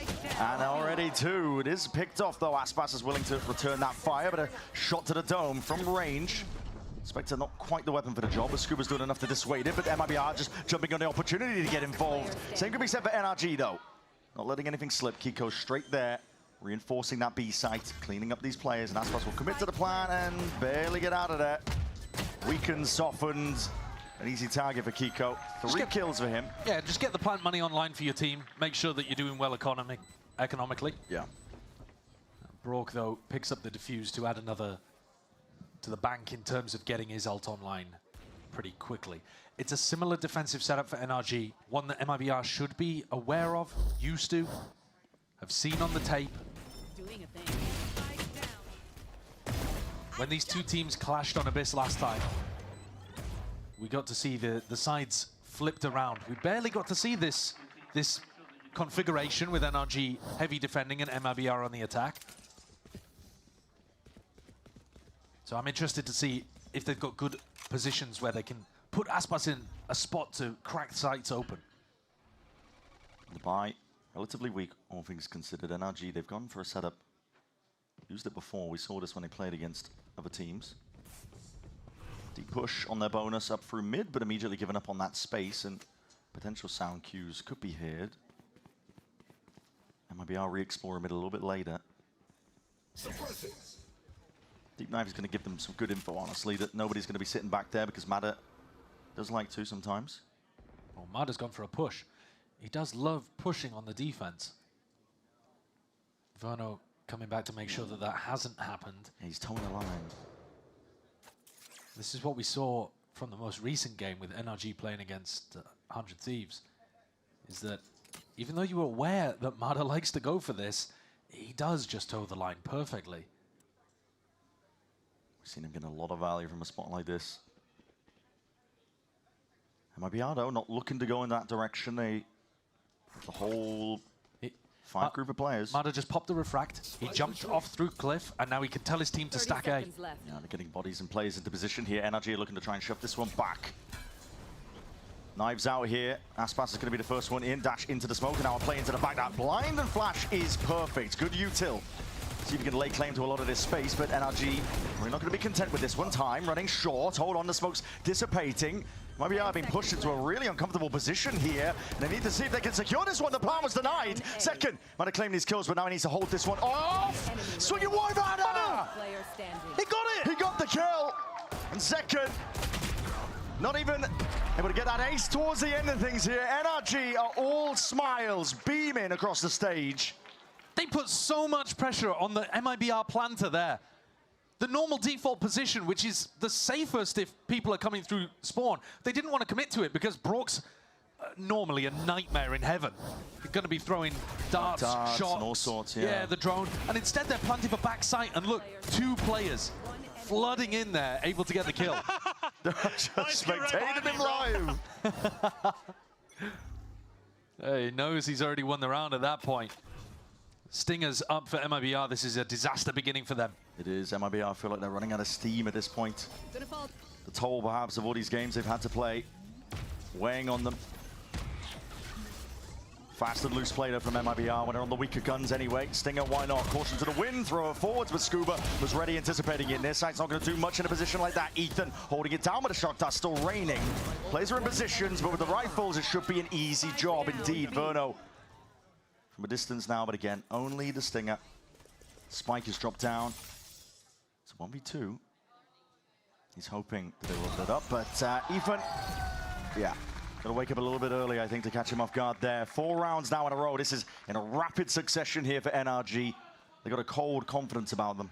Ethan's individual level has also just gone up enormously since that opening map. Yeah. He's holding some really important lines here, where if he misses the shot, the round could spiral out of control, but he's there, and he controls it and makes sure that MIBR can't run away with those stingers. As a positive for MIBR, though, I like the way that they're getting Zekken into the site with Aspas. This is now 2 rounds in a row where Zekken's gone deep on a teleport into a smoke, so that you get a bit of that, like, almost quasi-double duelist initiation into the site. It will pay off eventually, probably. I've thrown us a salvo, lay it down to cancel out that drone. To me, the NRG were doing all the time to 100 Thieves, making their life misery. Deep drone as well gets a lot of information, clear them out. That's a Hunter's Fury extended here, but again, the range might become an issue. He catches that onto Zekken. Oh, he's so good. It's outlandish. How does he manage it? It's up to Aspas to see if he can correct the course. He's got the silverware out now, already with that dash. In through and out, sidestepping with the paranoia, but again, the weaponry. Scuba, Ethan slapping down the adversaries. 5 in a row now, and they're out of their seats. What am I watching from the MIBR POVs? Tex and Mazzino. That's gross. Where is the skill that was so on point earlier in this match? Very, very shaky, very whiffy, and instantly Fraud is hitting a timeout. This play is beautiful from Brock. The anticipation of the teleport, we saw him almost connect with one of these earlier in the match. And NRG are there, Nice ready shot, for Gio. it. Nice shot, bro. NRG have got up 5-0, winning every critical moment here. Figuring out exactly where MIBR want to go, and also just beasting them in terms of the individual skill, which is not how this match began. Something has shifted. Yeah, I don't know. Is it NRG waking up? I'm looking at the POVs of the MIBR players, and I'm thinking maybe it's the other way around, where it's almost become too real for them or something. They played with a lack of fear at the start of this, constantly pushing, always bringing the tempo and putting the pressure on NRG. And now it feels like they've frozen up again. It could also be a question of lack of time to really prep, because they went from 1 best of 5 into the next. And you can kind of predict where the beginning of the map's going to go when it comes to the picks and bans, right? You know that, okay, if they let this in, we're probably going to be playing Corrode. We have a game plan for that. Yeah. You can kind of expect them to ban Breeze. So, okay, we're going to put a lot of emphasis onto Bind. I think so you start off strong, but then it starts to wean off a little bit. But they have played against NRG on this map before. Like, if you were looking at the previous game in the upper bracket, you would have been looking at this VOD. And also, I think the individual moments have started to die down for MIBR. I felt like they were powered by it sometimes. Aspas Looks like they're going to be needing another one here. He's the one with the rifle, sole recipient of it, but Scuba's position is quite nice indeed. He can anchor into this position, a convergent pass to play himself in, and there was nowhere to run there. Aspas was caught in a corner. Deep TP, Zekin's going to be punished immediately. That's just Mada spamming into the choke. That is absolutely brutal. The way that NRG play around smokes is world class, as it should be for the defending world champions. Yeah, and they're tiptoeing into this one here. Confidence is brimming. It's 6 rounds in a row. It is flawless. Barely a shred of damage being done. NRG, they're in control. Second half of split onwards. They have not slowed down. They are showing what it takes to be a world champion. Yeah, since the second half of split, there's only been a single round won for MIBR. Yeah. This is where it has to stop, though. If MIBR want to close this one out here on Abyss, they've got to get back into the game right here with their ults.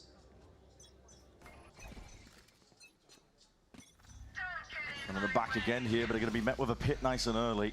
Predicting that they're going to go for the Cosmic Divide play into A. Pit down in your face, and Verno's got to make an adjustment instantly. All 5 players were grouped up on the A side of the map, but they don't really have a play to get through that. MIBR feel like they're just trailing in terms of the decision-making. NRG, one step ahead, always predicting what they're going to be doing. Wasn't the case early on in this series, but now might be spelling out exactly what to expect moving forwards. Ethan's already used his drone on B, and now he's just jiggle peeking to try to get information. MIBR are walking back in that direction, looking to use the Cosmic Divide. Yeah, things off.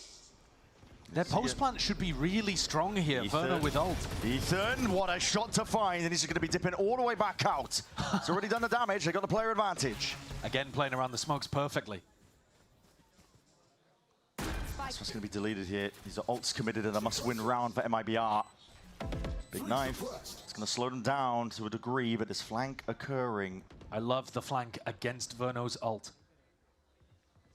NRG don't want to account for. Double dash in. That's going to be saturated into the corner and handed now. Mazzino's looking to try and push them back. Salvo deep into the corner. Verno forwards, pressing up now. His rifle in hands. It's up to him to see if he can land some of these shots, but they're playing off the pressure now. Ping-ponging back and forth. These MIBR players not looking to let it slip, but they look uncomfortable at that. Scuba already creating that pressure off from the side. The snakebiting the shots. He's finding all of it in the block again. Spam anticipated. Second, ready for it, and Tex. A flourish at the end of that round, and finally a round on the board that MIBR needed. They closed things out. So many layers to that one. Verno didn't even have to use his overall in the end because they sent an extra layer of Tex walking up through mid. They're also aware of the body block, as you called out, because that has been winning a lot of these teams' rounds at this point when you trust too much in the pull. But Zekin's thinking about it, unloads bullets in and catches both. Makes a crucial difference. Nice round, guys. I mean, you know if they're body blocking, they're both going to get vulnerable as well. Yeah. All right, MIBR. They stop the rot. Not barely dealt with, and that's a big reveal into Mazzino. Good trade back, though. It is, yeah. Necessary one at that. Deep TP. Interesting take onto it, into the recourse. Smoke and Matter was ready regardless. How are you ready for that? It's such a nice idea for Zekin. Verno's drone sees it, tags it. Had an ult to expend, but didn't want to use it. On a position like this, Tex is looking to see what he can get done, but he's spotted out by the jump spot, and the stun is good. Special delivery right into his lap. Tex is really caught between a tough spot here. And look at NRG immediately, proactivity called for. But this is going to give a timing for Aspas and Verno to get into A, and that itself should relieve pressure on Tex. They hear it. It could come down to the timings here. They hear the ropes, and the shots are fired here. This is going to be pushing these players back. Another tap. No committal. Shock darts raining down. Heavy damage. They know Tex was here, but Mada is not thinking about it. It's all about what Tex can find here. The barrel might betray. And yes, Mada spotted, biding the time. Oh! Patience played too much, and Mada, what a shot, what a reaction. Double dash in, now he's feeling it. The rest of NRG looking to see if they can play themselves all the way in a 2v3, though. Still anyone's game to plan. Finally committed the damage. Done! Spraying up down Verno. Verno! He was on for an ace, but shut down by Mada. Pure brilliance, individuality shining from this guy. I think a Verno ace is the only thing that could have saved MIBR from a complete mental collapse, though. There's a little bit of a smirk on the face of Tex, but he knows he's absolutely bottled that one. They're 7-1 down. MIBR needed it. They were in a winnable spot. He goes for the trigger discipline. But he just beefs about 5 bullets straight into the back wall. What a mess. What an absolute mess. And I think that is a showcase of what's been going wrong for MIBR. All of the spots where previously it felt like, I think the phrase you were using was walking on water. Yeah. And now they're drowning. They are sinking rapidly at that. There's no more money to work with here for MIBR. Again, it's another eco round, but they're not in a position to take ecos. 7-1, this is NRG, prime control. Kiko taking liberties here, just executing them one at a time, playing the team in perfectly. Verno not going to be able to withstand this much. He's got the rifle, sidestepping at least that special delivery, but yeah. Overwhelming with the util and overwhelming with the guns. 8-1 now. This is a rapid crewman of rounds here from NRG. They are not messing around. No, not at all. These ecos have been cleaned up instantly. There's never been a threat. When NRG have the stronger weaponry, they are completely crushing MIBR here. The defensive setups look lovely. Oh my god, we're abusing this guy! Where are you going, V? Where are you going? Bullying a guy that started out his story in Tier 1 on NRG. MIBR are taking a timeout here. They need an adjustment for sure. I mean, they had a clear game plan at the beginning, which was we're going to run some execs where we go in with Aspas, with Zekken. We then have Mazino's flashes to be able to set them up, and hopefully that'll be enough to be able to overwhelm the anchors. And the game plan was somewhat working. They were getting to close situations that they couldn't quite close out. But now it feels like they've lost it a bit more, and NRG have woken up even further. Yeah. Firepower differential. A lot of these fights not going their way, and the game plans too, for sure. Every layer of it has been going wrong. I love the way that NRG play around smokes. I think they do such a good job at controlling space with Kiko and Scuba's smokes, and then playing in the rest of their defenders behind them. They'll always have somebody threatening around these anchor positions and letting the rest of the team to flood. Armada has got the operator. He's looking to try to take an early line across mid. And MIBR want a condition that you can't do that. So it looks like we'll get a clash early. Here's a lineup, write it down. Xena going to be sending this one. Going to clear the way for it. That's a shot on wide. Mada, at this point, his form has been unbelievable, so it's rare to see him miss shots like that. Zekken, it's a rare misplay by Brock. He's just going to be catching him unaware there onto the reload, but Zekken is pressed into a corner, stunned up. Salvo, next wave of things swinging wide. Gearing up to take that fight and wins it. There's the star power. The immense amount of pressure. Zekken is not done. He's not finished. There's the individual ability that was carrying MIBR early on. Put in a tough spot and wriggling out. 5v2. Scuba trying to take a time and pass this drone, but he's tagged up. No missteps this time, and Aspas eager. Drops Scuba, takes him out. Mada now left in a 1v5. Of course, he's going to make a play for it, but not long for the world in a spot like that. So, second round, and it is flawless at that here for MIBR. Adjustments working. Mid-pressure off the back of those individuals of Zekken. You could tell from the way that Brog contested this space, he was very unaware that the vent had been broken. And Zekken's been trying to get into it a couple of times. He made a play with the recall smoke in a previous round, and Mada hit him with the op shot. Nice round, Zek. Yeah, it was. It was a big round from Zekken, but they're going to need more.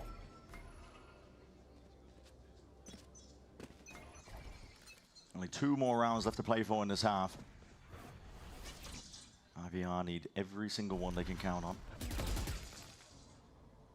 They're taking this one a bit slower. Yeah, knife over towards A might throw off NRG a little bit. Got 2 players. Scuba and Mada that do like to push out on defense, but they're just going to be anchoring for now. They can rejoining the pack here as well. Just trying to make sure that he can pull players away. They are currently scoping out the spawn. No command now going to be again, sending out waves, emanating out. What is that peak? Barely able to get the kill. Yeah, I mean, Zekken gets it. Survives on 10 HP, and a deep TP goes both ways. Armageddon now pushing back this plan. There's a minute left on the clock. Nobody is thinking about the flank. No one's thinking about it at all. In the midst of all this chaos, this is Kiko. He could thrive. He could feast. Catches them completely unaware. No one turning around. It's 2 kills in the blink of an eye. And now the pressure completely flipped. It's MIBR. It's Zekken and Tex left to see if they can dig themselves out. But Kiko run a mockery. 9 rounds now, and only 1 more left to play for in the half. A complete missing piece of the puzzle there from MIBR. Nobody thinking about it. Not at all. It's like they completely forgot that the Omen had even gone off. And I think in the midst of the chaos, that's exactly what happened. They must have just not even noted it, nobody coming it. And Kiko gets around behind for 3 kills. Holy shit, good shit, good shit. Well, it was a 9-3 half on split, and NRG still found a way to recover. Can MIBR at least get to that? Been having difficulties for it. Inserting Zekken. It's in that mid link, but you can't really count on the same play twice. This time, NRG are very much aware. Yeah, they're hyper aware. Yeah, playing a bit further back. Drone to try and clear this one. Paranoia is there, but emergent pass. Good luck, Hunter's Fury. And Salvo's at your feet. They are using everything. Oh, that's so nice. Long range with the assist. And oh my, almost there with a second kill. Zekken. Significant damage done to Kiko, but he is surviving. And now, dropping down, potential sound cue heard. Verno. This time, he's not going to get caught by the flank. It's an off angle. Kiko. Barrel pokes out, and there it is. What a Scuba spot. and Ethan. Definitely so. 2v4 for them to play in here, but this is looking like MIBR will be able to get that third unless something significant happens. Scuba shut down, trying to make the play. And Ethan now, the IGL left to do it all, but eventually shut down. Good trades intact by Aspas. 9-3. You posed the question, Josh. Well, it's another round where the individual brilliance of MIBR shines through. Yeah. This is a Waylail and Sovereign combo going into Zekken, and he just one-taps the guy contesting him despite the fact he's hindered. There's a counter Sovereign in order to punish Brock, who just pushed out through A to pick up the ult orb to get that ult online in the first place. Let's go. We are the best team on defense. Well, he's chuckling to himself. Yeah, that's because they've only won 3 out of 24 rounds on defensive Abyss. They are going to have to play lights out here.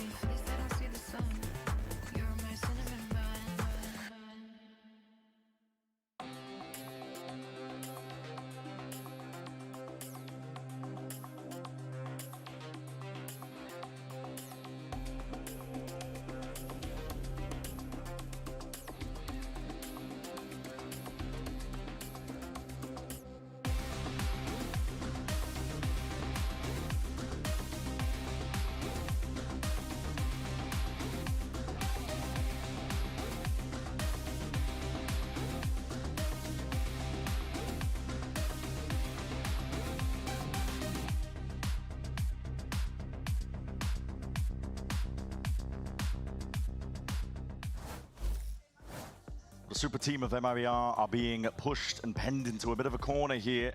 It's up to them to really see if they can dig their way out from a spot like this. Currently going up against NRG, reigning world champions, and they're playing like it at this point on. Yeah, there's been a huge turnaround in this series. And it was NRG recovering a 3-9 half on split that put us in this position to begin with. You just heard as we went to the break, Aspas chuckle into the rest of his team and saying, it's all right, guys, we're incredible on the defense side of Abyss when they're down 9-3. The last 2 times MIBR have played Abyss against Furia and NRG, they only won 3 defensive rounds out of 24. So, yeah, they're going to have to do a lot better than usual here. You're telling me there's a chance? I'm telling you there's a very small chance. Big group up here, NRG. Drone's gonna get cancelled. No, the knife is broken, so unimpeded. That's going to be that stealth drone clearing the way. But MIBR have a stack of bodies ready onto the site to receive. It's all about how you really handle it. The smoke up and over. Zekken is wiggling around. This is a playground for him right now. But Kiko! Deep TP into the back. They were not expecting that. That is a nasty 3K. Both Omens going bonkers there. And Kiko coming out on top. Major recovery in terms of his individual performance across this map. He is treating it like a playground. Tex, nightmare spot for him. Yep. Gets drilled by Brock. First bullet straight to him. NRG go up 10-3. They're looking different. Yeah, they're looking like they're in prime position to be able to force us to a map 5. Oh. Yeah, that's nice. That's sharp. I said earlier on that only one of these teams was playing like they were in trophy lifting, Masters winning form, but it's very much been a tale of two halves here. Yeah. NRG paving the way ahead to a reverse sweep, one round at a time, one map at a time. And it's a force buy from MIBR. Yeah, they realize what they have to do here. Zekken shredded by a couple of bullets. We'll have to respect that one. They do have players in position, but the dart's not dealt with. That's a saturate up and over towards the top, and he's revealed, lit up. Mada locks on, locks in, and this guy is not letting any stone be unturned. Clears up the rest of the site now. Damaged under Verno. Can't even pressure and push back the plant in time. Drop down to 30 HP. It's desperation for MIBR. Plant down now, NRG are in a very comfortable position. The guns just aren't good enough to do the job, not from this sort of range. Shock darts a sidestep, nade's gonna sail overhead. Kiko will be spammed down as a result of it, but it goes both ways. NRG, massive player advantage, and all the confidence in the world now to just take over this map. Storming ahead, and essentially seals the fate of Abyss here. MIBR forced into this round to make a desperate comeback, and now they're just gonna be stuck on, you know, stingers and light weaponry for basically the rest of the half, unless they can do something miraculous. No break on the recon there is a tragedy. And then drops down right behind Tex, who was hiding in the corner. Second guessing himself. He was like, is that a teammate? Yeah. You got a feel for the MIBR players, though. Halfway through split, they must have thought that they were already going to Chile. Yeah. Mentally packing their bags, perhaps, but NRG showing that grit and resolve. This is what makes champions at the end of the day. A lot of Utah going to be expended on either side here. A bit of a pull. Tex, he's off the map. He's off the map, man. NRG are all the way in. Liberty's taken. Heads are being popped. And no matter not, you can throw caution to the wind as much as you want, but MIBR are not getting past this stone wall that NRG have. Underhanded with a flash, it is pure desperation again, but again, the weapons are not good enough. 12 rounds now for NRG. At this point, both sides probably thinking just about that next map, Haven coming up. So many of these games to qualify for Santiago across all regions have gone to 5. This is our final team, the final spot for qualification. Oh. That is tragic. He's got his head in his hands immediately, hasn't he?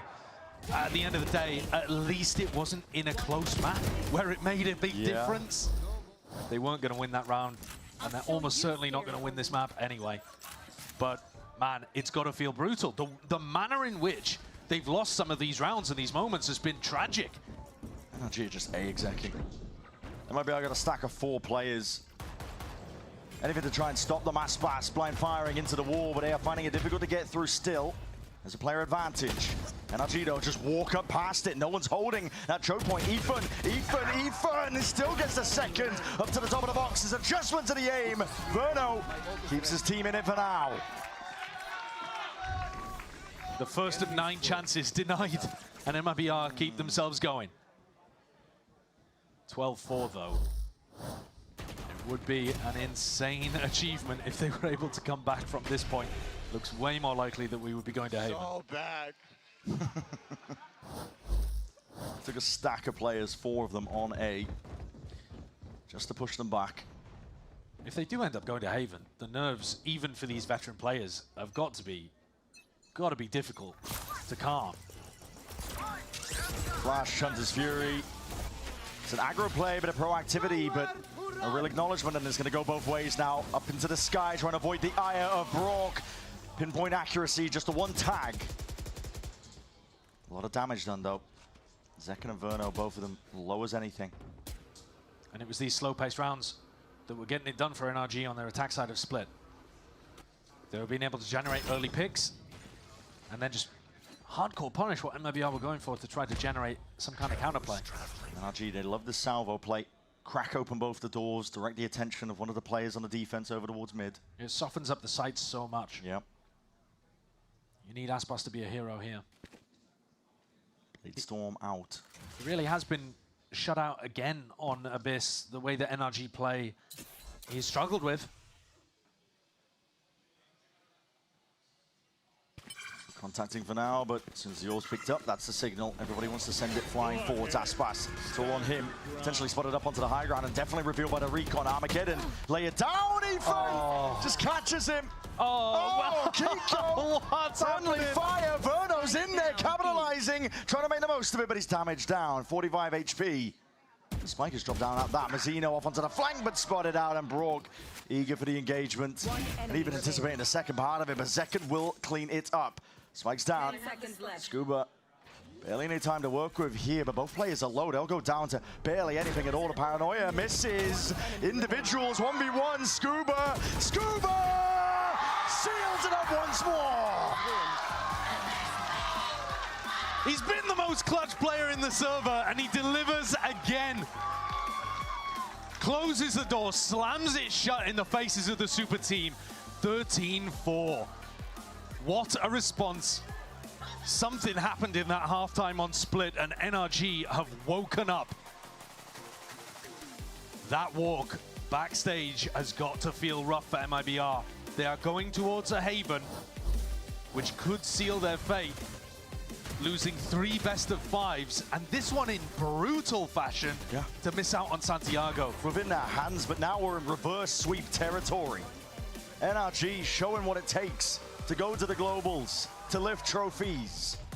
And they're doing it to the super team. You cannot let opportunities like this slip you past. These games are for a chance at legacy and history. It's all going to be decided on Haven as either side. At map 5, you already know you don't want to go anywhere. You don't want to miss who we're sending to Santiago as our final team.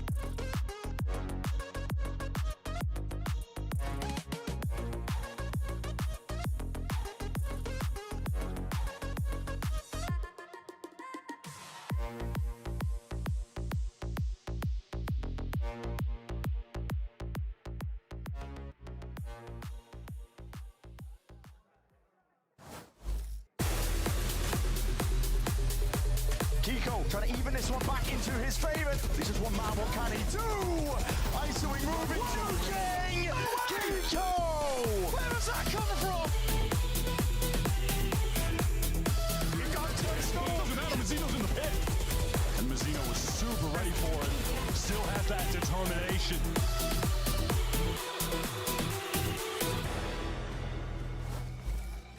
What's good, everyone? We had to come out and be amongst the people. Give yourselves a round of applause because we're going into map 5. And honestly, it couldn't have ended any other way when it comes to NRG and MIBR. But let's go ahead and break down what we saw. Starting at the beginning, because the MVP of 2025, the Broctagon, really stepped up for this team, and NRG really needed him. 10-1 was how the first game ended, straight for NRG. They continued that into this 4th map with 2 ridiculous rounds from Brock. It starts with this 4K on the pistol, and then in the bonus round, immediately after, he plays it so well to stall time as MIBR struggles to find any pick into that late round. Yeah, getting the pick on the planter, absolutely refusing to get any kind of information off this round to allow them to get back into it. And overall, Brock just phenomenal gameplay, but I think NRG as a whole, they just looked so solid. This is kind of the energy that we are looking for from them. The way that they're talking, the way that they're kind of playing with each other, and a lot of these micro things that they're doing just look so phenomenal. Yeah, it is very clear that whatever was plaguing NRG in maps 1 and 2, clearly not affecting them here. If anything, on the other side of the field, though, you have an MIBR Athena that's looking quite dejected, and honestly, for good reason. They were just 1 map away from qualifying for Santiago. They definitely need to lock in here. Yeah, still, they definitely need to lock in for this one. I think they came into it knowing that Abyss just isn't their strongest map. They had a pretty good idea that NRG was going to kind of steamroll and have a lot of these really good trap plays and setups, and going into it, maybe they just let it happen and are hoping for better success on Haven. What's brutal is this is another time where they've been that close. You think of the first BO5 they played this weekend. They stomped that game on Breeze, go into a map 5, an opportunity to close out there. It slipped away. Here, winning those first 2 maps, they have another chance, but this has been a return to that slide. However, I think the point you're bringing up around it being Abyss, the map that they've struggled with, is fair. This has always been excellent for NRG, but there were still some issues showing. I think they struggled with dealing with a lot of the tendencies of NRG. This is a team that flanks a ton on their defense when they're retaking, and NRG was getting away with crazy value in those rounds, even though they've shown it a ton. Yeah, it's very clear that for MIBR in this situation, the weight of the world is on their shoulders. They were right there, right at the finish line, and now they are looking down at potentially being eliminated. And what's worse is that they have gone through the gauntlet to get to this point here. And Mimi, one has to wonder, right? Does MIBR have it in them to be able to bring it back? I like to think they do. It's going to be tough, though, losing these 2 maps in a row. Think about the weekend that they've had. We are going into map 5 of this series, the 3rd BL5 straight they have played. That is 13 maps, 13 officials played in just 3 days. If you look back at the history of VALORANT in the partnership era of Tier 1 teams, there has never been a format where a team has had to play that many maps in that short a period of time, and especially not when they lost 2 of them and then have to come back in with a last chance. The endurance is crazy, and the mentality towards it too is insane. As a player, coming back from a lot of these downfalls, lows that you're having, and having to constantly perform at such a high level against such a high level team as well. I mean, former world champions, NRG, they're here ready to play. And for MIBR, they really need to step it up and kind of find the ground that they're trying to run on, because for Haven, it's a hard map to play. You have so many small tendencies as a team that you need to follow up on, and a lot of picks that they need to play for. And against NRG, who's so solidified with a lot of their playstyle, it's going to be pretty hard. Yeah, it really is, of course. So let's not forget the last time we had a reverse sheet, 2023, C9 versus Leviathan. Does history repeat itself? That's what we want to know. But before we do all that, let's give out some free stuff. Yeah! We got Emily, we got Rivington. Throw the crap to the crowd and have a good time. Let's do this, baby. Game 5 starting up in just a little bit. You don't want to miss it, and this is why you come to the Riot Games Arena.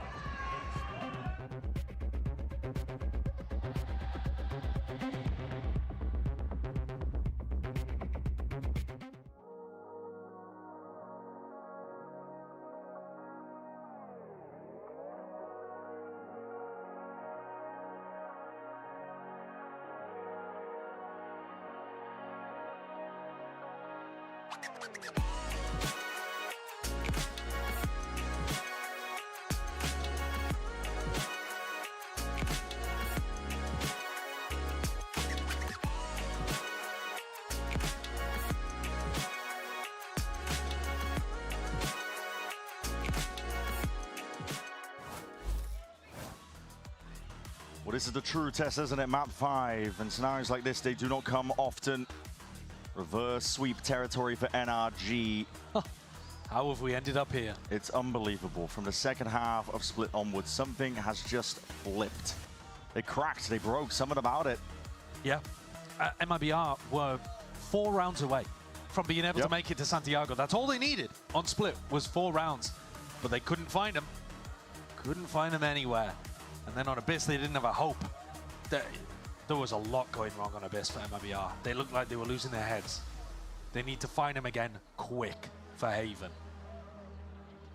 For either squad, losing out here is really rough. You've got a super team, you've got the defending world champions. Expectations are enormous. Only one of the teams can make it. Only one team gets the right to represent Americas and hunt for another trophy. And even though we're in the lower bracket, I really do think either of these teams, whoever makes it, will be in a hunt for a trophy. That will be what they are looking to achieve. There's no slouches this year in Americas. Whether they can get that form going. And here we see the compositions. It is a solo duelist map here. No surprises. Not particularly. But I would also say it's not up towards the top of anybody's map pool. We are now down in the dirt at the end of what for MIBR is the 3rd best of 5 in 3 days. Yeah. I mean, exhaustion's going to play a factor. Prep is going to play a factor as well, because I think you are more likely to be prepped for other maps than this final one. Hidden reserves need to be accessed to try and shove off and prevent this reverse sweep from happening. These players are experienced across the board on both sides of the stage. They've been in spots like this before, whether they've been the one reverse sweeping or trying to push it back and prevent it from happening. It's very true. They're gonna have to dig upon all of those memories and more when you get this deep into a best of 5, especially when you consider, like you said, you know, the desk was talking about it, the fatigue. It's got to be settling in at this point for MIBR. My thoughts can't help but go towards Mazzino, who's your attack side Viper, the guy who's going to be activating on a lot of those A lurks. He has more to play for here than anybody else. Ethan's playing to have a chance at a trophy and maybe be the winningest player of all time, overtaking Chronicle, right? On the other side, you've got like Aspas playing for a trophy as well, something that he's been longing to get with a big roster. But it's Mazzino who I'm focused on, because I think this guy playing as a Chilean in front of the home crowd. He's got the most to lose. He does. And it would surely didn't cross his mind when he's in the upper finals, looking like one of the best teams in Americas, that they might be in this spot. He's been saying it all to lose, honestly. It really is. I completely agree. He's been saying on the stream as well, listen, this would mean the most to him, to be honest. Out of all the events to win, he said if he won Masters Santiago, he would never take that title off in game. Yeah. Even if he won champs. This one means the most to him. And you're right, it slipped out of his grasp, his team's grasp, game after game, and now left here. He did put up an incredible performance in the final map against G2, but that one was a 0-3. You know, the rest of the squad was not there. Here, they have had chances to win. In fact, they flipped our expectation by being the stronger team at the start of the series. Yeah. Most people thought NRG were going to come in here and kind of wipe the floor. That did not happen until late on. Well, here it is. Timer's ticking down. Haven, map 5. The battle of 2 juggernauts to decide who represents Americas for that final slot at Santiago. NRG with their reverse sweep. It's up to MIBR to try and shove them back. Very standard pistol round setup here for NRG. 3 players over towards B. Normally, you'd be looking at them potentially reacting and pushing based off this C pressure. Regrouping over towards A early and now taking the migration to go and reinforce Scuba's position as that turret breaks. Hell of a read. But it's a wrong read, isn't it? Because MIBR are resetting after breaking the turret. That default is just to rob NRG of a little bit of info. And now, because NRG rotated across the map instead of pushing, there's gaps. They're going to be looking to re-clear some space themselves. The drone Does signal quite a bit to NRG here that they're at least opponents are guessing. They haven't actually capitalized and taken up a lot of that space. They're also making rotations about which way are they going. What is they're going on running here? rings around the map trying to get the legs and the steps in, apparently. I think they're going to end up in the right position. Yeah, they are. They're following the sound cues, and here it is. They found it anyway. Paranoia forwards. There's a stun into the back. Aspas trying to lead this again, but these walls in your face make it difficult to try and chew through and get through. Jumping, right clicks, everything being offloaded. Vulnerable down. Verno, you're getting ticked down, ticked down, ticked down. The pressure is getting to these players, and you're starting to see it made manifest. Mazzino, though, has found the gap. He's in through B. MIBR cancel a little bit, and they're going back into it. Trying to hit those shots, though, against the Neon is a hard task all around. 14 seconds, nothing to play with. The spike is in the middle of nowhere. They need to carve out a path, but NRG are the ones stopping it. Short of the mark entirely. Plays in the right spots, and the shots are fired. Flawless for NRG, and anarchy to begin this final map.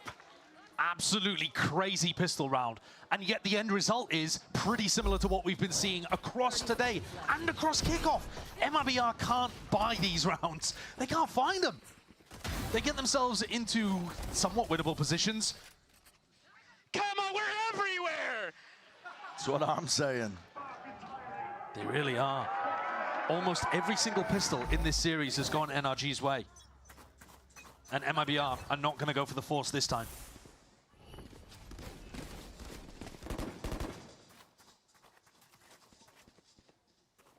Energy and momentum has never left NRG. Second half is split onwards. Dart reveals quite a bit there. Two players aiming to break it, and we're going to be trying to swing into that one. Still, it's good shots, good damage, and an attempt to reclaim the weapon is punished. Kiko, though, he's alone. He needs help here in a spot like this. Mazzino has found slightest of corners to play in.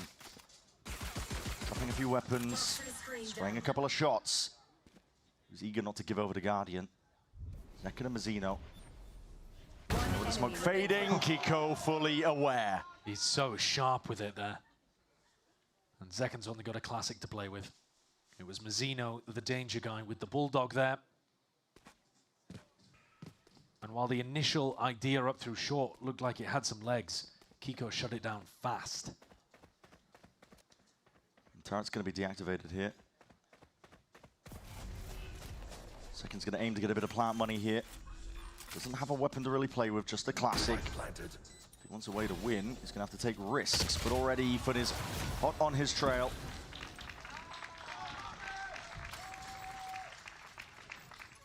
And they're trying to juggle a weapon over, but it's not really going to work. Well, they keep a little bit of... Oh, yeah. They have a lot of time with the defuse. Yeah, they're delaying the defuse for an enormous amount of time here so that they can go and pick up the Bulldog. Yeah. So they are going to be able to reclaim a lot of the big guns, most expensive ones at least. So, and NRG... very good at managing their economy in spots like this when they win the bonus, or at least the pistol, I should say. Sets them up beautifully for the bonus. And they've been good in those kind of situations too. Yeah. You can't state enough how much it has been an issue for MIBR early. Well, he has to make a play. You got to take risks in a spot like that. You can't just sit back. Crucial that MIBR get on the board here, though. They cannot allow NRG to win a bonus. You got to right the ship. You got to get belief in yourself early on in a map 5. Right now, you're way off course. 5 players. Right here. Essentially grouped up towards mid here. It looks like a B hit is going to be called for. MIBR. Ball's propped up with a fast lane. Deep TP up towards the top. Zekken landing a couple of those shots. Guardian in hand. Tapping away. He's aiming for the best. But Scuba still survives and pushes it all the way back. These players are in. They're umming and ahhing. They're wondering how to get the most. But it's the bonus. Bonus for NRG. Oh my God, man. It's gross. You just got to look away sometimes. That is not okay. MIBR, the only player that gets into the site is Zekken. The others are miles away. Way too far behind. Where is the aggression? Where is the killer instinct that was on display early on? It's gone. MIBR are just lost at sea. Zekken fights, Tex fights, Verno fights, all before Aspas is even in a position to take a duel.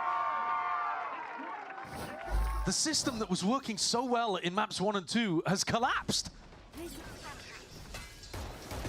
Running it forwards here, Aspas angry, rifle in his hands. This is a force buy, yeah, a hero buy. He's been doing this, rifle or operator, whatever you might call it. Turret's going to be broken, he wants to get the hell out. not looking to get punished, but he's also potentially getting that bait and switch. But Kiko, oh my, so damn aware. Completely shut down that hero rifle and dropped it in a spot that's actually really dangerous to go and try to recover. Retrievable. Tex has got a timing though. Past that alarm bot. This could be a difference maker, but he's going to be meeting. Was that Ethan running through the spawn? Knife out though. Anticipated, and there's good crosshair placement. That is a gun to be reclaimed. They need to clean this up quickly. Done picked up, and they do clean it up. That is zero hesitation from NRG. Yeah, I think that's the right protocol. They give up side control, but at the end of the day, not losing the weapon is probably more important. Don't get away with this. There's no way! Toying with them. They know all the little quirks of every single map. Gun here. You'd expect from a team with Brock on it, and now gearing up for this. Mazzino, Guardian, you need heroics, you need magic, but again, you got to jump in Neon in your face. And what do you do about that? The damage is done, chipped down to 3 HP. Verno is biding his time to strike, but he doesn't have the gun. The firepower just not there. NRG, they're steamrolling them. And the early gambles from MIBR have not been working. They went for the force buy earlier on. We saw it in a previous map, failed. And the look on Frod's face was one of heavy disappointment. Here again, they go for that hero buy. They try to get a rifle into Aspas's hands. See me moving? I saw you, bro. The guy whose form was carrying them through the early game. We were talking about it. They're back to normal. We were saying Aspas back to how we expect him to be able to play. And across Abyss and here on Haven to open, he's not been the guy that they need him to be. If you put a hero rifle in his hand, you're hoping that he wins that fight over towards Garage. And Kiko had his number. It's gonna mean that Verno's running a Bulldog into this one. Bulldog light armor as well. He's willing to take the knock for the rest of the squad, but Verno was also one of the best performing players across the early maps. You're essentially hampering his efforts. Got to give immense credit to Kiko though. He has got an insane level of awareness when he's been taking these fights. A real difference maker actually. Yeah. He's eager to get to Santiago himself as well to potentially go up against his former team. They just qualified this morning, didn't they? Yeah. He'll have a chance to play against Nats and Camo if he can complete this reverse sweep, which looked incredibly unlikely earlier on. I guess the entire series has just been unexpected results. It has, yeah. From beginning to potentially end now. I want to see in this round a functional system from MIBR. I want to see the right players in entry positions. Aggression from them. Maybe even some post-plant aggression if they end towards C or B. It's working well on other maps. Taking a fight directly to NRG. Careful. But they seem to have lost the plot. They do, yeah. Fans are a bit skew-whiff here, but they're going to be contenting up behind, using the Viper wall as a bit of cover. Setup though. Alarm bot in short, and you're not going to expect Scuba to be tucked tight here. Not when the alarm bot's already there, but Mada's going to be ready to join him on that long A angle. Watch for as well. It's drone through mid. It's an attempt to try and pull players away, weaken the A site. Yeah, but Ethan, is he not just grabbing full information right now on the top of B, or is he tucked behind the site? It's hard to tell from the minimap. No, he's just tucked behind, yeah. So he's actually unaware of what's happening. Turret, though, giving him good info to play off. Turret's posted. It's just Seed is weak. Good stun, does connect. Alarm into the corner, and even spotting out that play as a Scuba rooted out of the spot. Madado. He's going to answer back almost immediately there with a trade, and it looks like Brock wants to get active and into the fight. Drops down out of heaven into hell, and this guy is a demon himself when he has that Odin. Spike is dropped. 30 seconds left. Irretrievable at this point. This is a lackluster MIBR that are running out of answers. They ran out of them a while ago, to be honest. What a round from NRG, though, too. The paranoia is perfect from Ethan, catching the short and long players for the A squad to play off. And think about the defensive setup. They have the Killjoy on A, and MIBR, Verno's thinking, right, KJ has moved over towards A. That means the stack is probably over on the other side of the map. No, they've got many players defending the A side. Viper Orb on the A side. Killjoy util to play off as well. Hard red and destroyed those anchor positions and crossfire setups that NRG are known for deliver again.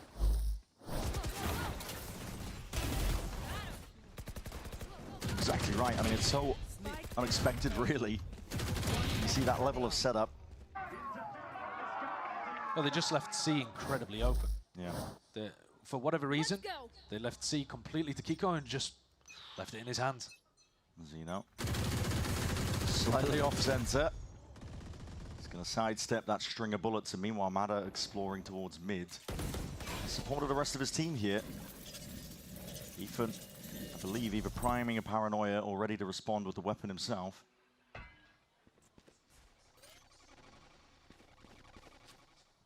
Very ready. NRG's so good at cooking up these little micro trap plays. As soon as Mada gets a sniff of any action, the rest of the team will be ready to respond, but MIBR slow going. And they're going to be fast on the A retake if that is where MIBR end. But here comes Tex. And this could be a nightmare for the guy. He's not long for the world, is he? As soon as that contact's caught, there it is. Paranoia. Late. Delayed, yeah, late. So Tex is actually going to be able to get out with his life. Late and also into the floor, I think, from Ethan. Not quite ready for it, but they're going to have bodies in position over towards A. The rest of them might be actually getting a bit of a read. They've moved their way up through mid. Taking up residency now onto the B site. Plant forced out here, but this is fast and loose. NRG raring to go. Overdrive popped, and there is no remorse here. This gameplay, relentless stuff from NRG. Taking no prisoners. Diffuse already onto half. Tex and Verno. Not much you can do from a spot like this. No, I mean, Verno's only got a stinger. He's not even going to want to save this. Full diffuse, 6 rounds now in a row for NRG. The reality of this reverse sweep being made manifest more and more with each passing round. And a complete crash down to earth from MIBR. They were in a lofty position in the upper bracket. And suddenly, every round they're going to be thinking to themselves, how have we got here? Beautiful, bro. Beautiful, bro. Second timeout here for MIBR. Second timeout burned already. Yep. In 6 rounds. Yeah, it's telling. In map 5. On your final chance, the 3rd strike of Kickoff. We already saw in Pacific RRQ fall to the same fate and fail to make Santiago. They got knocked down into a lower bracket where PaperX were waiting for them. That's a nightmare. Well, so is NRG. We were talking about it all throughout Americas. We were saying whoever lost between that MIBR and Furia team were going to have a serious task on their hands. Oh, yeah. But today, MIBR came out with so much vigor. They came out swinging. And yet it's just disappeared. Maybe the exhaustion, delayed onset. As the series got later and later, they seem to have run out of the same level of ideas and aggression. Listen, best of 5s on their own are a test of endurance. They're a marathon, right? But 3 of them back to back. This is a test that has never really been had before from a team in Valorant. No. You need to be truly exceptional to be able to bounce back in the way that MIBR did at the beginning of this series, but they're petering out now. NRG capitalizing, taking advantage of it. Aspas. Couple of shots landing onto him. He's going to be weakened here. The Paranoia in his face. Fast lane up. Trying to make them second guess themselves. And the shots. Oh my god, and not even letting them get involved. Stun ricochets with a chance to really take advantage. Has already missed this wall in their face. It is umming and ahhing. It is hesitation. And you're throwing bodies at it. NRG have the full, complete read. They got 4 players ready to defend here, and Aspas could not entry. Knocked down to 2 HP. It was far too obvious. And this round's a weird one. Mazzino, I think, is just going to want to save the rifle. Verno can get it. Nah. So would Verno. Because the money is not good. Mazzino's got 150 credits. Tex has got 400. The rest of the team was going for a save. So this round was a messy buy to begin with, and now it's in a 2v5 that is essentially unwinnable. MIBR are just going to be lucky to hold on to what they've got. You already know NRG are going to be hunting. Man, spots like this are some of the toughest mentally, I've got to imagine. Yeah. Because while you could use it as like an extra 30 timeout, seconds left. in all likelihood, the MIBR players are going to want full silence so that they could hear anybody looking to punish the rifles. And so you've just got to sit and stew. Sit and stew in the silence, looking at that 0 at the top of the scoreboard. Thoughts ruminating on things that have gone wrong to put you in this position. 10 seconds left. When they were so close on split. 4 rounds Full away. of rounds, yeah. 4 rounds away from qualifying for Santiago. Lining up though, Verno. Gonna try and topple them all down, but eventually NRG come for their prize. The guns reclaimed, taken out of their hands, 7-0. This is a collapse. There's no more timeouts, no more interjection from Fraud. No. It's up to the players to see if they can pick themselves up, but how can you do it, man, when everything you've tried has gone wrong? It feels like NRG have got 3 or 4 players everywhere you look to end. Yeah. You've got to try activating the lurks more heavily. Pump fakes in one direction, try to get Mazzino inserted on an A lurk. See if you can get Tex working his way through mid. Oh, and he's dead already! It's filthy! A punish onto the killjoy when they expect that turret lineup. Verno's out into the open. This is individualistic. This is just throwing anything at the wall and seeing what sticks. Because everything has gone wrong for MIBR. NRG are putting on a world-class performance here on Haven. Absolutely destroying the super team from Americas. Toxin screen down. Zekken not even able to get the punish there onto Brock. Not a piece of damage done. Toxin screen down. They're looking to try to get their way back in through A if they can. Mazzino's going to put up the wall and then just walk into a wall of bullets. A 2v5. Same as the previous round, but now what's the point in saving? You might as well do something. These rounds are chalked from beginning to end. They are. NRG, the defensive setups are so many layers that they're putting on top. Heavy reads and stacks and they got. And if there's hitting shots like that, my God! If you're deleting Aspas in one shot while he's neon sliding, you deserve to go to Santiago. That is filthy. Just unbelievable. Try that one out in your ranked games. Yeah. Tex wrecked. Didn't get a chance to play the game. Same could be said for He's not going to turn. He's not going to turn grass again, bro. Yeah. Yeah. Yeah, I don't think he will. Got a bit of a fear into his step, but this is 8 rounds in a row now leading NRG. Yeah, look, he's turning the mid window now. Yeah. And they go for an A lobby crunch. Anticipating MIBR making an adjustment. They've taken Tex down again. You are not allowed to play the game. This is unreal. He's been forced back to that spectator seat multiple rounds in a row without even seeing a soul. Second.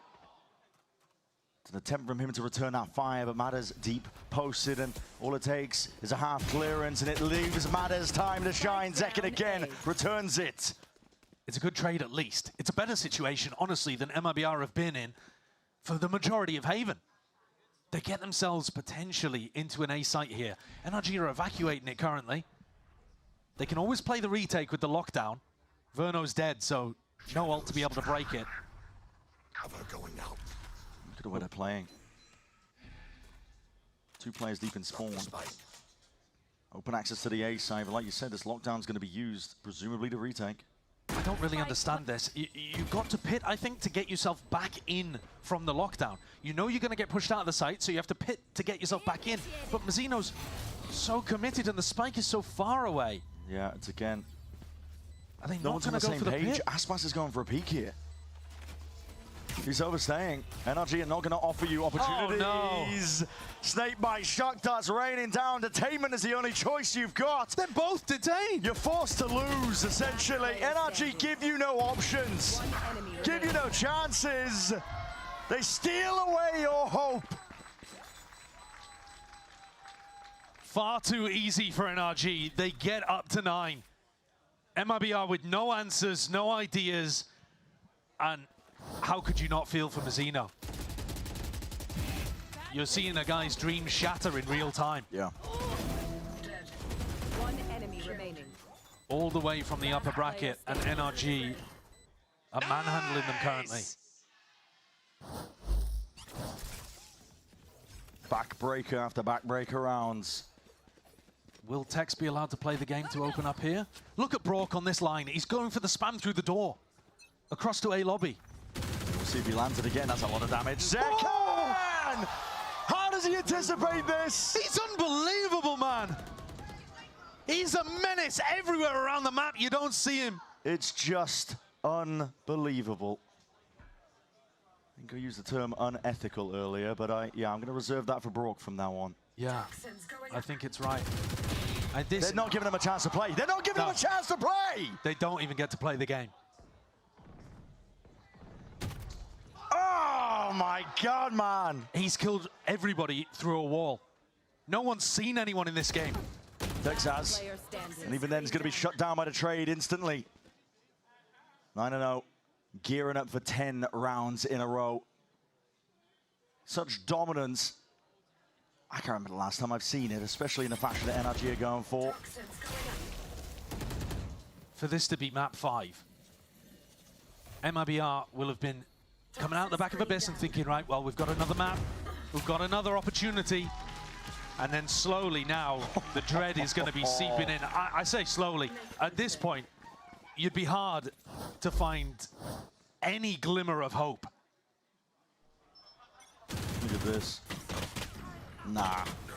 I mean, the mad part is he wasn't dead and then he TP'd into it. Yeah.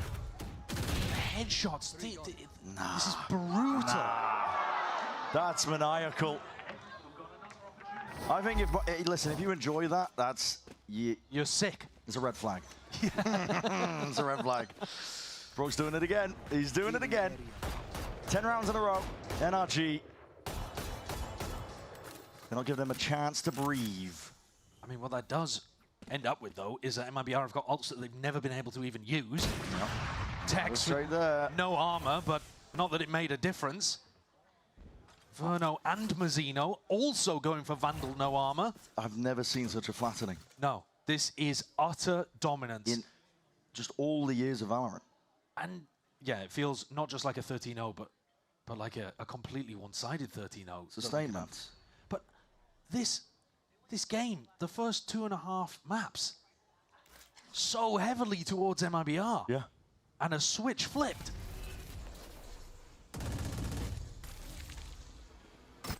Joe now trying to get these tags off. 45 seconds though, MIBR. They're desperate for anything at this point. Grasping at straws with the stack of players. NRG have got players in position. Matter. Not that operated. The paranoia is going to be good connection. Really willing to play off the back of this one though. They've been stunted and slowed at least by that util, but that's passes forwards anyway. Leading it forwards. The team making sure that they can clear out all of the little areas here, but Ethan's still playing himself in. This guy is eager to go, raring to go. Brock over the top. In through heaven is the plan tonight. No, no. Not a single chance is offered. Just when you think MIBR have a hope, a glimpse of getting around on the board, it's shattered in the blink of an eye. This is an NRG showing that world beater form, showing that world champion form, what it takes to lift a trophy, what it takes to represent Americas on the biggest stages of the year. MIBR are just not on their level today. And Even's feeling it. The value from Brock is unbelievable. The shock darts raining down on Verno. Had no armor, couldn't just tank him. Not again. Not again. Can't be showing this. Sidestepped for now, but you know Brock's going to be waiting in the wings. Tex just took a tickle. Never far behind. And a deep push, the disrespect by NRG. They are all the way through mid already. They know this game's in their grasp. They know they're in complete control. The lockdown activated, but this is NRG looking to fight over it. Shock darts raining down. Potential here with a util, but they might be forced to respect this one. Deep TP into the corner. This is getting a little bit messy. Ethan is hard committed. And the overextension, Hunter's Fury into the corner. This is everything being thrown. MIBR practically the kitchen sink to try and get something going for them. The pit still up. Bit of an issue here. Keeper's still active. You never know what could happen. This guy's alone. He's a one-man army. No way. Can't be doing this. Dodging, juking, avoiding the fights. The aim straight down. Can't get the third. But the damage might just be done anyway. Scuba anticipating that re-swing. He knows where they both are. Surely MIBR get one.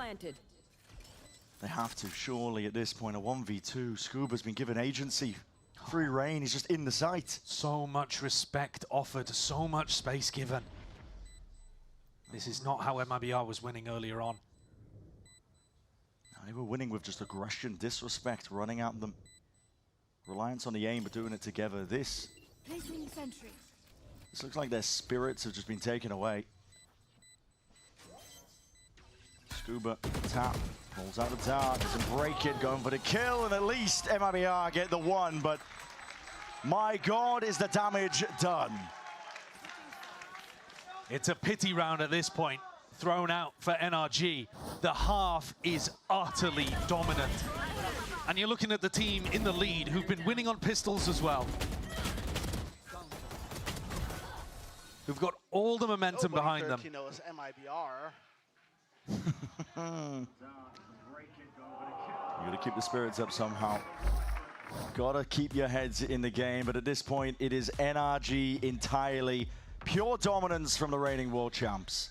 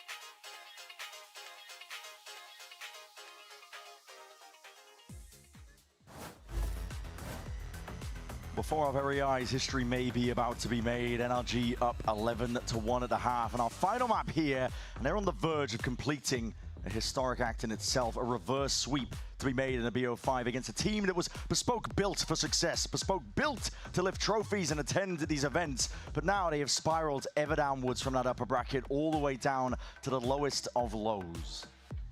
And a reverse sweep is one thing, but the manner in which it's happened, it is completely another. It's unheard of. From the point of that middle of the series, the halftime of Split, MIBR, since then, have only been able to win 6 rounds. Yeah. They got 1 round on Split, 4 rounds on Abyss, and now only 1 in a whole half on Haven. They are getting completely dominated. NRG, it is a victory parade right now for them. Brimming with confidence, and it shows in their play. They're taking liberties, taking risks, and everything is working. They can do no wrong. The damage offloaded into Kiko here for the pistol. This has been NRG's domain so far in this series. Yeah, they've been winning so many of these. Verno, the sole recipient of a lot of this aggression that might be coming his way here. He's just trying to hold down the A side, but look at him. Looking left, looking right. He's got to clear a short, a long.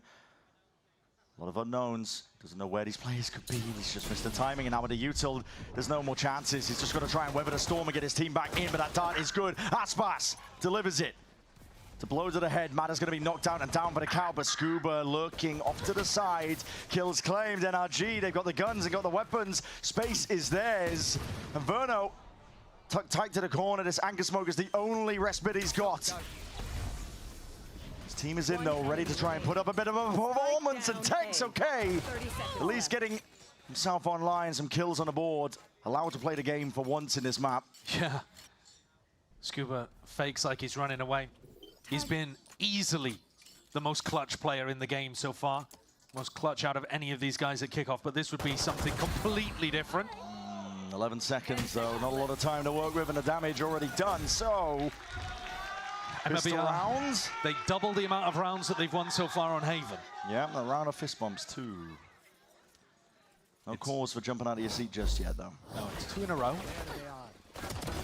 We'll have to make it 3, and then keep going from there. It looks like an impossible task. I think I would have also said that on Split, that the comeback was fairly impossible for NRG. They managed to do it. I never say never. NRG have been up 11-1 before and lost. Cover going out. It's very true. But in that situation, it was their opponents putting the pressure of the reverse sweep on them. And in map 5, they fairly easily dealt with it. And that was what allowed them to lift the trophy at the end of last year. It's just all got to be absolutely perfect from here for MIBR. And from what we've seen, it's been disjointed. No more timeouts, no more time for interjection, breathing room, time to think. Just got to drag it back one round at a time, but NRG, look at them. I mean, they're playing for the long haul. Orbs up, biding their time. It's the danger of a team like NRG. They're going to play every single round to win, even if they're on an eco. And they're hungry for the kill. Zekken desperately trying to escape this one, but takes Aspas. Answer back. They slap them straight back down to earth and ground this NRG squad that was getting away with a little bit too much. A good beginning, a clean conversion off the pistol. And a rare pistol. They couldn't have asked for a better time to be able to win one, but is it just too little too late? That's the question.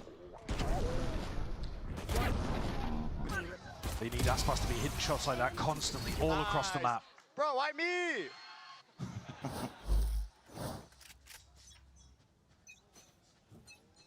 MIBR have players in position here, especially Aspas. Deep Smoke, though, is going to be obfuscating the sideline. You can see how difficult it is for him to get anything done with this scope weapon. Smokes and walls in his face potentially now, and that drone needs to be broken. Barely at that. It's a tag onto Mazzino. He's going to be forced out of the fight. And the issue's there. Turret gone. Spam through the smoke. Tex at least delivers that. Ethan's going to be dropped, but Scuba is finding his own marks. Out towards Garage and a call for the cancel. NRG want to make moves now to a different area of the map. They're fully leaving, but they have no smokes. Ethan's dead. Lambot spots it out. Tex is gone, though. Deleted. Gun out for Verno. And if he presses forwards here, he's going to be sorely disappointed. He still gets the one. Kiko trades it out, and that's the plan denied.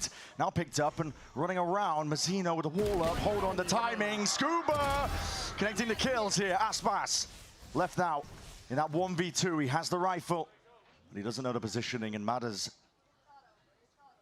already in that forward approach. Ready to take that first point, first contact, first shot for him. Jiggle. Seen it. By the looks of it, just backs himself out. Yeah, I don't know whether he did. Yeah, maybe not. Kiko is already moving to clear up most of A long and A lobby, so it looks like they have missed the mark. But again, how difficult this spot is for Aspas to play in. He doesn't know where any of these players are. Heaven compromised. Kiko all the way around. Here's the sound cues. That at least clears up one, but at this point, time is running short, and another tap. He's just looking for the next signs of life. At some point, he has to stick this, and he realizes it. Has to give it up, has to try and save this rifle, but now you can truly make no mistakes. This is the 12th round for NRG. One more is all it will take to complete one of the most dominant reverse sweeps I have ever seen. 9 opportunities. NRG have done such a good job to get themselves into this spot. And the way that they escape this situation is ridiculous too. Yeah. Ethan down, no smoke on the C connector, but they still get it with a nanoswarm and leave Aspas stuck in a 1v3. Mada's positioning makes it essentially impossible. Verno's going to take the Vandal no armor again. In his match here, that is a very dangerous prospect. Dropped down to 75. Yeah, perhaps lucky to be alive, but only a little bit of chip damage, actually. I suppose it could have gone worse. Yeah, it could have. All NRG need is one round. They know it. Close to a couple of ultimates here. Gonna be looking to make no mistakes. The spray of bullets is just relentless. It's an onslaught. That's just Brook trying to go for the turret that usually gets placed. You don't want Tex to get a kill, though. He would have his lockdown online, and it would allow them to pull Verno off the A site and play it much softer. Verno's telling the rest of his team to stay stacked. It's good damage. Zeki gets a 140. Might be kicking himself if he didn't confirm that kill here. Maneuvering by NRG, leading over towards B. Well, they haven't broken the alarm bot. Lanes are pushed up. Ethan with a DTP in, but that snake bite. Goal achieved for NRG. They have 35 seconds left, but they wanted to pull out a bit of that utility. They don't have any A control. 30 seconds left. MIBR now. Zekken, Verno. Gonna try and put a stop to this. Order noise being made in the world now. It's obvious signs that this is gonna be leaning over towards A. Bodies are starting to get flooding into the site. Trying to reinforce this all the way up. The crossfire setup is there. Aspas, Zekken activating Verno. It's all there in time to keep this team alive. It's not the best round that Ethan's ever called on the attack. But they've got such a buffer. You've got to imagine it doesn't matter too much. MIBR, though, managed to grab another round. And actually, Bonkar takes a tactical timeout, which I'm a little surprised about here, in the sense that you have so much opportunity to let the team find out the answers themselves. And do you really want Fraud to have an opportunity to come in and talk? It has given him time now. Because he's burnt both of his timeouts already. He burnt them, I think, in the first 6 rounds. 6 rounds, yeah. So now Fraud finally gets another opportunity. He could talk to his team at the halftime break, but now comes back in again right before round 17. I think there were a lot of problems with how Ethan approached the attack side there, but Bonkar looking to rectify them instantly. That alarm bot stayed up in Garage. They didn't punish Verno for playing A super soft. By the time they went back into A, it was pretty obvious after that B fake what direction they were going into. MIBR have been given a chance, a shred of hope. If you're thinking about it from NRG's perspective, they can't allow that to build. No. But at the same time, it's insurmountable, surely. You'd think so. All they need is one round. We've seen how many scenarios where a team doesn't even have to be on a gun round, right? Where they've got money to spend. Get pushed down to an eco, but they end up winning it anyway. Countless times. It often does go that way, doesn't it? Where the team that's mounting a comeback just takes a foot off the gas a little bit, thinking, all right, it's an anti-eco. That's when it gets most dangerous. But maybe a round like this here, NRG will be taking risks. We'll be running it all the way down towards A here. There's a lot of sound cues are going to be heard. Matter. It's done, offloaded, and a shot here. Aspas not scared to really just square up, try and posture and push back the approach. Good reveal. Dart tags onto Ethan, but he's not done yet as well. He's working his way in, eventually cleaned and mopped up by Verno. And a repeat of Aspas is there. Kiko's just looking for anything he possibly can in the other direction. Maybe you can figure out what this defensive setup looks like from Tex. Yeah, I'll be gathering information, a bit of recon duty, right? Yeah, this time. Hello. Is it turret down? Out of range, maybe? Yeah. Shouldn't make too much difference. No, it might be able to get a plan going. This is Verno getting one away from being able to get his Fury online. Kiko. Not a lot of spots you can play for there. At least it gets the plant down. NRG, a bit more money can get built up for MIBR. And they get the ult. Well, Mazzino seems to be taking the defuse at the moment, but it should be going over towards Verno, who can now get a Hunter's Fury. Yeah, and it will be. And that'll apply a lot of pressure to NRG if they're looking to try to get a plant down. You know, they are starting to develop something here that's going to cause NRG a bit of trouble. How many to believe? Another 2 rifle rounds, I think. There's still just so many opportunities for any mistake, any big moment. And it's Santiago gone. Yeah. The tension must be ridiculous on the MIBR side. I mean, it's got to have reached its apex now. No more mistakes. No more missteps. You have to play perfect VALORANT to stay alive. Otherwise, NRG will be completing that reverse sweep. They changed the defensive setup almost completely. Yeah. Deep alarm bot down into A short, but all the way over towards B. NRG typically do a bit of poking and prodding, but this looks like a hard committal. Ethan's got the spike, and he's in the back of the site. Zekken, he's gone. Finished off. And now with that pit blossoming out, this is dangerous. Tidings, Verno! Ult earned prior. Bit of respite there. Snakebite also to combo it all up. Matter playing skip rope over the top of that. Barely alive, and they don't think, really, I believe he's unaccounted for in a spot like this. He might be able to do some serious work inside the pits. Aspas. I mean, this is ridiculous. Scoped up. Rourke, shock darts. Mazzino's brought down. Is this how it ends? A round like this, a scenario like this. They know that NRG have to go and get the spike, but they have no clue about Mada. No. Cosmo's just hoping for signs of life. Mada, he's finally there. Shows his presence, the pit drops down. And a lockdown now to give them that buffer room, that breathing room. Verno and Tex have got it all to do in a spot like this. How do you push this back? World beater form. Eager to take the fight, but the lockdown will force that respect into you. At least earning themselves a 2v3. Lockdown of their own now to get back into the fight. What is the call to be made? Mada. Good spam damage on the Mada. Yeah, a whole load of bullets. He backs himself out and away. Everybody playing the distance now. NRG, back it up, rolling retreat. They know the plan's down. They know the win con's within their grasp. Just a matter of execution at this point. Deep drone. Terra trying to spot out where all of these players are in the extremities. A tap. See where that swing is. Scuba, Kiko combine their might. This has to be it. The impetus, the turning point. NRG, domination across the board. They make history in Americas. They complete the reverse sweep. And your final team to go to Santiago is your reigning world champions. A genuinely incredible comeback from NRG. They flipped a switch. They completely activated, hit that world beater form, and dominated the final two maps.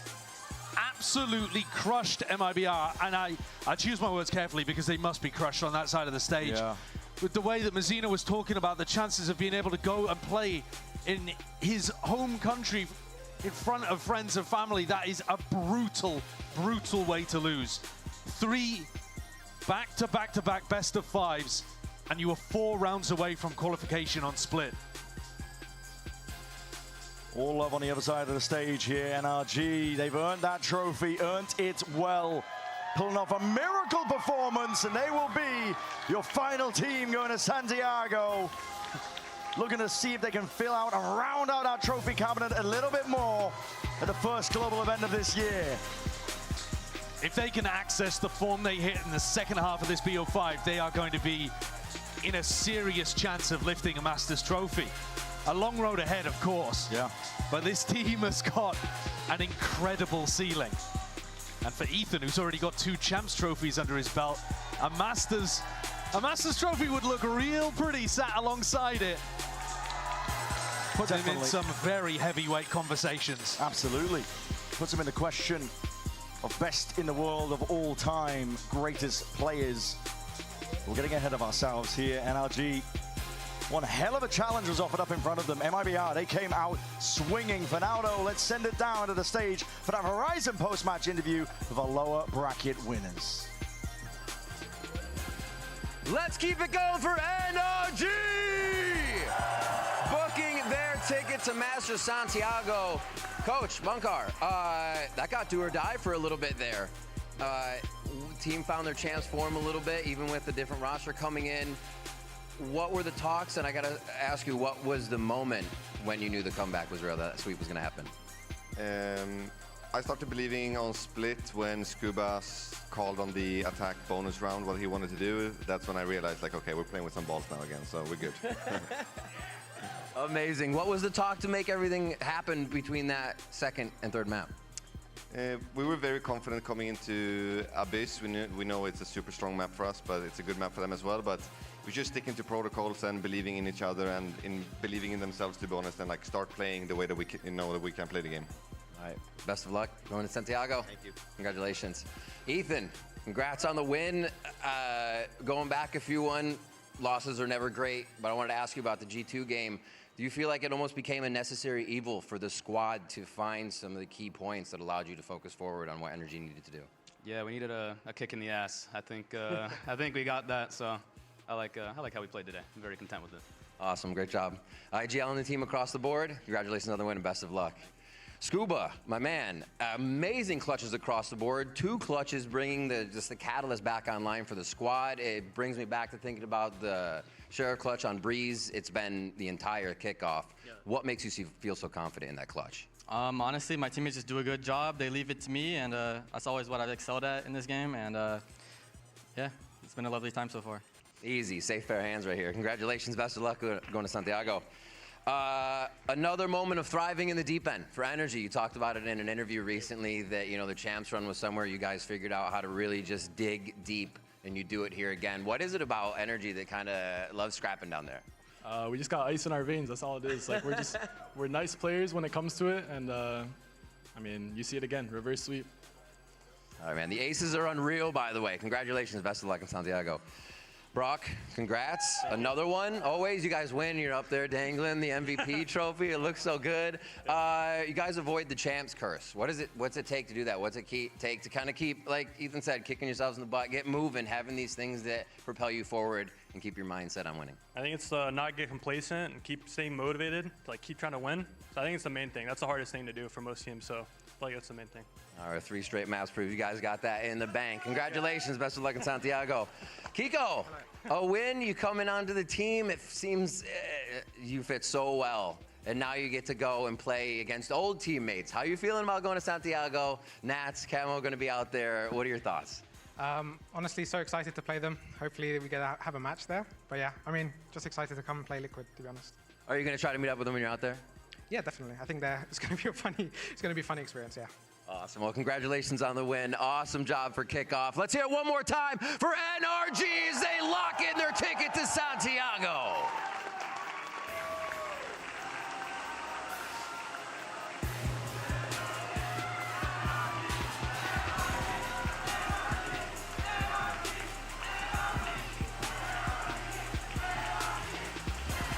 Ladies and gentlemen, don't go anywhere. We have the Santiago Draw Show coming up just after this. So don't go anywhere. We got the lowdown on what's going on in Chile right here.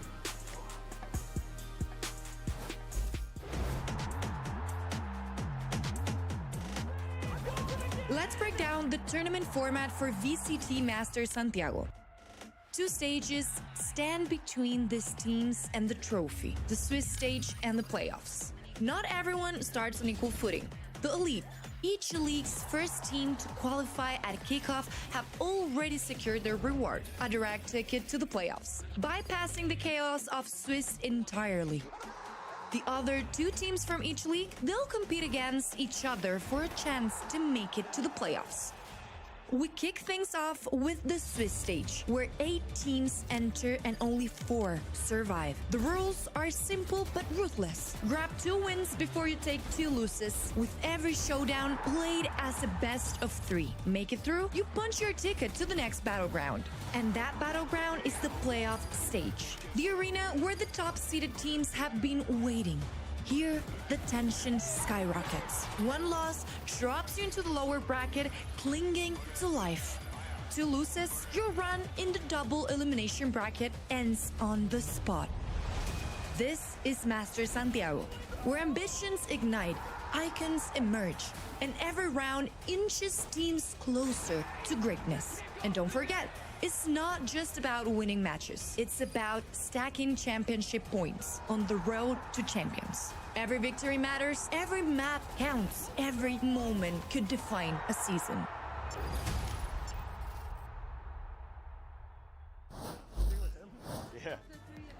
What's good, everyone, and welcome to the Masters Santiago Draw Show. Give me a round of applause for that one. Yeah. Now, we are going to be getting our opening matches for the group stage sorted. There will be 2 more draws during the event. Very important to remember, okay? And another when we get to playoffs. That's when these guys right here, the number 1 seeds, will be, what a list, huh? They will be joining the rest of the competition. So, with that being said, I will be assisting the main man, the man with the plan. Give it up for Nick Weatherlow. All right, Nick, my man, let's go ahead and go over the rules real quickly. All right, so all 4 number 2 seeds are in Pool A. All the number 3 seeds are going to be in Pool B. We're going to draw the number 2 seeds first, and then, you know, there are no regional matchups that are going to be allowed in round 1. Very important. I want to make sure I say that because I messed it up in rehearsal. Now, if a regional matchup occurs in the first 2 number 3 seed draws, the team will be placed in the next eligible spot. If a regional matchup is still possible by the 3rd number 3 seed draw, the teams will be placed in the only eligible matchup. Everyone got that right? Totally not confusing. Yeah? Oh, dude, nailed it. Absolute brilliance. Okay, so, Nick, let's go ahead and do this, Papa. We got a draw from Pool A, so hit him with it. All right, let's get started. Round of applause for draw, round of applause for draw. Do a little Vanna White. Might be too young for that, but that's fine. All right, here we go. And the first squad is Gentlemates. Okay, so they will be going right here. And we're going to go down this row now. So let's go ahead and hit the next one in Pool A. These aren't the matchups yet. This is just, you know, what we have sorted. Also important to note, too, that what you see here is not going to be the schedule that's played. That is subject to change. Important thing to note. All right, let's go ahead and do this here. T1. Pacific Regions T1. No. You hate to see it, kids. All right. Let's go. Avanza. All right, great. Next one. We got G2 and XLG. Here we go. Team is. Who do you think it's going to be? You're right! All right. Also, I should play the numbers with you, whoever you were. So, all right, next one. We know who it is, but we'll go ahead and do the business anyway. It's XLG going in that last match spot. Well done, well done. Now who's ready for the juicy stuff? Yeah! All right, let's go ahead and hit Pool B and find out our first matchup for Gentlemates. Now remember, if it is Team Liquid, they will move down and face off against T1, okay? Important thing to bear in mind. All right, what do we have? Who do you think it's gonna be? Where's the lottery girl at? Who said it? Oh, okay, there it is, there it is. And it's EDG. Whoa! One matchup set, it's EDG versus Gentlemates. Whew. Okay, that's exciting. All right, Pool B. That's a new matchup too. Looking forward to that one. All right. Next up, who's it gonna be? We got NRG, heard of NRG? Team Liquid. So, now here's a real interesting little tidbit. I don't know if you guys are noticing right now. We'll find out, but yeah. It seems like we might have G2, NRG, ruh-roh, Raggy. All right, let's go ahead and draw this next one. So now if it's NRG, it will go down here and they will face off. That's really the only matchup that we have, so we'll go ahead and do the business, but. Paper X! Holy crap, folks, we're getting Paper X versus G2. Can you believe that? And last but certainly not least, our defending world champions, NRG, will be taking on XLG from the China region. There you have it, folks. Woo. What do we think so far of the pool? How you guys feeling? Go ahead, yell it out loud. You guys got that at home, right? I think you guys got it at home. All right, Nick, thank you so much, brother. Appreciate your time. Guys, give it up one more time for Nick Weatherlow. Thank you. Thank you. Appreciate you, brother. Now, let's go ahead and talk about these matchups. Joining me on stage, we got the #1 seeded Furia's very own Artson. Joining us is G2's Shanks, and we have NRG's Mata. Fellas, hello. Welcome to the stage. Artson, felt like I just talked to you not that long ago. Yeah. But let's talk about the matches you saw. You're coming into this one as a #1 seed. You don't have to worry about all this mess, you know? That has to feel good. I mean, it does for sure, but like at the same time, we need to be ready because like teams going off a group stage, they always like picking up momentum stuff. Yeah. So we need to be more ready than them. Yeah, that's right. Shanks, pleasure to have you here, my man. What's up, brother? Always a blast. So G2, they got a tough matchup here with Paper X. They've faced off against each other time and time again. Are you nervous for the boys? I'm going to be honest, out of all the teams to play, we probably didn't want to play Paper X first.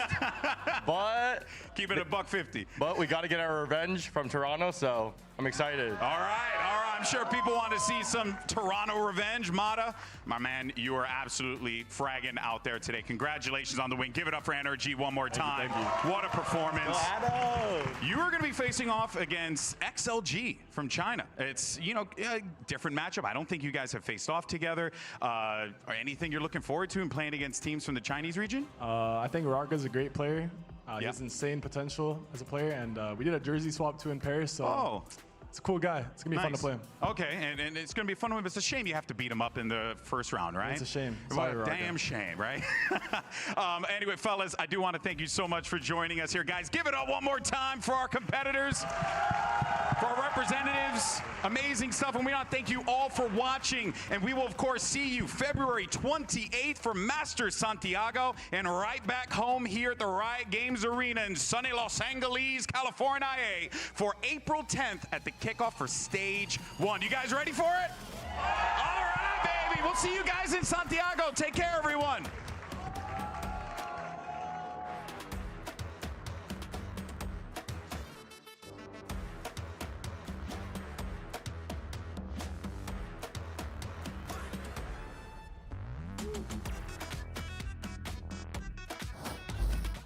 VCT Americas is back. We have 12 teams that are going to take the stage and slug it out for a shot at making the first global event of the year.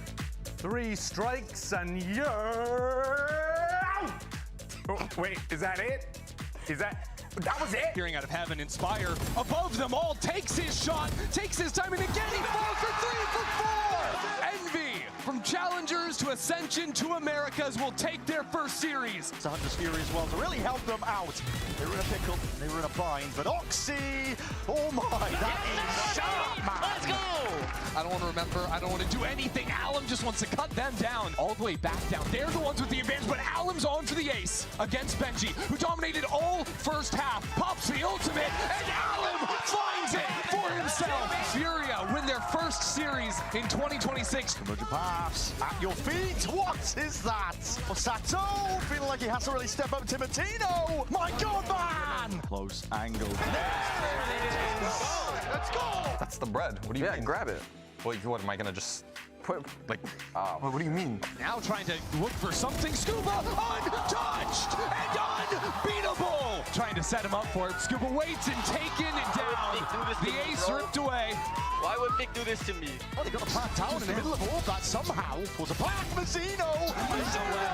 No way! Sentinels have loved this. Putting down. No! The Seekers get perfect information, but they reveal Kaiu's position. Art! Cortez knows he doesn't stand a chance. A 2-0 victory for Furia against America's favorite team. Controversial changes, yeah, finally. Cameraman's met his match.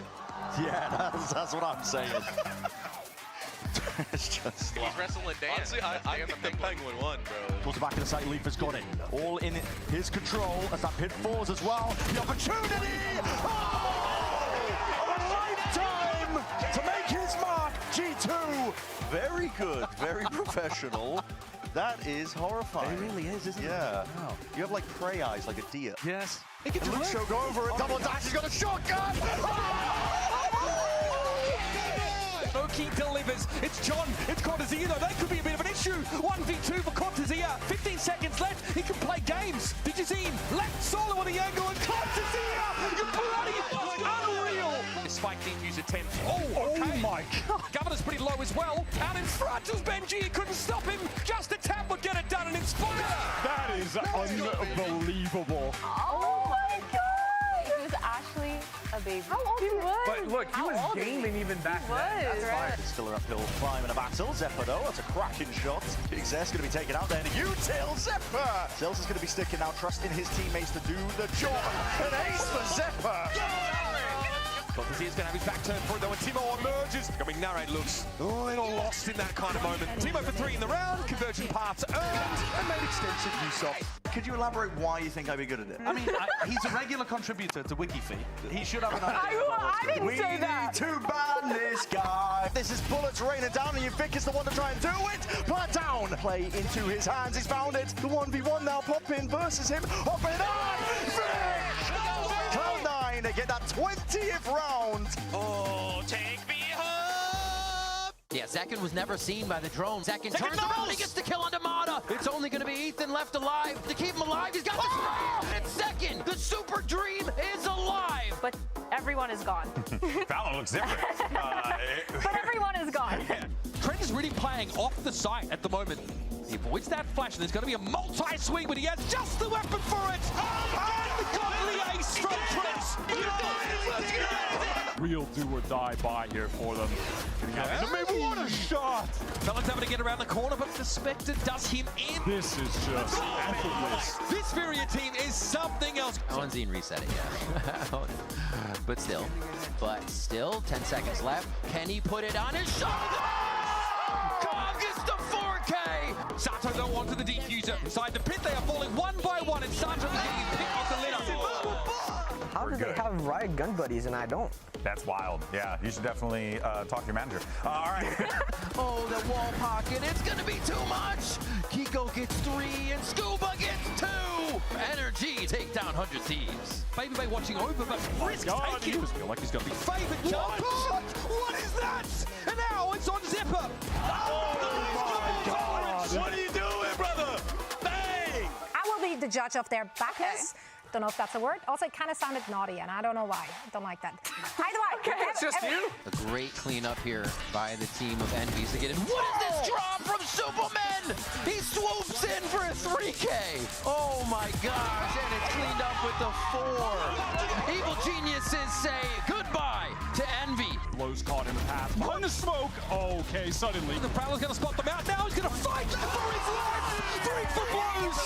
What a world we live in. Sentinels not going to be present at a first Masters event. Wow, that's so creative. Is my daughter on stage right now? That's trouble. And now Vora caught out by the utility. Somehow goes unpinged. No one's looking at the Vora! You madman! 100 Thieves advance. Focus on fighting towards this ace side. Oh my god. Oh my god. It almost looked like a triple collapse. I won 40 on 3 people. Cloud9 come away with the win. He's only a sheriff though that he get for his trouble. There, hang about. He can answer back away. That's all quite caught in the open. Now a 2 versus 2. Oh, it's just fighting forward. What is the timing? He walks in healthy enough. He's got 2 players to worry about. Are you kidding me? Classic, baby. G2 advance to our middle bracket final. Cloud9, who has shown me great prep, great game plans, and their players in excellent form. L ratio, look at chat. 100 okay. This might be slightly earlier. Big turn to anti-flash. And Vora does not want to allow for the defuse. Celsius. Oh my God! He's diabolical, man. 100 Ds will advance. Grand Finals decider for Santiago, and he spots it out with a showstopper. Trying to clear up a picture of what's going on. Koala Noob very heads up. Koala Noob out wide to the side. 4 kills, make it 5. Let's go. Let's go, VCT, baby. For the close quarters, maybe that's where they thrive. No! Aspas, he slices, he dices. Zekin's there immediately. Zekin! It's overwhelming. Flash is good. Zekin cleaned up entirely. IGL versus IGL. So it comes onto the gunplay. Furia achieve the absolute impossible. Baby, you're a firework. Let your colors burst. Make them go up, up, up. As they shoot across the sky. I'm surrounded by Valentines and I've never known the loving touch of another human. There's a spike drop down. Kiko trying to even this one back into his favor, and his team's fight to be taken. He's just one man, what can he do? Isoing moving, joking! Kiko! Where does that come from? Much of these might be collecting these kills, but they're not ready for that. Vora left to do it all in a spot like this. But Scuba, the one on top. NRG sent flying into that lower bracket grand finals. Next team that's going to be punching their ticket to Santiago. Will it be G2? Will it be MIBR? On the other side of the wall are his would-be assailants. There it is! 2 for Fallon! Is it going to be enough? You better believe it! Trent's not going to be ready for the swing around the corner. Oh my goodness, I speak too soon. 6 bullets. Time! Launch! Trent, are you kidding me? I can't believe it! Not only to qualify for Santiago, but to do it in such a fashion. One of these teams is going to be left with bitter disappointment because it is the lower bracket grand finals. There are no more second chances. There is only one more spot at Santiago up for grabs. Kills flowing for them all the way. Aspas in a 1v2, making a 1v1. This guy is lighting them all up. The angle is held and the awareness is so damn good. Cerebral play by Aspas. And towards the side, Aspas is taking this fight straight up, but he's locked up himself and off and around all that time pressure. Navigating the first danger, but can he get past this? Mazzino puts a stop to it himself. MIBR are walking on water at this point, but his fight's taking up towards heaven for Essential now. Brock stuns there, up on top of the angle. NRG now just trailing by one. Now it's just left down to Scuba. Scuba, 1v1 for the map win. They've been granted another lifeline. Kiko, he could feast, catches them completely unaware. No one turning around. Second and Tex left to see if they can dig themselves down. But Kiko, another mockery. Paranoia misses. 1v1, Scuba. Scuba! Seals it up once more. They're wondering how to get the most, but this is a bonus. Bonus for NRG. Oh my God, man. NRG are not going to offer you opportunities. Oh, no. You're forced to lose, essentially. NRG give you no options. They steal away your hope. And a complete crash down to earth from MIBR. This has to be it. The impetus, the turning point. NRG, domination across the board. They make history in Americas. They complete the reverse sweep, and your final team to go to Santiago is your reigning world champions.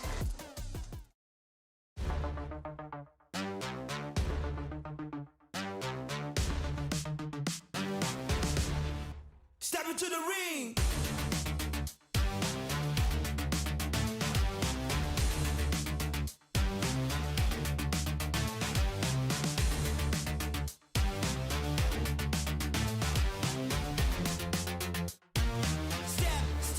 Step into the ring.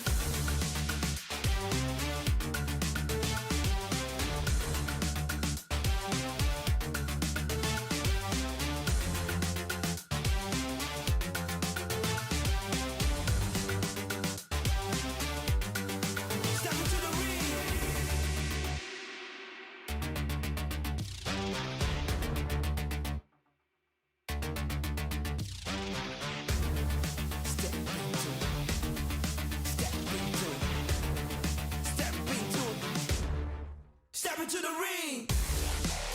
Come on, come on, come on.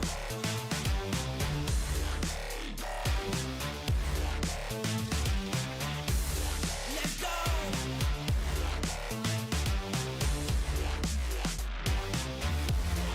Step into the ring.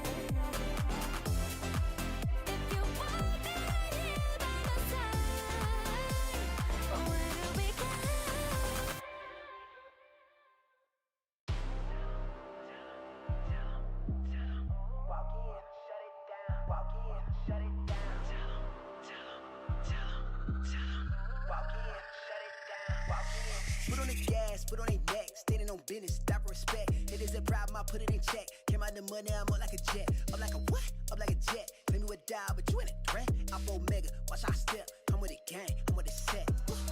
All in, no way out. You scared? Tell me now.